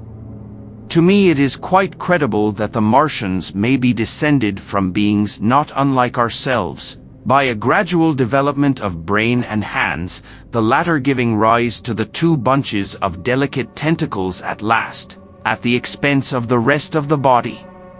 Without the body the brain would, of course, become a mere selfish intelligence, without any of the emotional substratum of the human being. The last salient point in which the systems of these creatures differed from ours was in what one might have thought a very trivial particular. Microorganisms, which cause so much disease and pain on Earth, have either never appeared upon Mars or Martian sanitary science eliminated them ages ago. 100 diseases, all the fevers and contagions of human life, consumption, cancers, tumors and such morbidities, never enter the scheme of their life. And speaking of the differences between the life on Mars and terrestrial life, I may allude here to the curious suggestions of the red weed. Apparently the vegetable kingdom in Mars, instead of having green for a dominant color, is of a vivid blood-red tint. At any rate, the seeds which the Martians, intentionally or accidentally, brought with them gave rise in all cases to red-colored growths. Only that known popularly as the red weed, however, gained any footing in competition with terrestrial forms. The red creeper was quite a transitory growth, and few people have seen it growing. For a time, however, the red weed grew with astonishing vigor and luxuriance.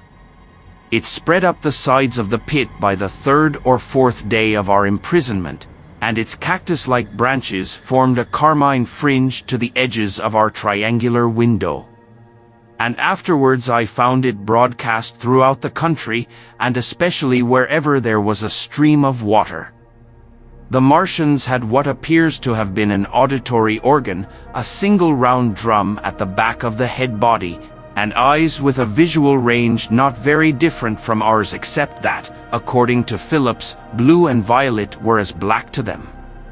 It is commonly supposed that they communicated by sounds and tentacular gesticulations. This is asserted, for instance, in the able but hastily compiled pamphlet, written evidently by someone not an eyewitness of Martian actions, to which I have already alluded, and which, so far, has been the chief source of information concerning them. Now no surviving human being saw so much of the Martians in action as I did.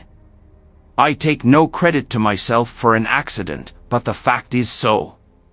And I assert that I watched them closely time after time, and that I have seen 4, 5, and, once, 6 of them sluggishly performing the most elaborately complicated operations together without either sound or gesture. Their peculiar hooting invariably preceded feeding. It had no modulation, and was, I believe, in no sense a signal, but merely the expiration of air preparatory to the suctional operation. I have a certain claim to at least an elementary knowledge of psychology, and in this matter I am convinced, as firmly as I am convinced of anything, that the Martians interchanged thoughts without any physical intermediation. And I have been convinced of this in spite of strong preconceptions. Before the Martian invasion, as an occasional reader here or there may remember, I had written with some little vehemence against the telepathic theory. The Martians wore no clothing. Their conceptions of ornament and decorum were necessarily different from ours, and not only were they evidently much less sensible of changes of temperature than we are, but changes of pressure do not seem to have affected their health at all seriously. Yet though they wore no clothing, it was in the other artificial additions to their bodily resources that their great superiority over man lay. We men, with our bicycles and road skates, our Lilienthal soaring machines, our guns and sticks and so forth, are just in the beginning of the evolution that the Martians have worked out. They have become practically mere brains, wearing different bodies according to their needs, just as men wear suits of clothes and take a bicycle in a hurry or an umbrella in the wet. And of their appliances, perhaps nothing is more wonderful to a man than the curious fact that what is the dominant feature of almost all human devices in mechanism is absent. The wheel is absent. Among all the things they brought to earth, there is no trace or suggestion of their use of wheels. One would have at least expected it in locomotion. And in this connection it is curious to remark that even on this earth nature has never hit upon the wheel, or has preferred other expedients to its development. And not only did the Martians either not know of, which is incredible, or abstain from, the wheel, but in their apparatus singularly little use is made of the fixed pivot or relatively fixed pivot, with circular motions thereabout confined to one plane.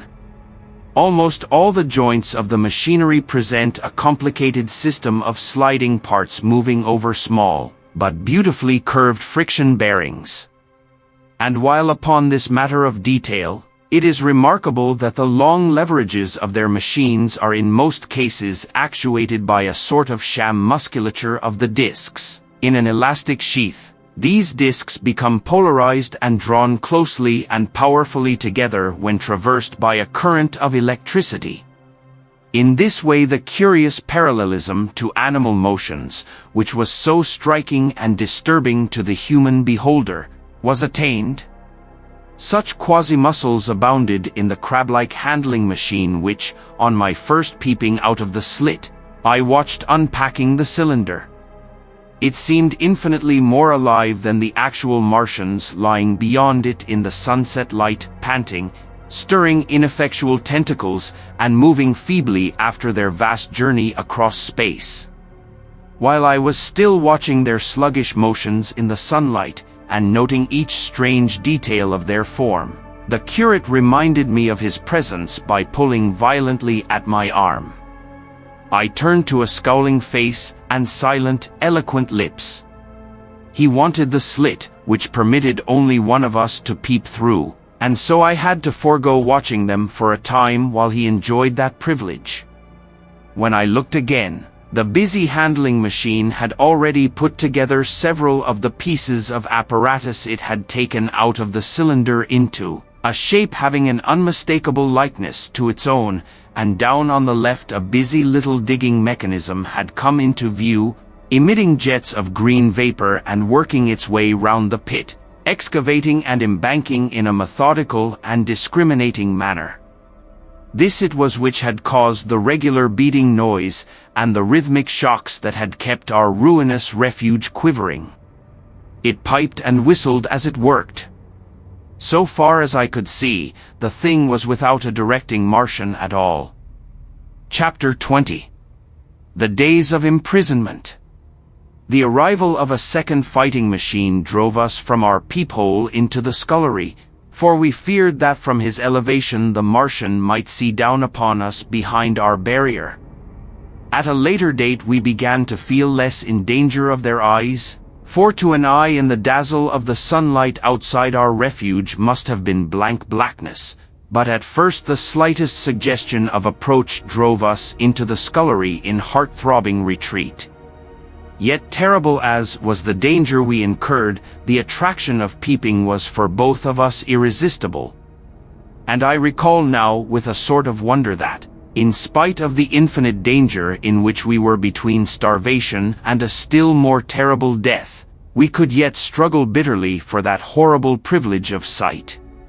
We would race across the kitchen in a grotesque way between eagerness and the dread of making a noise, and strike each other, and thrust and kick, within a few inches of exposure.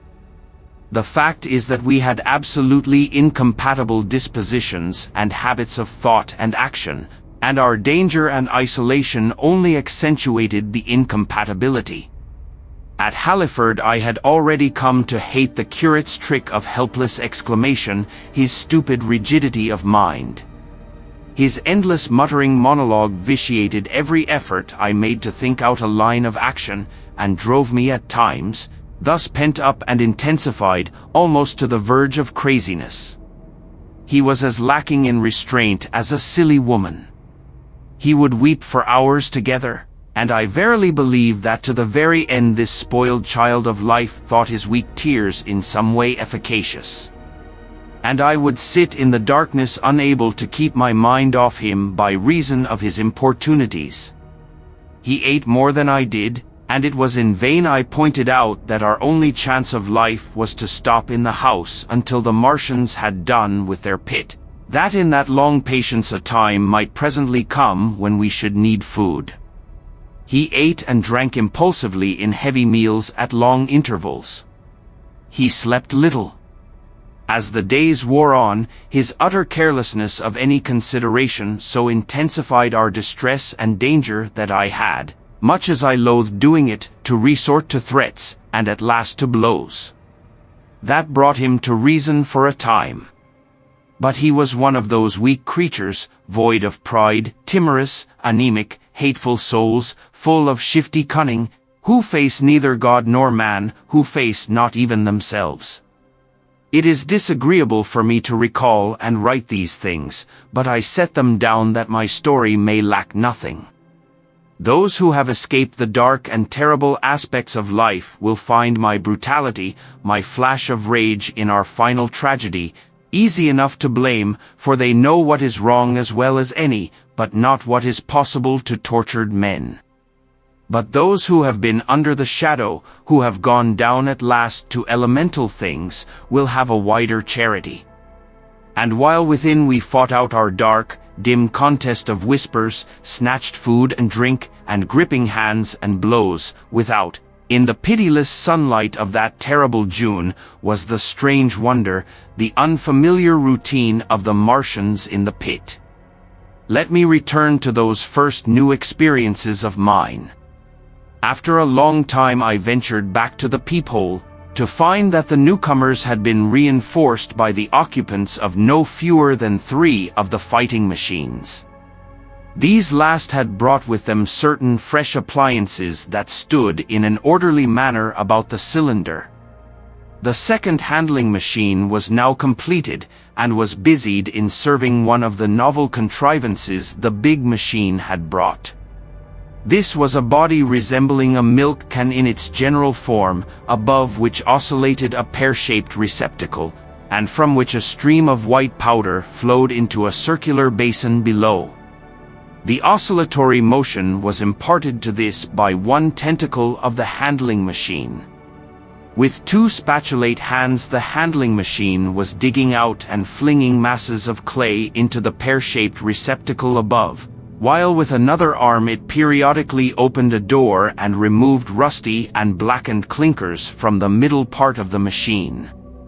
Another steely tentacle directed the powder from the basin along a ribbed channel towards some receiver that was hidden from me by the mound of bluish dust. From this unseen receiver a little thread of green smoke rose vertically into the quiet air. As I looked, the handling machine, with a faint and musical clinking, extended, telescopic fashion, A tentacle that had been a moment before a mere blunt projection, until its end was hidden behind the mound of clay. In another second it had lifted a bar of white aluminium into sight, untarnished as yet, and shining dazzlingly, and deposited it in a growing stack of bars that stood at the side of the pit.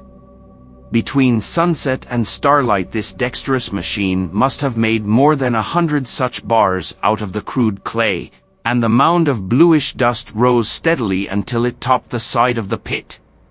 The contrast between the swift and complex movements of these contrivances and the inert panting clumsiness of their masters was acute, and for days I had to tell myself repeatedly that these latter were indeed the living of the two things. The curate had possession of the slit when the first men were brought to the pit. I was sitting below, huddled up, listening with all my ears. He made a sudden movement backward, and I, fearful that we were observed, crouched in a spasm of terror. He came sliding down the rubbish and crept beside me in the darkness, inarticulate, gesticulating, and for a moment I shared his panic. His gesture suggested a resignation of the slit, and after a little while my curiosity gave me courage, and I rose up, stepped across him, and clambered up to it.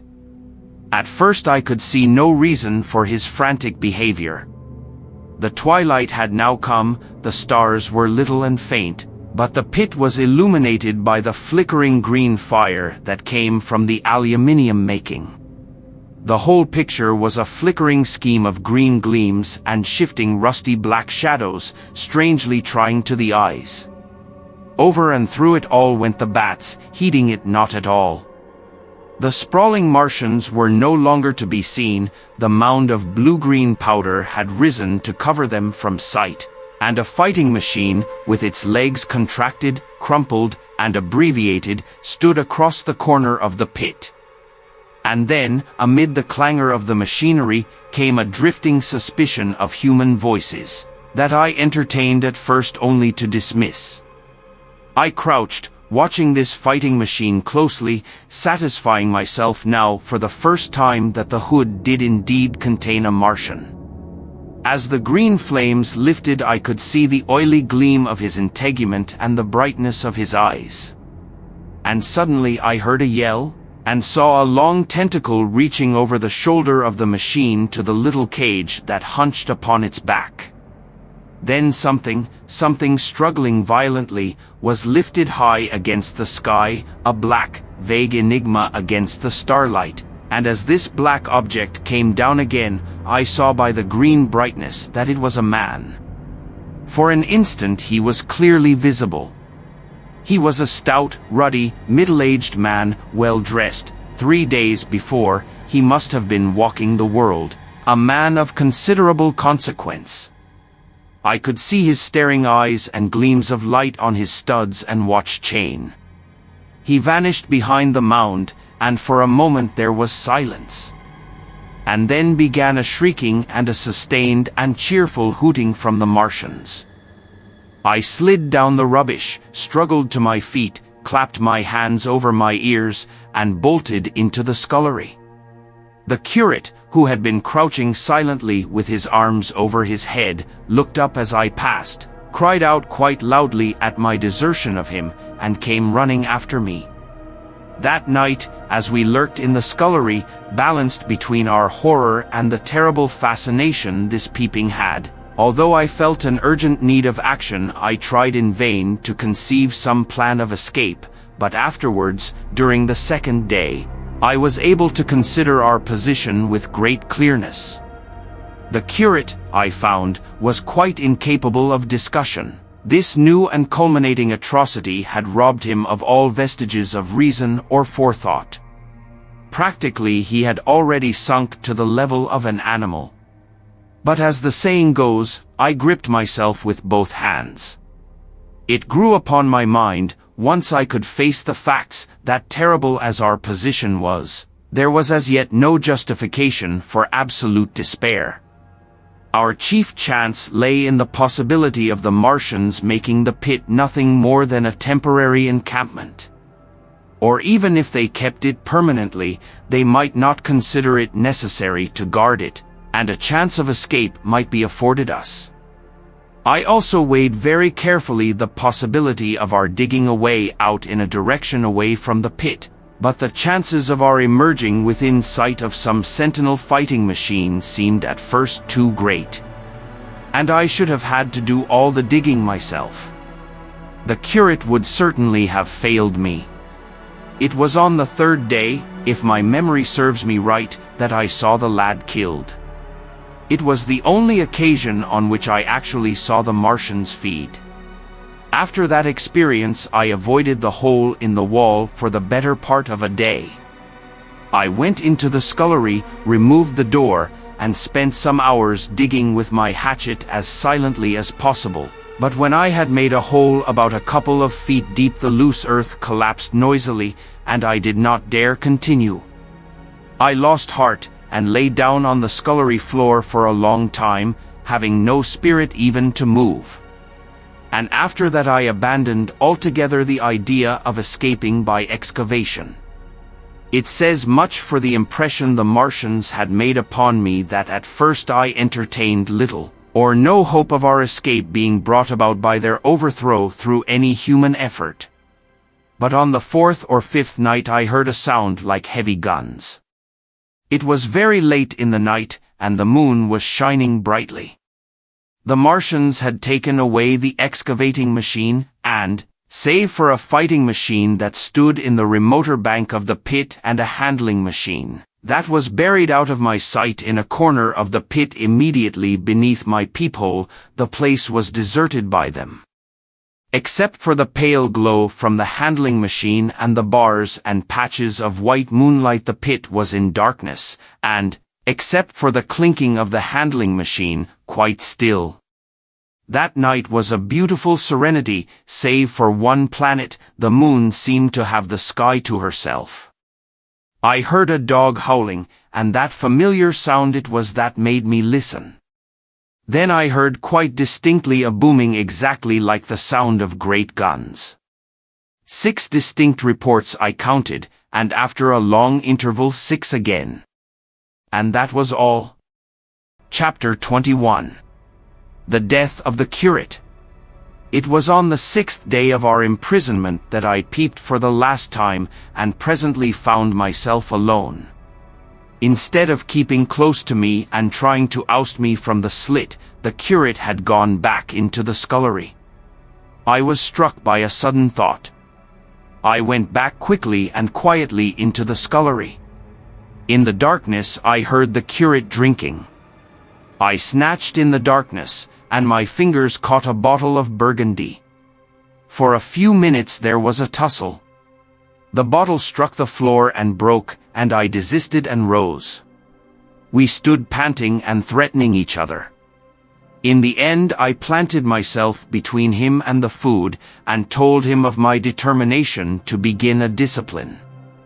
I divided the food in the pantry into rations to last us 10 days. I would not let him eat any more that day. In the afternoon he made a feeble effort to get at the food. I had been dozing, but in an instant I was awake.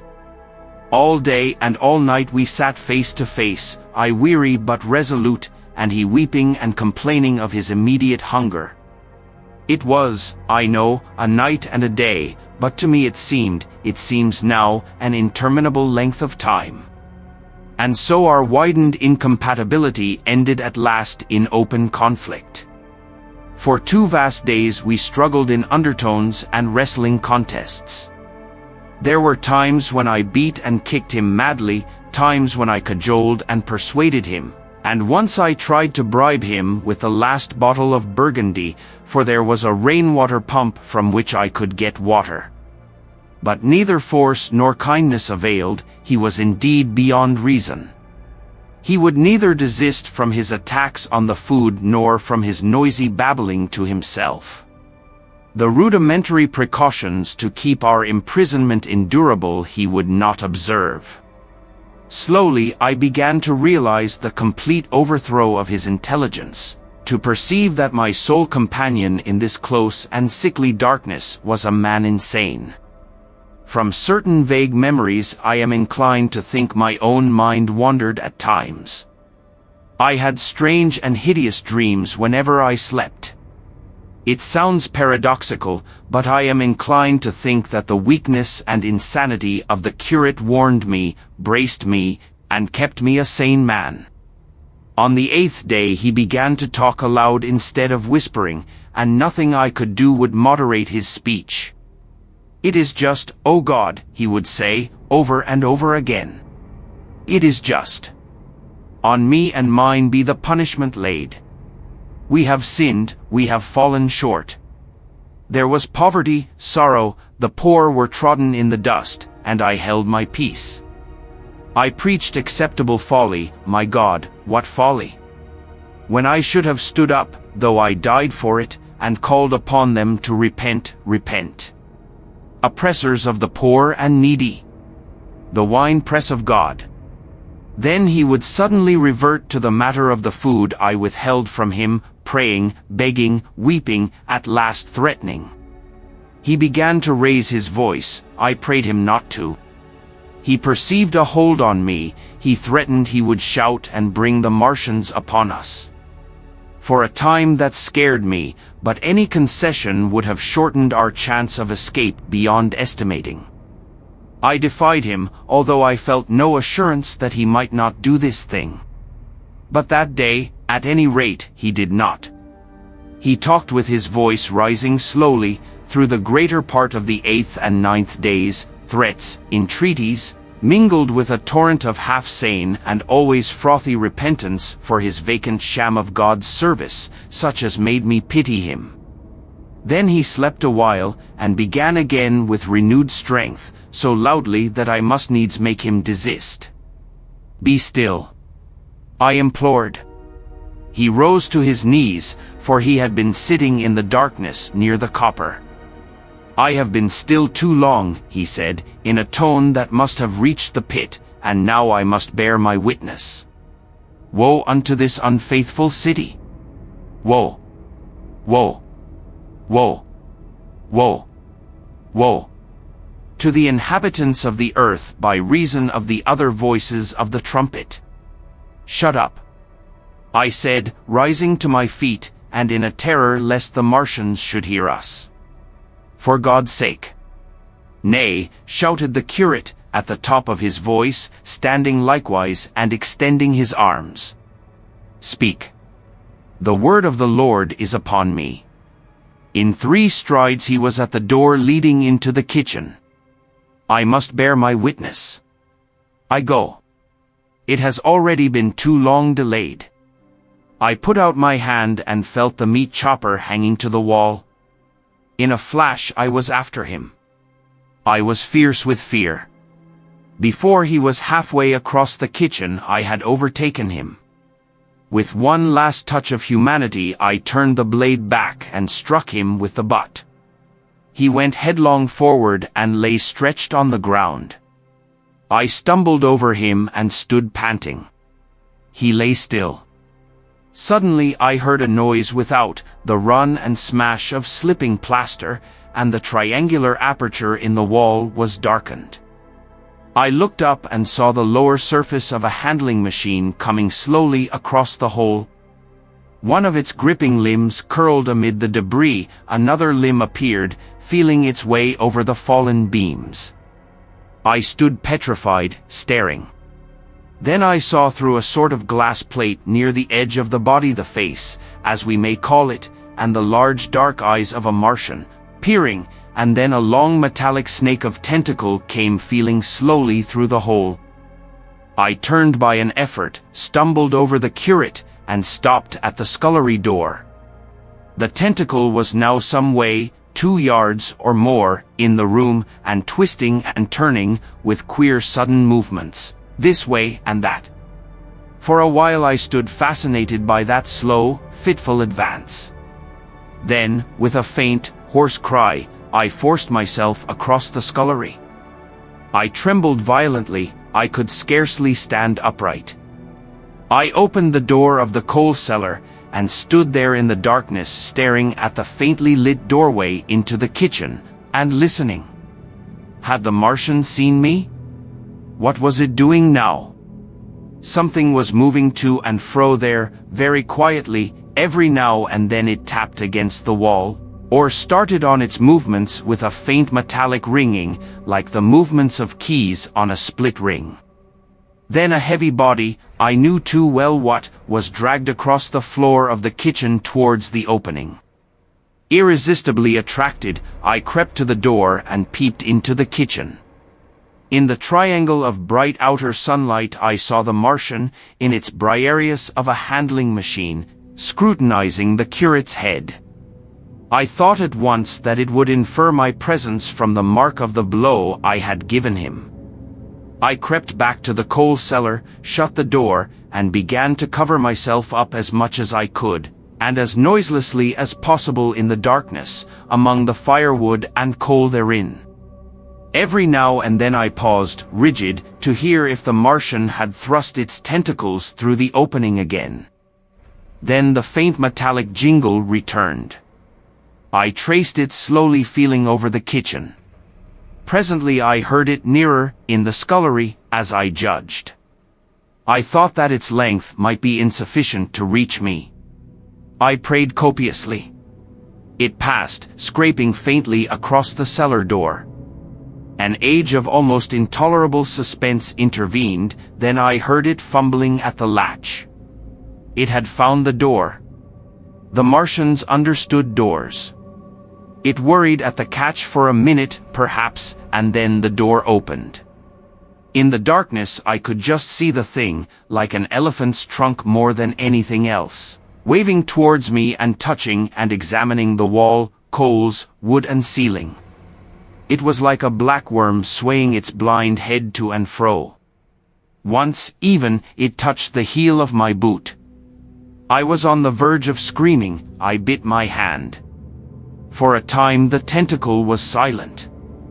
I could have fancied it had been withdrawn. Presently, with an abrupt click, it gripped something. I thought it had me, and seemed to go out of the cellar again. For a minute I was not sure. Apparently it had taken a lump of coal to examine. I seized the opportunity of slightly shifting my position, which had become cramped, and then listened. I whispered passionate prayers for safety. Then I heard the slow, deliberate sound creeping towards me again. Slowly, slowly it drew near, scratching against the walls and tapping the furniture. While I was still doubtful, it rapped smartly against the cellar door and closed it. I heard it go into the pantry, and the biscuit tins rattled and a bottle smashed, and then came a heavy bump against the cellar door. Then silence that passed into an infinity of suspense. Had it gone? At last I decided that it had. It came into the scullery no more, but I lay all the 10th day in the close darkness, buried among coals and firewood, not daring even to crawl out for the drink for which I craved. It was the 11th day before I ventured so far from my security. Chapter 22. The Stillness. My first act before I went into the pantry was to fasten the door between the kitchen and the scullery. But the pantry was empty. Every scrap of food had gone. Apparently, the Martian had taken it all on the previous day. At that discovery I despaired for the first time. I took no food, or no drink either, on the 11th or the 12th day. At first my mouth and throat were parched, and my strength ebbed sensibly. I sat about in the darkness of the scullery, in a state of despondent wretchedness. My mind ran on eating. I thought I had become deaf, for the noises of movement I had been accustomed to hear from the pit had ceased absolutely. I did not feel strong enough to crawl noiselessly to the peephole, or I would have gone there. On the 12th day my throat was so painful that, taking the chance of alarming the Martians, I attacked the creaking rainwater pump that stood by the sink, and got a couple of glassfuls of blackened and tainted rain water. I was greatly refreshed by this, and emboldened by the fact that no inquiring tentacle followed the noise of my pumping. During these days, in a rambling, inconclusive way, I thought much of the curate and of the manner of his death. On the 13th day I drank some more water, and dozed and thought disjointedly of eating and of vague impossible plans of escape. Whenever I dozed I dreamt of horrible phantasms, of the death of the curate, or of sumptuous dinners, but, asleep or awake, I felt a keen pain that urged me to drink again and again. The light that came into the scullery was no longer grey, but red. To my disordered imagination it seemed the color of blood.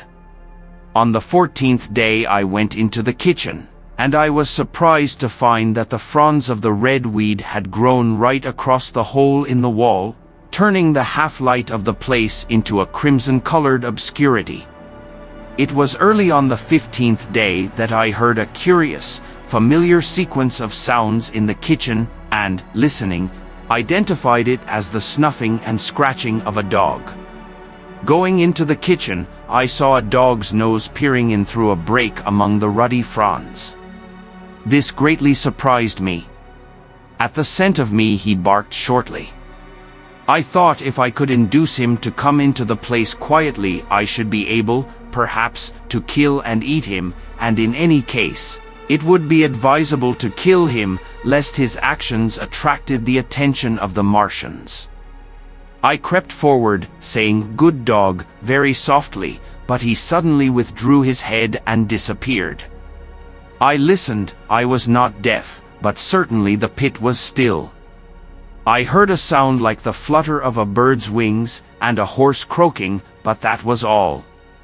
For a long while I lay close to the peephole, but not daring to move aside the red plants that obscured it. Once or twice I heard a faint pitter-patter like the feet of the dog going hither and thither on the sand far below me, and there were more bird-like sounds, but that was all. At length, encouraged by the silence, I looked out. Except in the corner, where a multitude of crows hopped and fought over the skeletons of the dead the Martians had consumed, there was not a living thing in the pit. I stared about me, scarcely believing my eyes. All the machinery had gone. Save for the big mound of grayish-blue powder in one corner, certain bars of aluminium in another, the black birds, and the skeletons of the killed, the place was merely an empty circular pit in the sand. Slowly I thrust myself out through the red weed and stood upon the mound of rubble. I could see in any direction save behind me, to the north, and neither Martians nor sign of Martians were to be seen. The pit dropped sheerly from my feet, but a little way along the rubbish afforded a practicable slope to the summit of the ruins. My chance of escape had come. I began to tremble. I hesitated for some time, and then, in a gust of desperate resolution, and with a heart that throbbed violently, I scrambled to the top of the mound in which I had been buried so long. I looked about again. To the northward, too, no Martian was visible.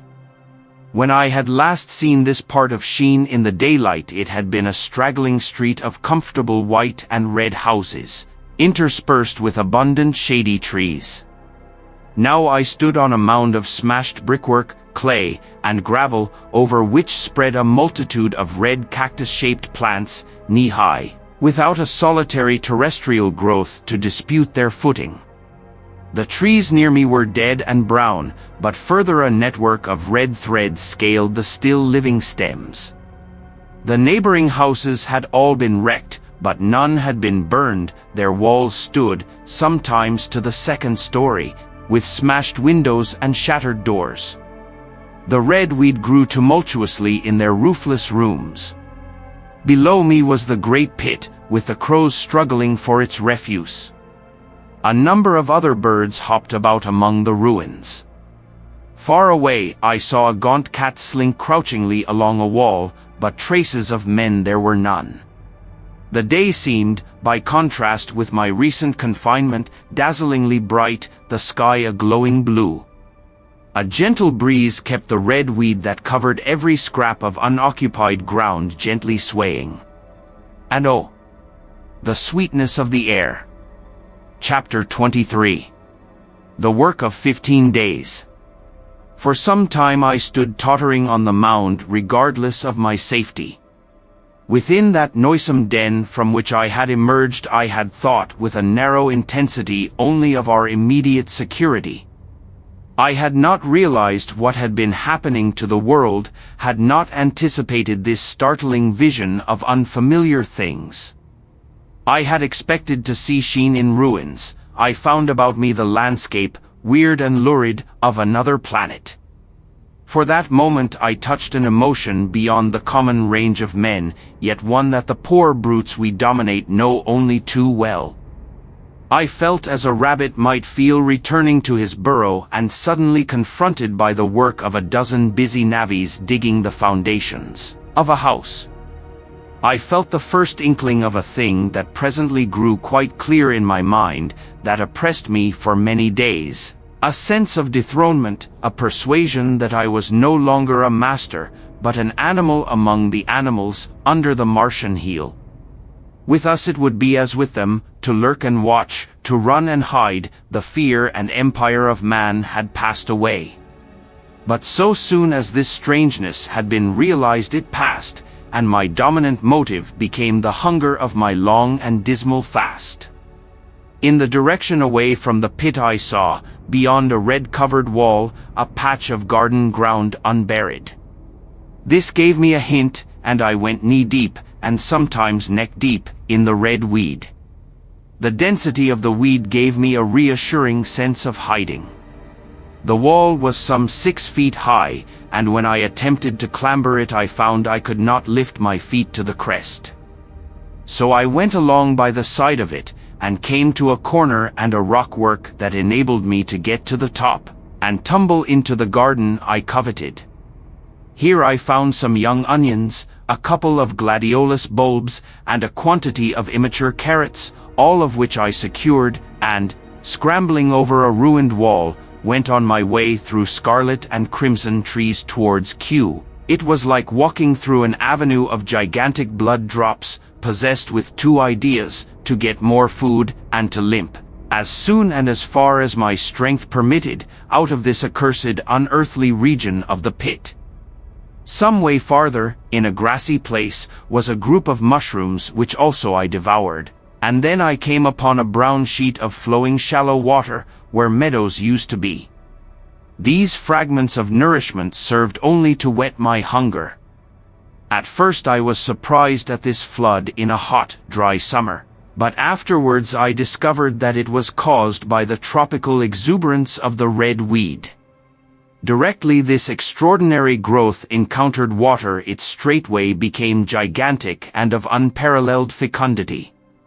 Its seeds were simply poured down into the water of the Wey and Thames, and its swiftly growing and titanic water fronds speedily choked both those rivers. At Putney, as I afterwards saw, the bridge was almost lost in a tangle of this weed, and at Richmond, too, the Thames water poured in a broad and shallow stream across the meadows of Hampton and Twickenham. As the water spread the weed followed them, until the ruined villas of the Thames Valley were for a time lost in this red swamp, whose margin I explored, and much of the desolation the Martians had caused was concealed. In the end the red weed succumbed almost as quickly as it had spread. A cankering disease, due, it is believed, to the action of certain bacteria, presently seized upon it. Now by the action of natural selection, all terrestrial plants have acquired a resisting power against bacterial diseases. They never succumb without a severe struggle, but the red weed rotted like a thing already dead. The fronds became bleached, and then shriveled and brittle. They broke off at the least touch, and the waters that had stimulated their early growth carried their last vestiges out to sea. My first act on coming to this water was, of course, to slake my thirst. I drank a great deal of it and, moved by an impulse, gnawed some fronds of red weed, but they were watery and had a sickly, metallic taste.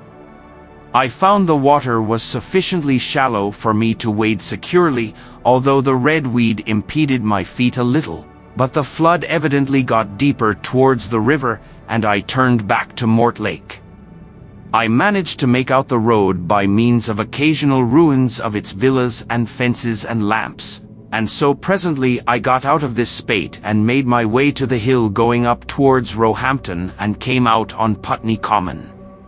Here the scenery changed from the strange and unfamiliar to the wreckage of the familiar. Patches of ground exhibited the devastation of a cyclone, and in a few score yards I would come upon perfectly undisturbed spaces, houses with their blinds trimly drawn and doors closed, as if they had been left for a day by the owners, or as if their inhabitants slept within. The red weed was less abundant, the tall trees along the lane were free from the red creeper. I hunted for food among the trees, finding nothing, and I also raided a couple of silent houses, but they had already been broken into and ransacked. I rested for the remainder of the daylight in a shrubbery, being, in my enfeebled condition, too fatigued to push on. All this time I saw no human beings, and no signs of the Martians. I encountered a couple of hungry-looking dogs, but both hurried circuitously away from the advances I made them. Near Roehampton I had seen 2 human skeletons, not bodies, but skeletons, picked clean, and in the wood by me I found the crushed and scattered bones of several cats and rabbits and the skull of a sheep. But though I gnawed parts of these in my mouth, there was nothing to be got from them. After sunset I struggled on along the road towards Putney, where I think the heat ray must have been used for some reason. And in the garden beyond Roehampton I got a quantity of immature potatoes, sufficient to stay my hunger. From this garden one looked down upon Putney and the river. The aspect of the place in the dusk was singularly desolate, blackened trees, blackened, desolate ruins, and down the hill the sheets of the flooded river, red-tinged with the weed. And over all, silence. It filled me with indescribable terror to think how swiftly that desolating change had come. For a time I believed that mankind had been swept out of existence, and that I stood there alone, the last man left alive. Hard by the top of Putney Hill I came upon another skeleton, with the arms dislocated and removed several yards from the rest of the body. As I proceeded I became more and more convinced that the extermination of mankind was, save for such stragglers as myself, already accomplished in this part of the world. The Martians, I thought, had gone on and left the country desolated, seeking food elsewhere. Perhaps even now they were destroying Berlin or Paris, or it might be they had gone northward. Chapter 24. The Man on Putney Hill. I spent that night in the inn that stands at the top of Putney Hill, sleeping in a made bed for the first time since my flight to Leatherhead. I will not tell the needless trouble I had breaking into that house. Afterwards I found the front door was on the latch, nor how I ransacked every room for food, until just on the verge of despair, in what seemed to me to be a servant's bedroom, I found a ratnod crust and 2 tins of pineapple. The place had been already searched and emptied. In the bar I afterwards found some biscuits and sandwiches that had been overlooked. The latter I could not eat, they were too rotten, but the former not only stayed my hunger, but filled my pockets. I lit no lamps, fearing some Martian might come beating that part of London for food in the night. Before I went to bed I had an interval of restlessness, and prowled from window to window, peering out for some sign of these monsters. I slept little. As I lay in bed I found myself thinking consecutively, a thing I do not remember to have done since my last argument with the curate. During all the intervening time my mental condition had been a hurrying succession of vague emotional states or a sort of stupid receptivity, But in the night my brain, reinforced, I suppose, by the food I had eaten, grew clear again, and I thought.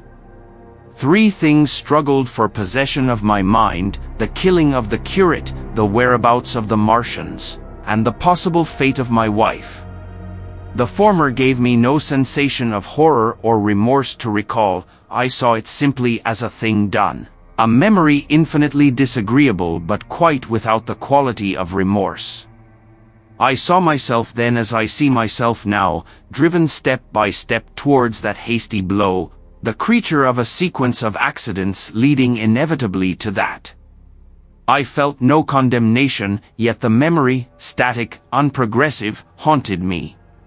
In the silence of the night, with that sense of the nearness of God that sometimes comes into the stillness and the darkness, I stood my trial, my only trial, for that moment of wrath and fear. I retraced every step of our conversation from the moment when I had found him crouching beside me, heedless of my thirst, and pointing to the fire and smoke that streamed up from the ruins of Weybridge. We had been incapable of cooperation. Grim chance had taken no heed of that. Had I foreseen, I should have left him at Halliford. But I did not foresee, and crime is to foresee and do. And I set this down as I have set all this story down, as it was. There were no witnesses. All these things I might have concealed. But I set it down, and the reader must form his judgment as he will. And when, by an effort, I had set aside that picture of a prostrate body, I faced the problem of the Martians and the fate of my wife. For the former I had no data. I could imagine 100 things, and so, unhappily, I could for the latter. And suddenly that night became terrible. I found myself sitting up in bed, staring at the dark. I found myself praying that the heat ray might have suddenly and painlessly struck her out of being. Since the night of my return from Leatherhead I had not prayed. I had uttered prayers, fetish prayers, had prayed as heathens mutter charms when I was in extremity, but now I prayed indeed, pleading steadfastly and sanely, face to face with the darkness of God. Strange night. Strangest in this, that so soon as dawn had come, I, who had talked with God, crept out of the house like a rat leaving its hiding place, a creature scarcely larger, an inferior animal, a thing that for any passing whim of our masters might be hunted and killed. Perhaps they also prayed confidently to God. Surely, if we have learned nothing else, this war has taught us pity, pity for those witless souls that suffer our dominion. The morning was bright and fine, and the eastern sky glowed pink, and was fretted with little golden clouds. In the road that runs from the top of Putney Hill to Wimbledon was a number of poor vestiges of the panic torrent that must have poured Londonward on the Sunday night after the fighting began. There was a little 2-wheeled cart inscribed with the name of Thomas Lobb, greengrocer, New Malden, with a smashed wheel and an abandoned tin trunk. There was a straw hat trampled into the now hardened mud, and at the top of West Hill a lot of blood-stained glass about the overturned water trough. My movements were languid, my plans of the vaguest. I had an idea of going to Leatherhead, though I knew that there I had the poorest chance of finding my wife. Certainly, unless death had overtaken them suddenly, my cousins and she would have fled thence. But it seemed to me I might find or learn there whither the Surrey people had fled. I knew I wanted to find my wife, that my heart ached for her and the world of men, but I had no clear idea how the finding might be done. I was also sharply aware now of my intense loneliness. From the corner I went, under cover of a thicket of trees and bushes, to the edge of Wimbledon Common, stretching wide and far. That dark expanse was lit in patches by yellow gorse and broom. There was no red weed to be seen, and as I prowled, hesitating, on the verge of the open, the sun rose, flooding it all with light and vitality. I came upon a busy swarm of little frogs in a swampy place among the trees. I stopped to look at them, drawing a lesson from their stout resolve to live. And presently, turning suddenly, with an odd feeling of being watched, I beheld something crouching amid a clump of bushes. I stood regarding this. I made a step towards it, and it rose up and became a man armed with a cutlass. I approached him slowly. He stood silent and motionless, regarding me. As I drew nearer, I perceived he was dressed in clothes as dusty and filthy as my own. He looked, indeed, as though he had been dragged through a culvert. Nearer, I distinguished the green slime of ditches mixing with the pale drab of dried clay and shiny, coaly patches. His black hair fell over his eyes, and his face was dark and dirty and sunken, so that at first I did not recognize him. There was a red cut across the lower part of his face. "Stop!" he cried, when I was within 10 yards of him, and I stopped. His voice was hoarse. "Where do you come from?" he said. I thought, surveying him. "I come from Mortlake," I said. "I was buried near the pit the Martians made about their cylinder. I have worked my way out and escaped. There is no food about here," he said. "This is my country. All this hill down to the river, and back to Clapham, and up to the edge of the common. There is only food for one. Which way are you going?" I answered slowly. "I don't know," I said. "I have been buried in the ruins of a house 13 or 14 days. I don't know what has happened." He looked at me doubtfully, then started, and looked with a changed expression. "I've no wish to stop about here," said I. "I think I shall go to Leatherhead, for my wife was there." He shot out a pointing finger. "It is you," said he, "the man from Woking. And you weren't killed at Weybridge?" I recognized him at the same moment. "You are the artilleryman who came into my garden." "Good luck," he said. "We are lucky ones. Fancy you." He put out a hand, and I took it. "I crawled up a drain," he said. "But they didn't kill everyone. And after they went away, I got off towards Walton across the fields. But it's not 16 days altogether, and your hair is grey." He looked over his shoulder suddenly. "Only a rook," he said. "One gets to know that birds have shadows these days. This is a bit open. Let us crawl under those bushes and talk. Have you seen any Martians?" I said. "Since I crawled out." "They've gone away across London," he said. "I guess they've got a bigger camp there. Of a night, all over there, Hampstead way, the sky is alive with their lights. It's like a great city, and in the glare you can just see them moving. By daylight you can't. But nearer, I haven't seen them." He counted on his fingers, 5 days. "Then I saw a couple across Hammersmith way carrying something big. And the night before last," he stopped and spoke impressively, "it was just a matter of lights, but it was something up in the air. I believe they've built a flying machine, and are learning to fly." I stopped, on hands and knees, for we had come to the bushes. "Fly?" "Yes," he said, "fly."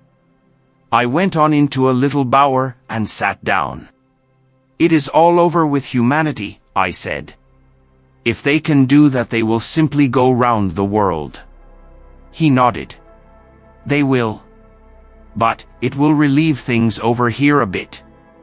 And besides," he looked at me, "aren't you satisfied it is up with humanity?" "I am." "We're down, we're beat." I stared. Strange as it may seem, I had not arrived at this fact, a fact perfectly obvious so soon as he spoke. I had still held a vague hope, rather, I had kept a lifelong habit of mind. He repeated his words, "We're beat." They carried absolute conviction. "It's all over," he said. "They've lost one, just one. And they've made their footing good and crippled the greatest power in the world. They've walked over us. The death of that one at Weybridge was an accident. And these are only pioneers. They kept on coming. These green stars, I've seen none these 5 or 6 days, but I've no doubt they're falling somewhere every night. Nothing's to be done. We're under. We're beat. I made him no answer. I sat staring before me, trying in vain to devise some countervailing thought. This isn't a war, said the artilleryman. It never was a war, any more than there's war between man and ants. Suddenly I recalled the night in the observatory. After the 10th shot they fired no more, at least, until the first cylinder came. How do you know? Said the artilleryman. I explained. He thought. Something wrong with the gun, he said. But what if there is? They'll get it right again. And even if there's a delay, how can it alter the end? It's just men and ants. There's the ants builds their cities, live their lives, have wars, revolutions, until the men want them out of the way, and then they go out of the way. That's what we are now, just ants. Only. Yes, I said. We're eatable ants. We sat looking at each other. And what will they do with us? I said. That's what I've been thinking, he said, that's what I've been thinking. After Weybridge I went south, thinking. I saw what was up. Most of the people were hard at it, squealing and exciting themselves. But I'm not so fond of squealing. I've been in sight of death once or twice. I'm not an ornamental soldier, and at the best and worst, death, it's just death. And it's the man that keeps on thinking comes through. I saw everyone tracking away south. Says I, food won't last this way, and I turned right back. I went for the Martians like a sparrow goes for man. All round, he waved a hand to the horizon, they're starving in heaps, bolting, treading on each other. He saw my face, and halted awkwardly. No doubt lots who had money have gone away to France, he said. He seemed to hesitate whether to apologize, met my eyes, and went on, there's food all about here. Canned things in shops, wines, spirits, mineral waters, and the water mains and drains are empty. Well, I was telling you what I was thinking. Here's intelligent things, I said, and it seems they want us for food. First, they'll smash us up, ships, machines, guns, cities, all the order and organization. All that will go. If we were the size of ants we might pull through. But we're not. It's all too bulky to stop. That's the first certainty. I assented. It is, I've thought it out. Very well, then, next, at present we're caught as we're wanted. A Martian has only to go a few miles to get a crowd on the run. And I saw one day, out by Wandsworth, picking houses to pieces and routing among the wreckage. But they won't keep on doing that. So soon as they've settled all our guns and ships, and smashed our railways, and done all the things they are doing over there, they will begin catching us systematic, picking the best and storing us in cages and things. That's what they will start doing in a bit. Lord, they haven't begun on us yet. Don't you see that? Not begun. I exclaimed. Not begun. All that's happened so far is through our not having the sense to keep quiet, worrying them with guns and such foolery. And losing our heads and rushing off in crowds to where there wasn't any more safety than where we were. They don't want to bother us yet. They're making their things, making all the things they couldn't bring with them, getting things ready for the rest of their people. Very likely that's why the cylinders have stopped for a bit, for fear of hitting those who are here. And instead of our rushing about blind, on the whole, or getting dynamite on the chance of busting them up, we've got to fix ourselves up according to the new state of affairs. That's how I figure it out. It isn't quite according to what a man wants for his species, but it's about what the facts point to. And that's the principle I acted upon. Cities, nations, civilization, progress, it's all over. That game's up. We're beat. But if that is so, what is there to live for? The artilleryman looked at me for a moment. There won't be any more blessed concerts for 1,000,000 years or so, there won't be any Royal Academy of Arts, and no nice little feeds at restaurants. If it's amusement you're after, I reckon the game is up. If you've got any drawing room manners or a dislike to eating peas with a knife or dropping H's, you'd better chuck 'em away. They ain't no further use. You mean? I mean that men like me are going on living for the sake of the breed. I tell you, I'm grim set on living. And if I'm not mistaken, you'll show what insides you've got, too, before long. We aren't going to be exterminated. And I don't mean to be caught either, and tamed and fattened and bred like a thundering ox. Ugh! Fancy those brown creepers. You don't mean to say. I do. I'm going on, under their feet. I've got it planned, I've thought it out. We men are beat. We don't know enough. We've got to learn before we've got a chance. And we've got to live and keep independent while we learn. See? That's what has to be done. I stared, astonished, and stirred profoundly by the man's resolution. Great God, cried I, but you are a man indeed. And suddenly I gripped his hand. Eh, he said, with his eyes shining. I've thought it out, eh? Go on, I said. Well, those who mean to escape their catching must get ready. I'm getting ready. Mind you, it isn't all of us that are made for wild beasts, and that's what it's got to be.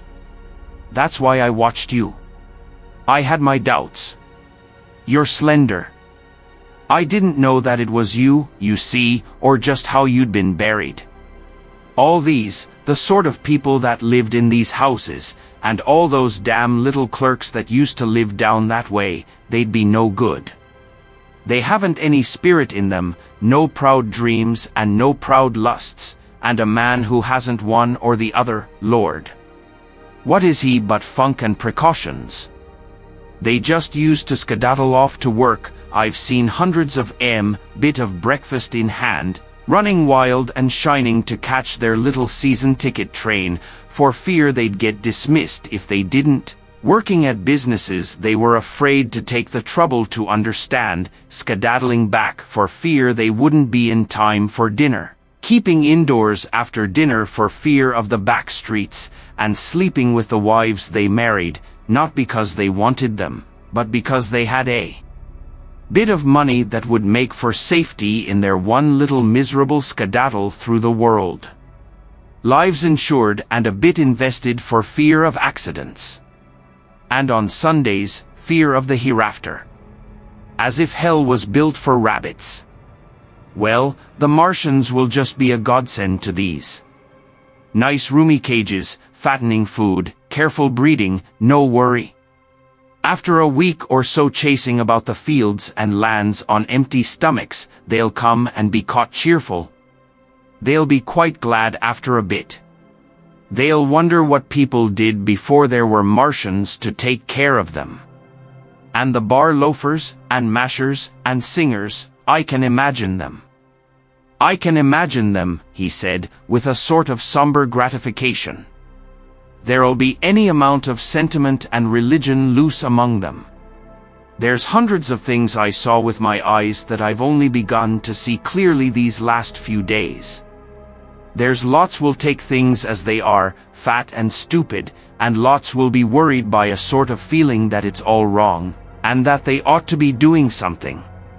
Now whenever things are so that a lot of people feel they ought to be doing something, the weak, and those who go weak with a lot of complicated thinking, always make for a sort of do-nothing religion, very pious and superior, and submit to persecution and the will of the Lord. Very likely you've seen the same thing. It's energy in a gale of funk and turned clean inside out.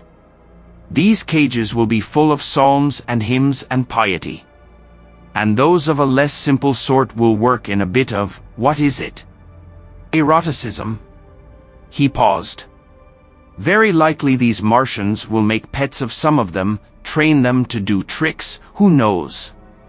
Get sentimental over the pet boy who grew up and had to be killed. And some, maybe, they will train to hunt us. No, I cried, that's impossible. No human being.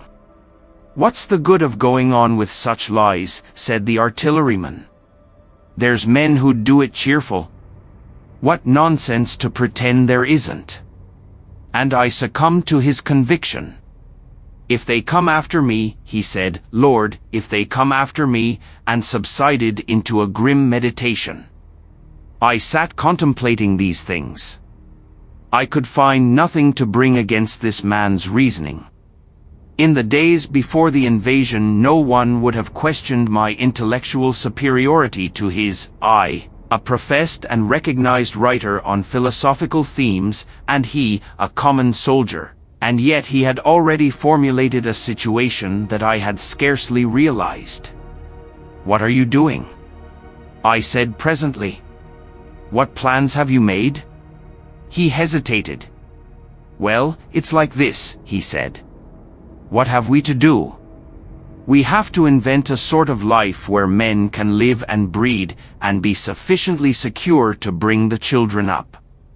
Yes, wait a bit, and I'll make it clearer what I think ought to be done.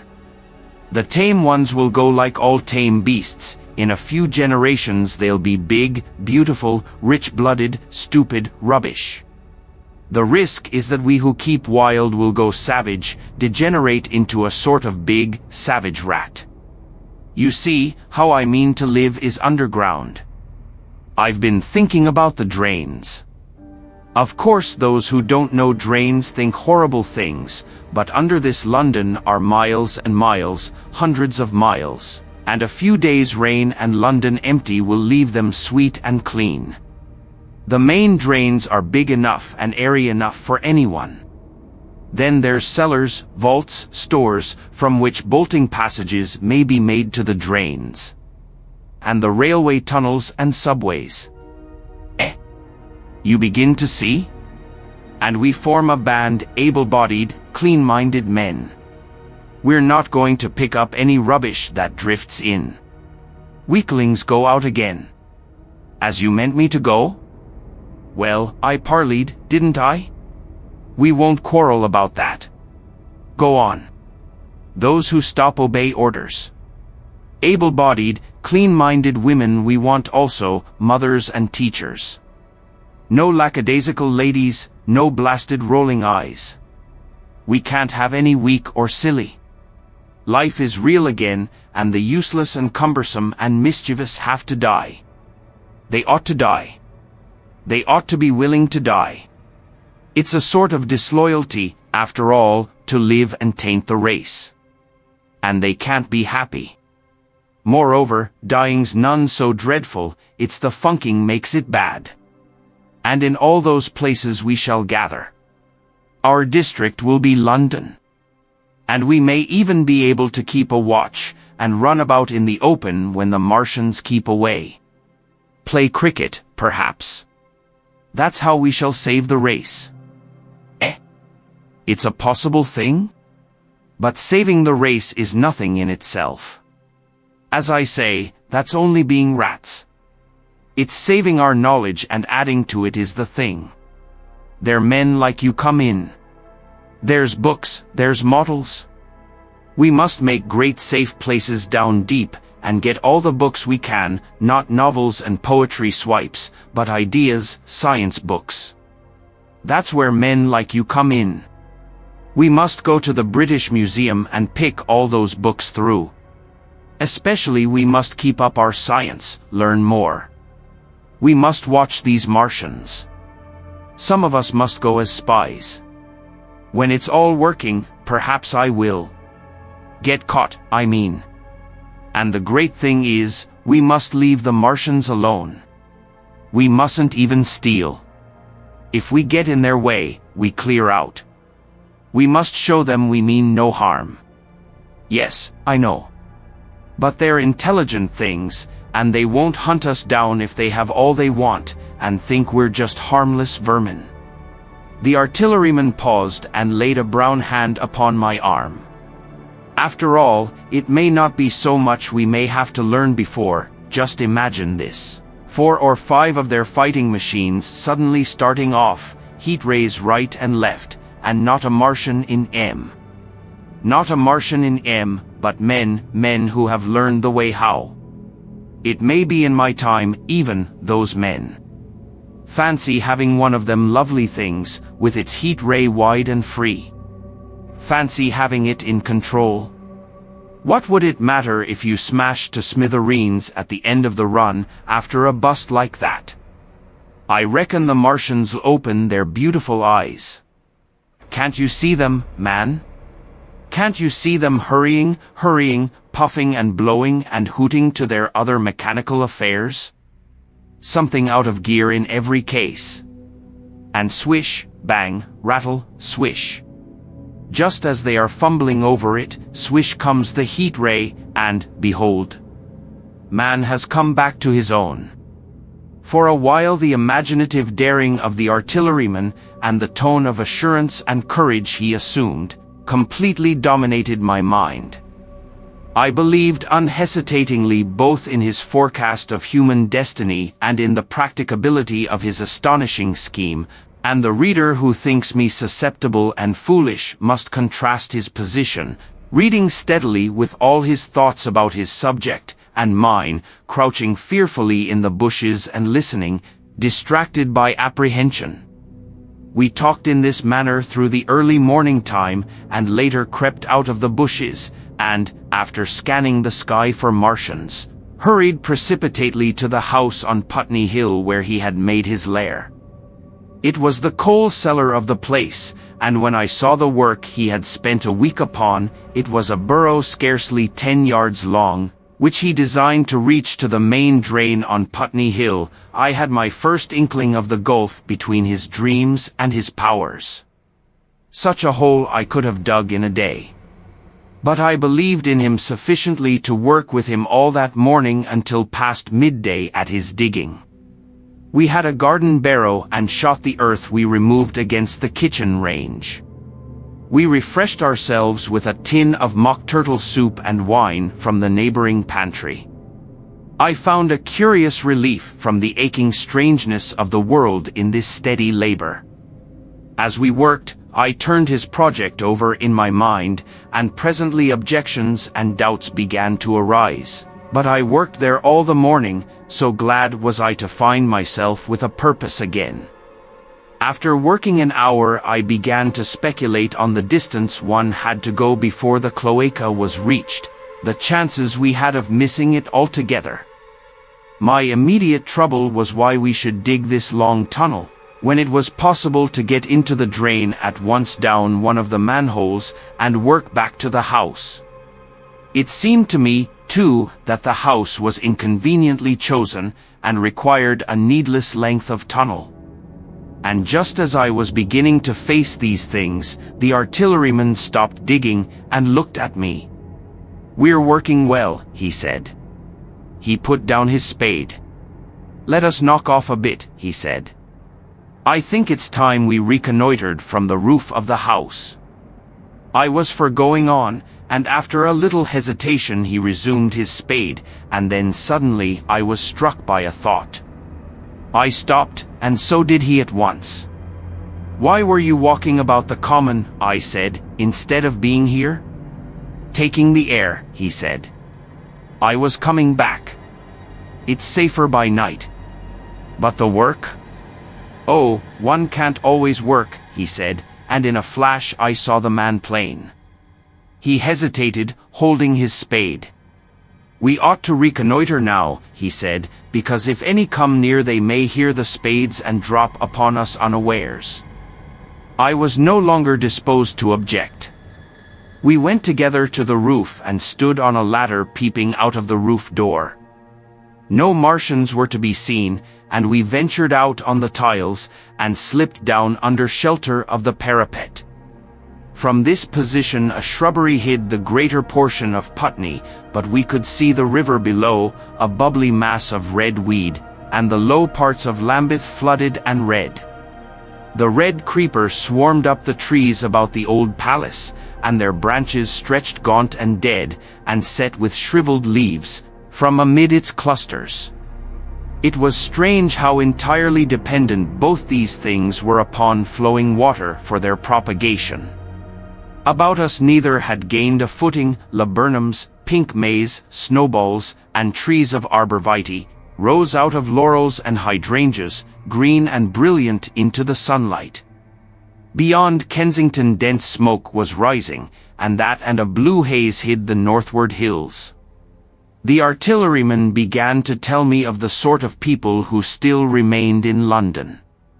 One night last week, he said, some fools got the electric light in order, and there was all Regent Street and the circus ablaze, crowded with painted and ragged drunkards, men and women, dancing and shouting till dawn. A man who was there told me. And as the day came they became aware of a fighting machine standing near by the Langham and looking down at them. Heaven knows how long he had been there. It must have given some of them a nasty turn.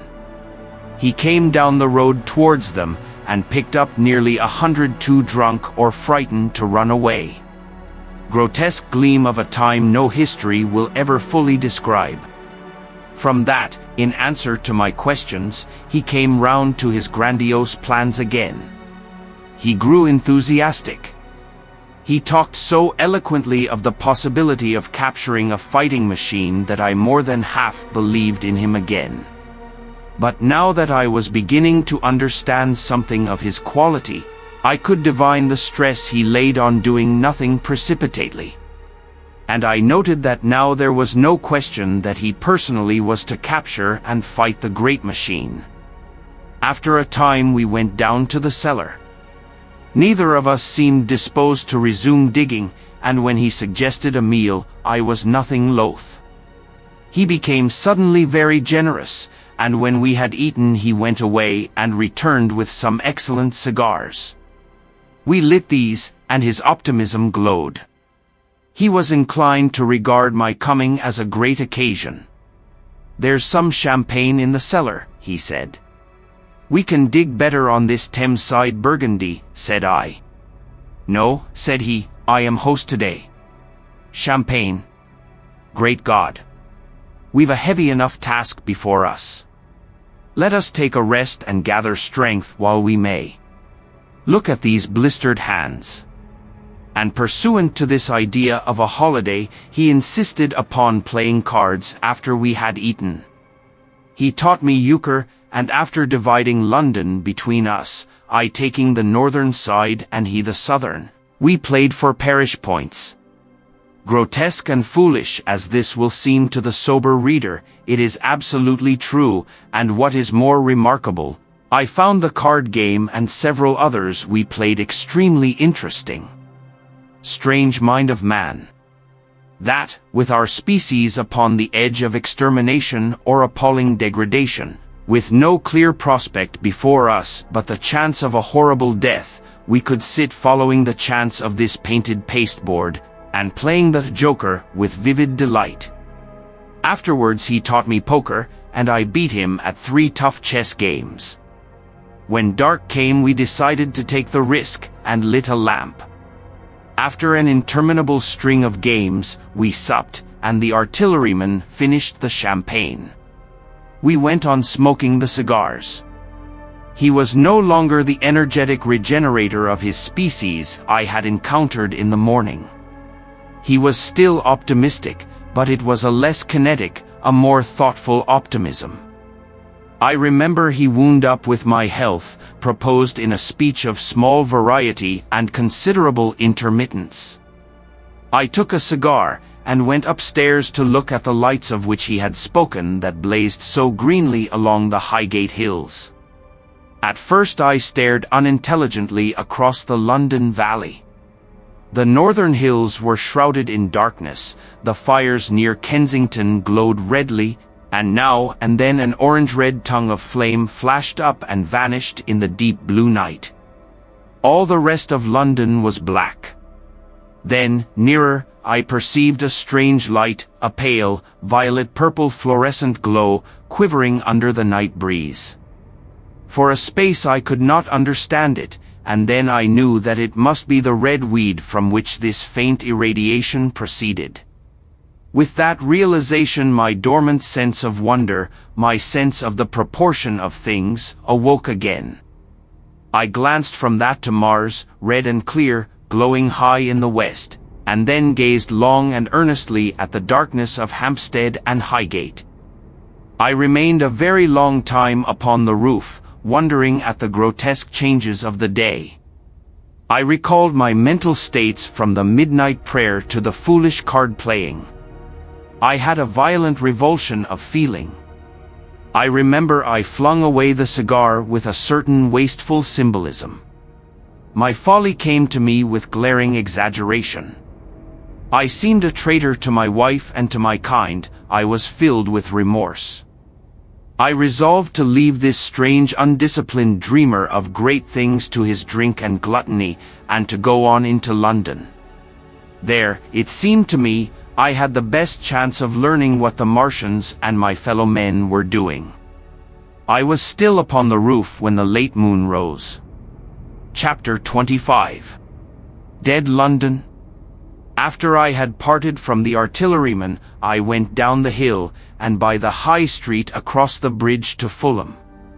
The red weed was tumultuous at that time, and nearly choked the bridge roadway, but its fronds were already whitened in patches by the spreading disease that presently removed it so swiftly.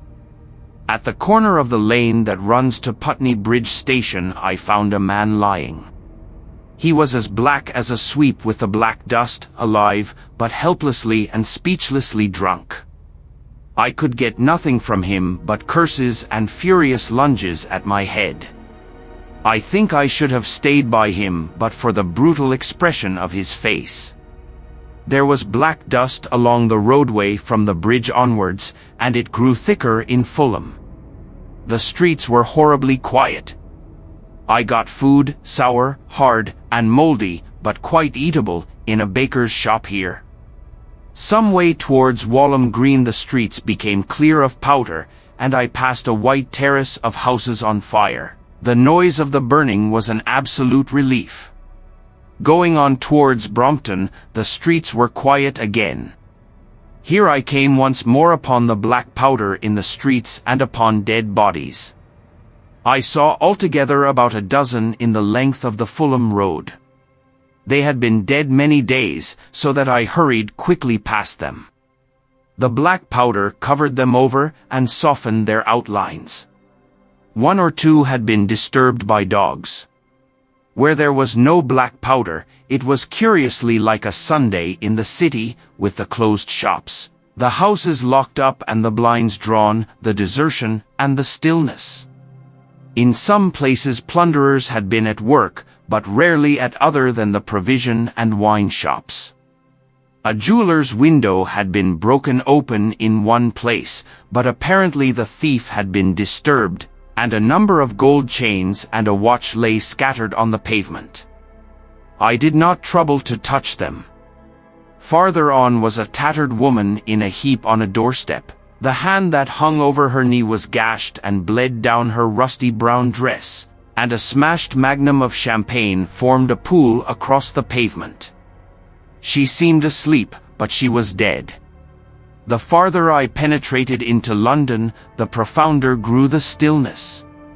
But it was not so much the stillness of death, it was the stillness of suspense, of expectation. At any time the destruction that had already singed the northwestern borders of the metropolis, and had annihilated Ealing and Kilburn, might strike among these houses and leave them smoking ruins. It was a city condemned and derelict. In South Kensington the streets were clear of dead and of black powder. It was near South Kensington that I first heard the howling. It crept almost imperceptibly upon my senses. It was a sobbing alternation of two notes, ola, ola, ola, ola, keeping on perpetually. When I passed streets that ran northward, it grew in volume, and houses and buildings seemed to deaden and cut it off again. It came in a full tide down Exhibition Road. I stopped, staring towards Kensington Gardens, wondering at this strange, remote wailing. It was as if that mighty desert of houses had found a voice for its fear and solitude. Ola, ola, ola, ola, wailed that superhuman note, great waves of sound sweeping down the broad, sunlit roadway, between the tall buildings on each side. I turned northwards, marveling, towards the iron gates of Hyde Park. I had half a mind to break into the Natural History Museum and find my way up to the summits of the towers, in order to see across the park. But I decided to keep to the ground, where quick hiding was possible, and so went on up the Exhibition Road. All the large mansions on each side of the road were empty and still, and my footsteps echoed against the sides of the houses. At the top, near the park gate, I came upon a strange sight, a bus overturned, and the skeleton of a horse picked clean. I puzzled over this for a time, and then went on to the bridge over the Serpentine. The voice grew stronger and stronger, though I could see nothing above the housetops on the north side of the park, save a haze of smoke to the northwest. Ola, ola, ola, ola, cried the voice, coming, as it seemed to me, from the district about Regent's Park. The desolating cry worked upon my mind. The mood that had sustained me passed. The wailing took possession of me. I found I was intensely weary, footsore, and now again hungry and thirsty. It was already past noon. Why was I wandering alone in this city of the dead? Why was I alone when all London was lying in state and in its black shroud? I felt intolerably lonely. My mind ran on old friends that I had forgotten for years. I thought of the poisons in the chemists' shops, of the liquors the wine merchants stored. I recalled the two sodden creatures of despair, who so far as I knew, shared the city with myself.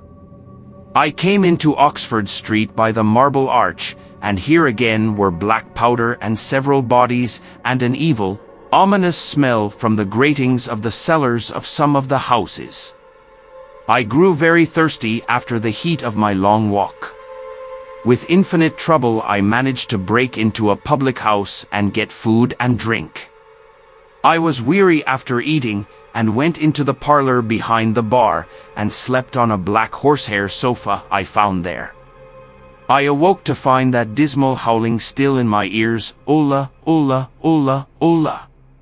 It was now dusk, and after I had routed out some biscuits and a cheese in the bar, there was a meat safe, but it contained nothing but maggots. I wandered on through the silent residential squares to Baker Street. Portman Square is the only one I can name, and so came out at last upon Regent's Park. And as I emerged from the top of Baker Street, I saw far away over the trees in the clearness of the sunset the hood of the Martian giant from which this howling proceeded. I was not terrified. I came upon him as if it were a matter of course. I watched him for some time, but he did not move. He appeared to be standing and yelling for no reason that I could discover. I tried to formulate a plan of action. That perpetual sound of ola, ola, ola, ola confused my mind. Perhaps I was too tired to be very fearful. Certainly I was more curious to know the reason of this monotonous crying than afraid. I turned back away from the park and struck into Park Road, intending to skirt the park, went along under the shelter of the terraces, and got a view of this stationary, howling Martian from the direction of St. John's Wood. A couple of 100 yards out of Baker Street I heard a yelping chorus, and saw, First a dog with a piece of putrescent red meat in his jaws coming headlong towards me, and then a pack of starving mongrels in pursuit of him. He made a wide curve to avoid me, as though he feared I might prove a fresh competitor. As the yelping died away down the silent road, the wailing sound of "Ulla, ulla, ulla, ulla" reasserted itself. I came upon the wrecked handling machine halfway to St. John's Wood Station. At first I thought a house had fallen across the road. It was only as I clambered among the ruins that I saw, with a start, this mechanical Samson lying, with its tentacles bent and smashed and twisted, among the ruins it had made. The forepart was shattered. It seemed as if it had driven blindly straight at the house, and had been overwhelmed in its overthrow. It seemed to me then that this might have happened by a handling machine escaping from the guidance of its Martian. I could not clamber among the ruins to see it, and the twilight was now so far advanced that the blood with which its seat was smeared, and the gnawed gristle of the Martian that the dogs had left, were invisible to me. Wondering still more at all that I had seen, I pushed on towards Primrose Hill. Far away, through a gap in the trees, I saw a second Martian, as motionless as the first, standing in the park towards the zoological gardens, and silent. A little beyond the ruins about the smashed handling machine I came upon the red weed again, and found the Regent's Canal, a spongy mass of dark red vegetation. As I crossed the bridge, the sound of "Ulla, ulla, ulla, ulla" ceased. It was, as it were, cut off. The silence came like a thunderclap. The dusky houses about me stood faint and tall and dim, the trees towards the park were growing black. All about me the red weed clambered among the ruins, writhing to get above me in the dimness. Night, the mother of fear and mystery, was coming upon me.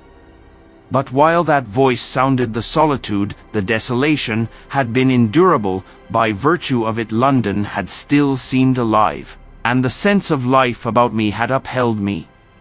Then suddenly a change, the passing of something, I knew not what, and then a stillness that could be felt. Nothing but this gaunt quiet.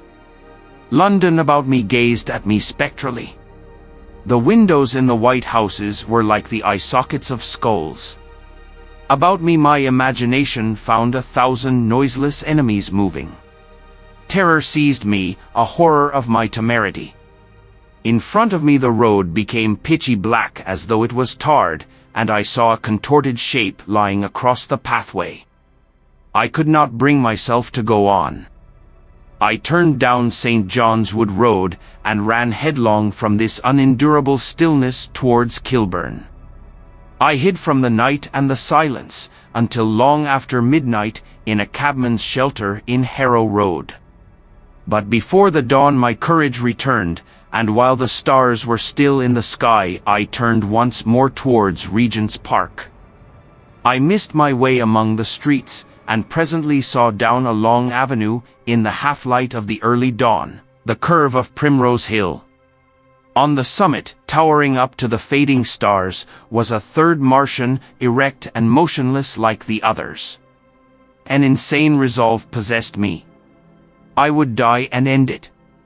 And I would save myself even the trouble of killing myself. I marched on recklessly towards this Titan, and then, as I drew nearer and the light grew, I saw that a multitude of blackbirds was circling and clustering about the hood. At that my heart gave a bound, and I began running along the road. I hurried through the red weed that choked St. Edmund's Terrace. I waded breast-high across a torrent of water that was rushing down from the waterworks towards the Albert Road, and emerged upon the grass before the rising of the sun. Great mounds had been heaped about the crest of the hill, making a huge redoubt of it. It was the final and largest place the Martians had made, and from behind these heaps there rose a thin smoke against the sky. Against the skyline an eager dog ran and disappeared. The thought that had flashed into my mind grew real, grew credible. I felt no fear, only a wild, trembling exultation, as I ran up the hill towards the motionless monster. Out of the hood hung lank shreds of brown, at which the hungry birds pecked and tore. In another moment I had scrambled up the earthen rampart and stood upon its crest, and the interior of the redoubt was below me. A mighty space it was, with gigantic machines here and there within it, huge mounds of material and strange shelter places. And scattered about it, some in their overturned war machines, some in the now rigid handling machines, and a dozen of them stark and silent and laid in a row, were the Martians, dead. Slain by the putrefactive and disease bacteria against which their systems were unprepared, slain as the red weed was being slain. Slain, after all man's devices had failed, by the humblest things that God, in his wisdom, has put upon this earth. For so it had come about, as indeed I and many men might have foreseen had not terror and disaster blinded our minds. These germs of disease have taken toll of humanity since the beginning of things, taken toll of our pre-human ancestors since life began here. But by virtue of this natural selection of our kind we have developed resisting power. To no germs do we succumb without a struggle, and to many, those that cause putrefaction in dead matter, for instance, our living frames are altogether immune. But there are no bacteria in Mars, and directly these invaders arrived, directly they drank and fed, our microscopic allies began to work their overthrow. Already when I watched them they were irrevocably doomed, dying and rotting even as they went to and fro. It was inevitable. By the toll of 1 billion deaths man has bought his birthright of the earth, and it is his against all comers. It would still be his were the Martians 10 times as mighty as they are. For neither do men live nor die in vain. Here and there they were scattered, nearly 50 altogether, in that great gulf they had made, overtaken by a death that must have seemed to them as incomprehensible as any death could be. To me also at that time this death was incomprehensible. All I knew was that these things that had been alive and so terrible to men were dead. For a moment I believed that the destruction of Sennacherib had been repeated, that God had repented, that the angel of death had slain them in the night. I stood staring into the pit, and my heart lightened gloriously, even as the rising sun struck the world to fire about me with his rays. The pit was still in darkness, the mighty engines, so great and wonderful in their power and complexity, so unearthly in their tortuous forms, rose weird and vague and strange out of the shadows towards the light. A multitude of dogs, I could hear, fought over the bodies that lay darkly in the depth of the pit, far below me. Across the pit on its farther lip, flat and vast and strange, lay the great flying machine with which they had been experimenting upon our denser atmosphere when decay and death arrested them. Death had come not a day too soon. At the sound of a cawing overhead I looked up at the huge fighting machine that would fight no more forever, at the tattered red shreds of flesh that dripped down upon the overturned seats on the summit of Primrose Hill. I turned and looked down the slope of the hill to where, enhallowed now in birds, stood those other 2 Martians that I had seen overnight, just as death had overtaken them. The one had died, even as it had been crying to its companions, perhaps it was the last to die, and its voice had gone on perpetually until the force of its machinery was exhausted. They glittered now, harmless tripod towers of shining metal, in the brightness of the rising sun. All about the pit, and saved as by a miracle from everlasting destruction, stretched the great mother of cities. Those who have only seen London veiled in her somber robes of smoke can scarcely imagine the naked clearness and beauty of the silent wilderness of houses. Eastward, over the blackened ruins of the Albert Terrace and the splintered spire of the church, the sun blazed dazzling in a clear sky, And here and there some facet in the great wilderness of roofs caught the light and glared with a white intensity. Northward were Kilburn and Hampstead, blue and crowded with houses. Westward the great city was dimmed, and southward, beyond the Martians, the green waves of Regent's Park, the Langham Hotel, the dome of the Albert Hall, the Imperial Institute, and the giant mansions of the Brompton Road came out clear and little in the sunrise, the jagged ruins of Westminster rising hazily beyond. Far away and blue were the Surrey Hills, and the towers of the Crystal Palace glittered like two silver rods. The dome of St. Paul's was dark against the sunrise, and injured, I saw for the first time, by a huge gaping cavity on its western side. And as I looked at this wide expanse of houses and factories and churches, silent and abandoned, as I thought of the multitudinous hopes and efforts, the innumerable hosts of lives that had gone to build this human reef, and of the swift and ruthless destruction that had hung over it all, when I realized that the shadow had been rolled back, and that men might still live in the streets, and this dear vast dead city of mine be once more alive and powerful, I felt a wave of emotion that was near, akin to tears. The torment was over. Even that day the healing would begin. The survivors of the people scattered over the country, leaderless, lawless, foodless, like sheep without a shepherd, the thousands who had fled by sea, would begin to return. The pulse of life, growing stronger and stronger, would beat again in the empty streets and pour across the vacant squares. Whatever destruction was done, the hand of the destroyer was stayed. All the gaunt wrecks, the blackened skeletons of houses that stared so dismally at the sunlit grass of the hill, would presently be echoing with the hammers of the restorers and ringing with the tapping of their trowels.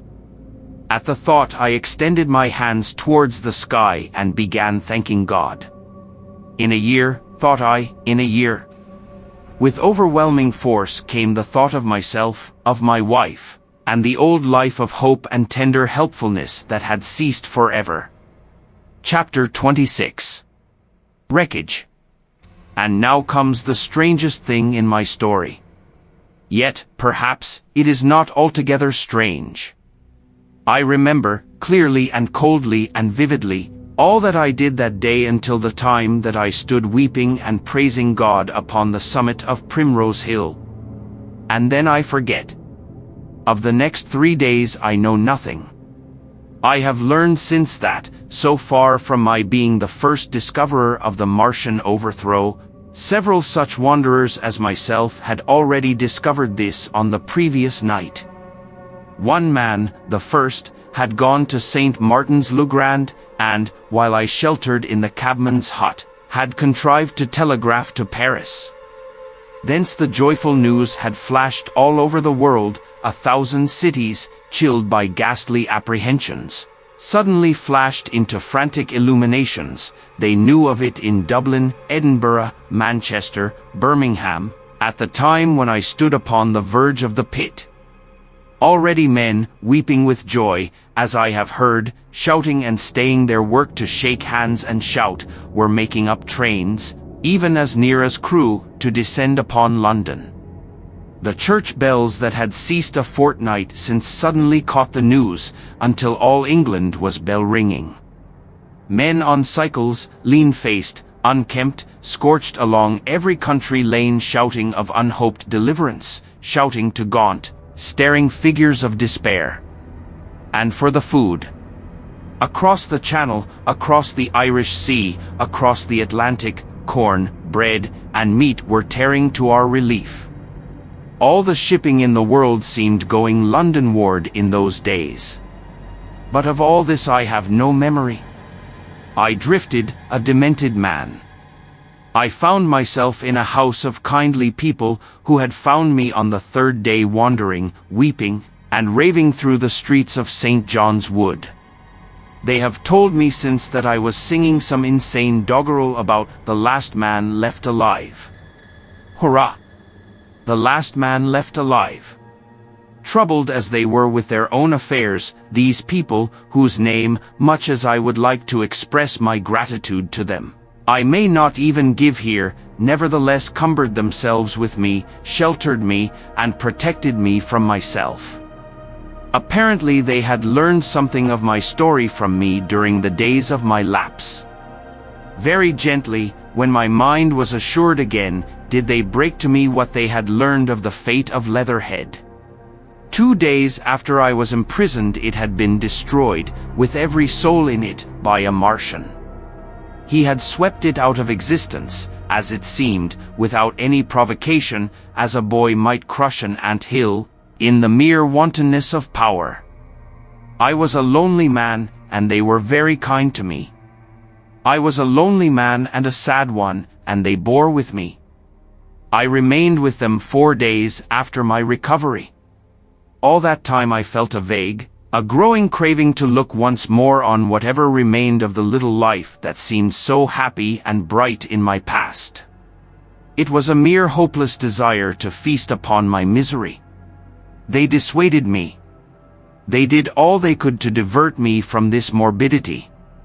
But at last I could resist the impulse no longer, and, promising faithfully to return to them, and parting, as I will confess, from these 4-day friends with tears, I went out again into the streets that had lately been so dark and strange and empty.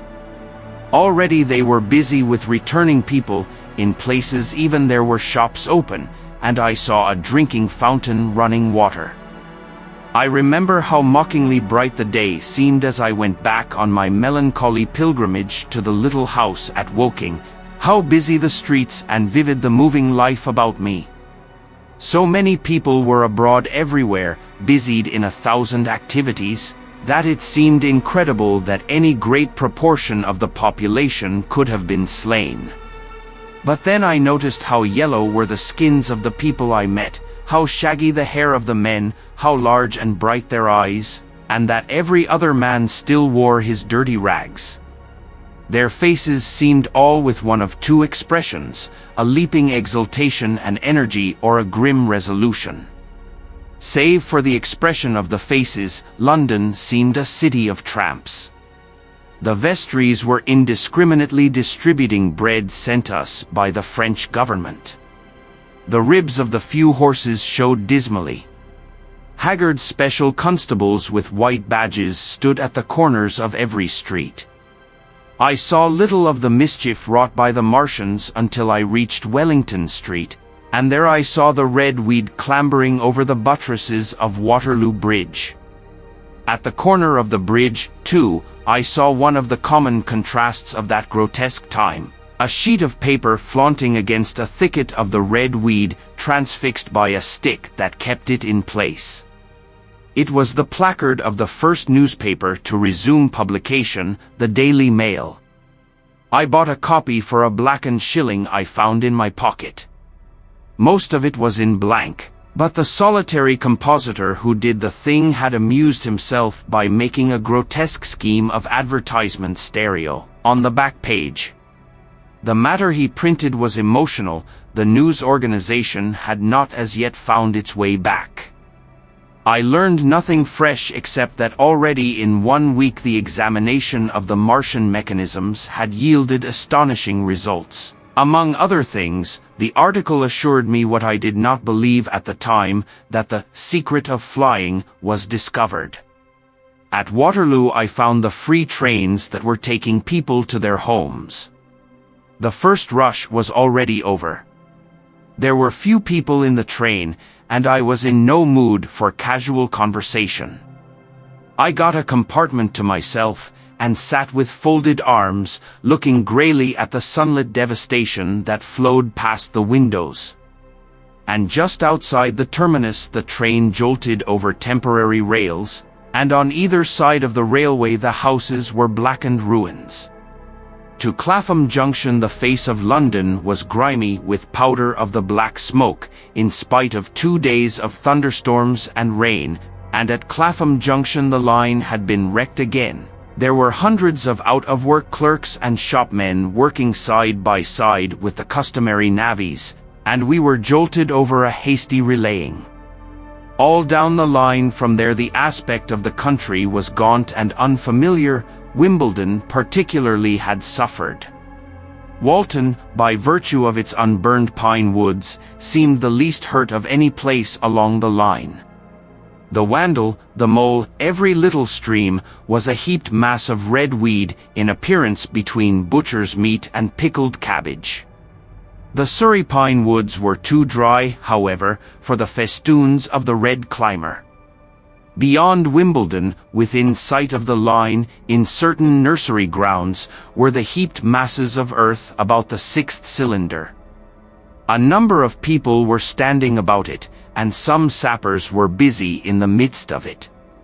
Over it flaunted a Union Jack, flapping cheerfully in the morning breeze.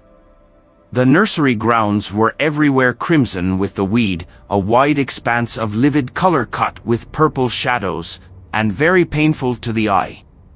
One's gaze went with infinite relief from the scorched greys and sullen reds of the foreground to the blue-green softness of the eastward hills. The line on the London side of Woking Station was still undergoing repair, so I descended at Byfleet Station and took the road to Maybury, past the place where I and the artilleryman had talked to the hussars, and on by the spot where the Martian had appeared to me in the thunderstorm. Here, moved by curiosity, I turned aside to find, among a tangle of red fronds, the warped and broken dog-cart with the whitened bones of the horse scattered and gnawed. For a time I stood regarding these vestiges. Then I returned through the pine wood, neck-high with red weed here and there, to find the landlord of the spotted dog had already found burial, and so came home past the College Arms. A man standing at an open cottage door greeted me by name as I passed. I looked at my house with a quick flash of hope that faded immediately. The door had been forced, it was unfast and was opening slowly as I approached. It slammed again. The curtains of my study fluttered out of the open window from which I and the artilleryman had watched the dawn. No one had closed it since. The smashed bushes were just as I had left them nearly 4 weeks ago. I stumbled into the hall, and the house felt empty. The stair carpet was ruffled and discolored where I had crouched, soaked to the skin from the thunderstorm the night of the catastrophe. Our muddy footsteps I saw still went up the stairs. I followed them to my study, and found lying on my writing table still, with the selenite paper weight upon it, the sheet of work I had left on the afternoon of the opening of the cylinder. For a space I stood reading over my abandoned arguments. It was a paper on the probable development of moral ideas with the development of the civilizing process. And the last sentence was the opening of a prophecy. In about 200 years, I had written, we may expect. The sentence ended abruptly. I remembered my inability to fix my mind that morning, scarcely a month gone by, and how I had broken off to get my daily chronicle from the newsboy. I remembered how I went down to the garden gate as he came along, and how I had listened to his odd story of men from Mars. I came down and went into the dining room. There were the mutton and the bread, both far gone now in decay, and a beer bottle overturned, just as I and the artilleryman had left them. My home was desolate. I perceived the folly of the faint hope I had cherished so long. And then a strange thing occurred. "It is no use," said a voice. "The house is deserted. No one has been here these 10 days. Do not stay here to torment yourself. No one escaped but you." I was startled. Had I spoken my thought aloud? I turned, and the French window was open behind me. I made a step to it, and stood looking out. And there, amazed and afraid, even as I stood amazed and afraid, were my cousin and my wife white and tearless. She gave a faint cry. "I came," she said. "I knew." She put her hand to her throat, swayed. I made a step forward and caught her in my arms. Chapter 27. The Epilogue. I cannot but regret, now that I am concluding my story, how little I am able to contribute to the discussion of the many debatable questions which are still unsettled. In one respect I shall certainly provoke criticism. My particular province is speculative philosophy. My knowledge of comparative physiology is confined to a book or two, but it seems to me that Carver's suggestions as to the reason of the rapid death of the Martians is so probable as to be regarded almost as a proven conclusion. I have assumed that in the body of my narrative. At any rate, in all the bodies of the Martians that were examined after the war, no bacteria except those already known as terrestrial species were found. That they did not bury any of their dead, and the reckless slaughter they perpetrated, point also to an entire ignorance of the putrefactive process. But probable as this seems, it is by no means a proven conclusion. Neither is the composition of the black smoke known, which the Martians used with such deadly effect, and the generator of the heat rays remains a puzzle.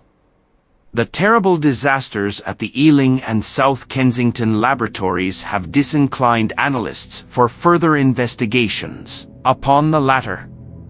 Spectrum analysis of the black powder points unmistakably to the presence of an unknown element, with a brilliant group of 3 lines in the green, and it is possible that it combines with argon to form a compound which acts at once with deadly effect upon some constituent in the blood.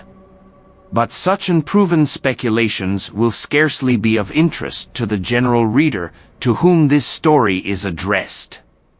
None of the brown scum that drifted down the Thames after the destruction of Shepperton was examined at the time, and now none is forthcoming. The results of an anatomical examination of the Martians, so far as the prowling dogs had left such an examination possible, I have already given. But everyone is familiar with the magnificent and almost complete specimen in spirits at the Natural History Museum, and the countless drawings that have been made from it, and beyond that the interest of their physiology and structure is purely scientific.